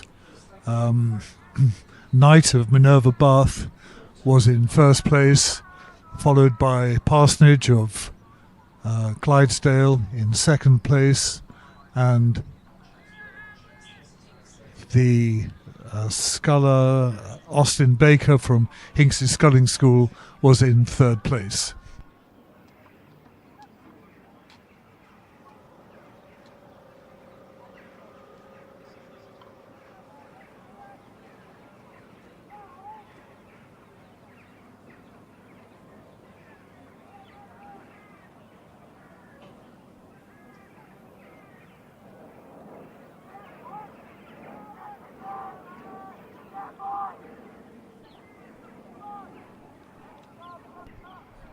As the scullers come into the enclosures, they're just off the 1750 metre point. Austin Baker of Hinksey Sculling School maintains a strong lead and is moving away from the rest of the field.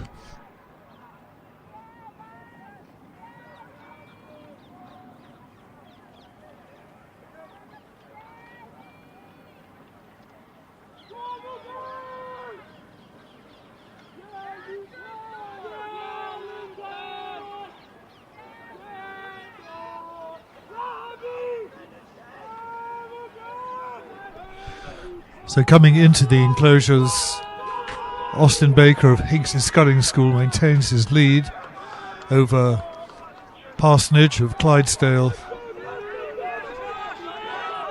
Amateur Rowing Club.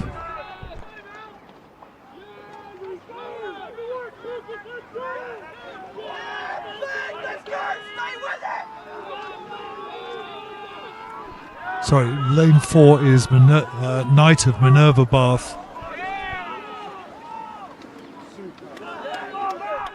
followed by Parsonage of Clydesdale and Raymond Austin Baker of Hinksey in third place. Well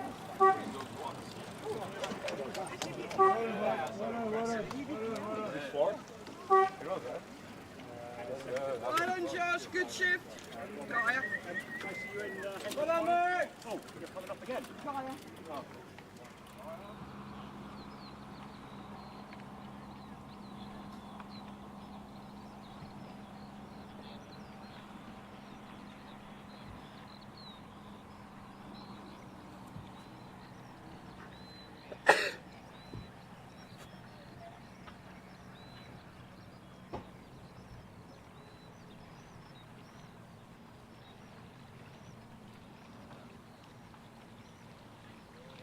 We now have up on screen just details of the race currently on the course, which is race 71E, the B final of Championship Single Sculls. In lane 1 we have Nottingham Rowing Club of David Smith. Lane 2, Bath University Boat Club B, Barmer. Lane 3, Buell Bridge Rowing Club B, Ribbons. Lane 4, Kingston Rowing Club, Boyer. Lane 5, Leander Club C, Ellery. Lane 6, Imperial College Boat Club A, Dubitsky. Lane 7, Molesey Boat Club Morris. And 8, West of England University, or University of West of England, Cook. At 1,000 metres, Ellery of Leander was leading at 1,000 metres at a time of 3 minutes 54, with Boyer from Kingston second. Looking at the screen now, it's got the drone footage. You can see that Ellery has this race by the scruff of the neck, putting down a huge amount of power. Now it may just be the light, but his puddles look bigger than anyone else's. But I think that may just be the lights flashing him. But nonetheless, clear water between Ellery and the other scullers. I think that Ellery is really not at all happy to be in the B final. Yeah, so I think it's now about time. So he is doing his own time trial to prove that actually he should be there, and we should bring up we'll have a look at those times when we have them to see where he would have come against the A finalists. That'll be an interesting one to watch. I think this is a message he wants to take back to his coach. I should never have been in that B final. Look at the time. I would have come third in the A final had I been in it. Yes, and also 2 weeks' time or 10 days' time, we've got the Diamond Challenge Sculls. I don't know if he has aspirations to be in that, but with all the events in the calendar at Henley, I think they've had to reduce the number of entries over the years, so it's even more competitive to get in. So you really do want to make sure that any chance you've got to show that you are worthy of being in that event. John? It's a very relaxed looking style. That is absolutely amazing. Given the force that he's putting down, he's got a very nice soft front end. He's holding his body position, using it really well in the latter part of his stroke. He is a good sculler. I mean, I'm surprised to see him in the B final. I'm not surprised he's so far ahead. And so he's Leander quality there on the water, putting the work down, staying loose.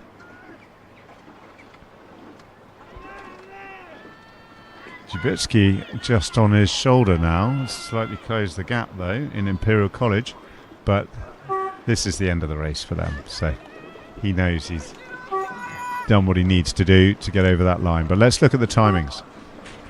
That was Morris, Molesey, sorry no, that was Cook of University of West of England, and Molesey, Morris, and on the further side University of Bath, Barmer, and Smith of Nottingham crossing the line. Just looking at the previous, the 1,500 metre times, in fact, he was a good 20 seconds slower than the winning time in the A final. So he would have come in about 5th at 1,500 metres. We'll see what the finish times are like. Yeah, it's very interesting, isn't it? So I think he would have been in the mix, but not out in front. And I think, as you noticed it, I mean, he didn't quite push to the line. He could have taken it up had he needed to. So I don't know if we'll get the best time out of his performance there, but certainly is a superior performance to the rest of that B final.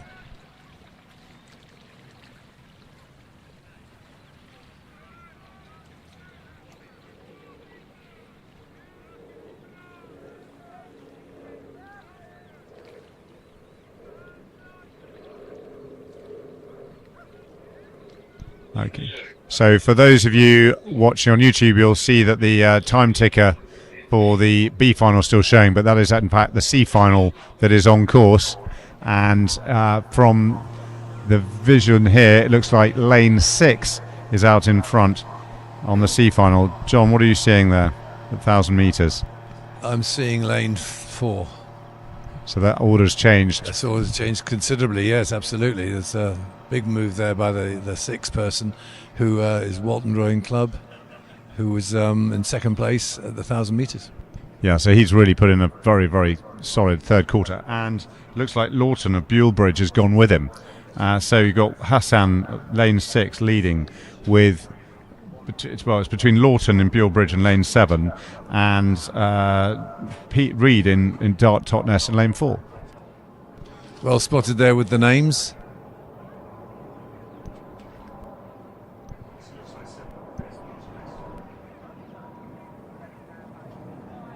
So this is the penultimate race. This is the penultimate race of the day, we understand, and it's going Walton Rowing Club, Sculler Hassan's way so far. Yes, in fact, he's taken over from the Dart Totnes Sculler.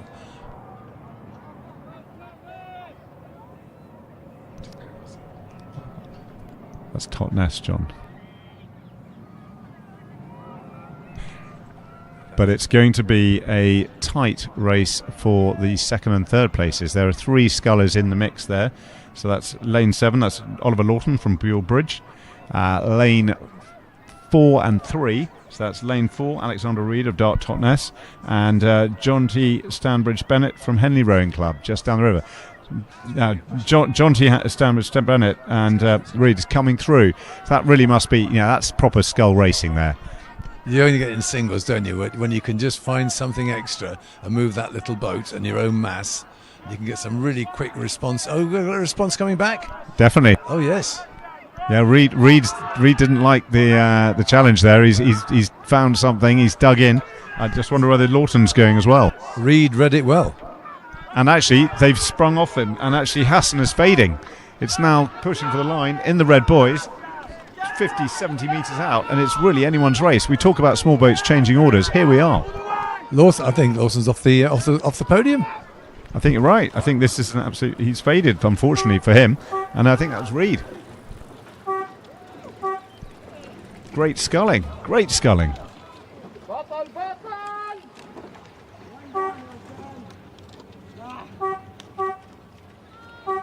Good support from a lot of coaches there. It's nice to see them being accompanied with their single scullers.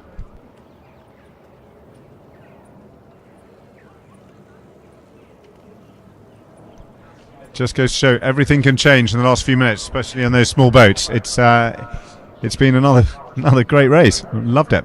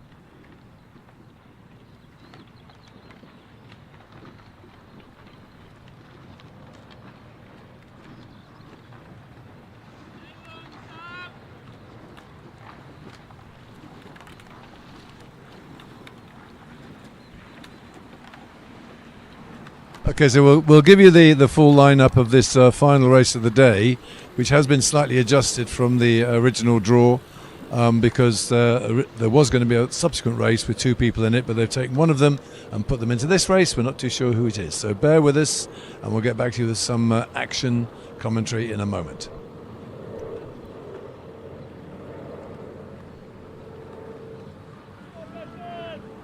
So I think we can go ahead with the 7 that we're pretty confident about. In lane 2, it's Rushton from Royal Chester. In lane 3, Brooks from Thames Scullers. Lane 4, it's Rotherham from Norwich. In lane 5, Drew from University of Leeds. Lane 6 is Richardson from Southampton Coal Porters. Lane 7 is Borger from Pine Rivers, Australia. And lane 8 is Hoodless from Upper Thames. We suspect that lane 1 is either Rodney from Bedford or Shepherd from Hinksey.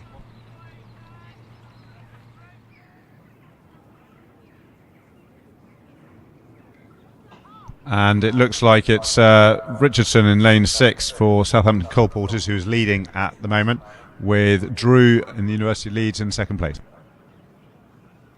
That was the timing at 1,000 metres. They've now gone through that, and they're probably round about the 1,500 metre mark.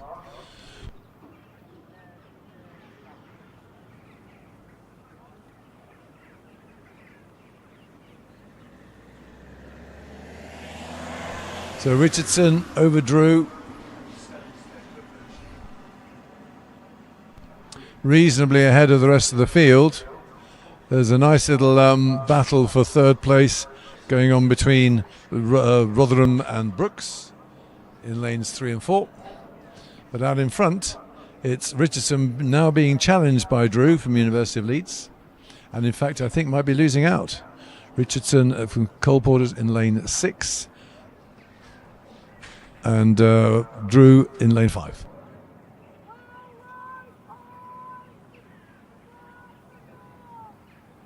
And just to confirm that lane 1 is in fact Rodney from Bedford.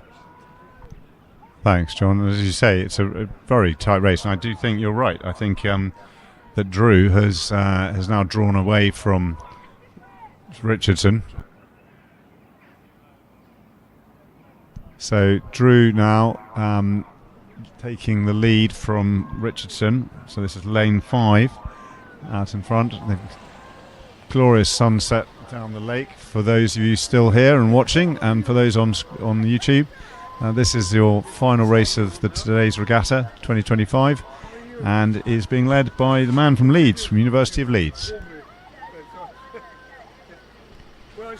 I think the nicest part of today, as we just wait for the final part of this last race, is that it hasn't been as aggressive and as nasty and as hot and as dangerous as it might have been, particularly for the athletes. We've had some really good rowing, and it's been reasonably good conditions for them. Less light headwind, but not too much of the temperature. Absolutely, that cooling headwind. I know it won't have given anyone a really strong opportunity to take any of the records from this course, but it has actually been a much more favourable day from an athlete's performance perspective. So I hope that everyone has enjoyed that. And the rain has stayed off, the thunderstorms have stayed off. We've had fantastic racing, and here we have Charles Drew from University of Leeds, sculling with clear water. Last race of the day, race 73, from Edward Richardson of Coal Porters. And he's putting it all in, and he's going to get a very clear win for this D final of the Championship Single Sculls. He's crossing the line just there. And here comes Richardson with Borger from Pine Rivers, Australia. There we are. Thanks for making the trip over. I hope you have a fantastic tour and good success in the rest of your time here in the UK. And for those watching Henry Borger from Pine Rivers in Australia, I hope your coffee is strong and you've been staying up to watch him in the small hours. But you can, of course, watch this at any time. Now it's on YouTube.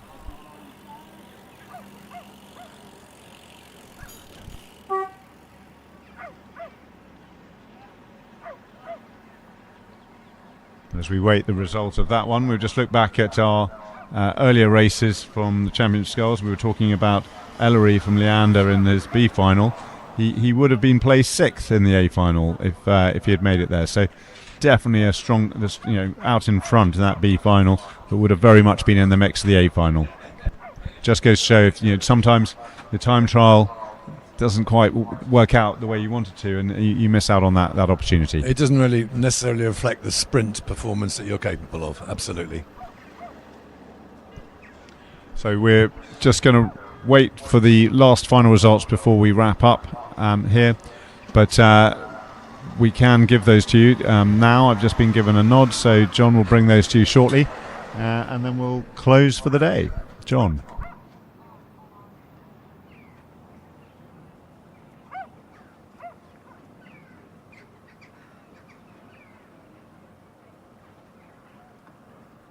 Okay, so the final B results are Brunellery from Leander, followed by Imperial College, which was Dubitsky, then West of England University, which is Cook, followed by Molesey, Morris, then Bath University, Balmer, followed by Nottingham Rowing Club, Smith, Kingston Rowing Club, Boyer, and Bulbridge, Ribbons.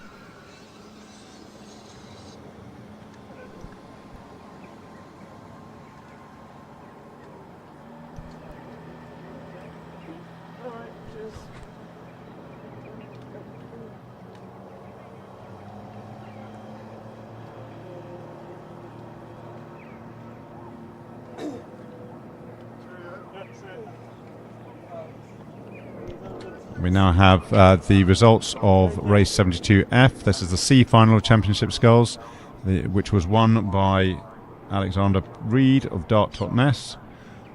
Second was Oliver Lawton of Buell Bridge. Third was John T. Stanbridge Bennett of Henley Rowing Club.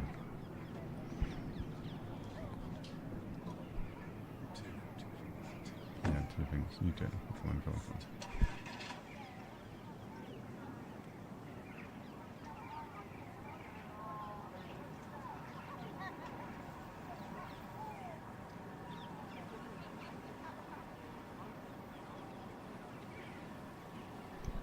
And the final race of the day, final official results as well for race 73, the D final of Championship Sculls, which was won by Charles Drew of the University of Leeds Boat Club.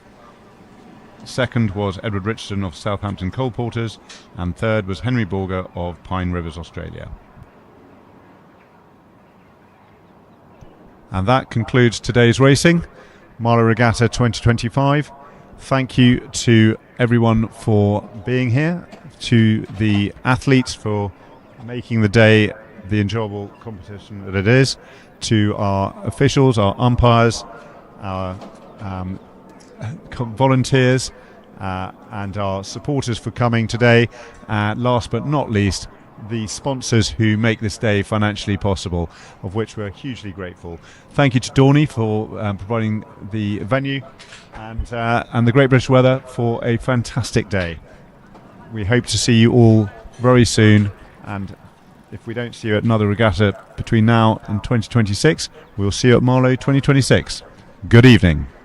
Good evening indeed, and thank you, Ed.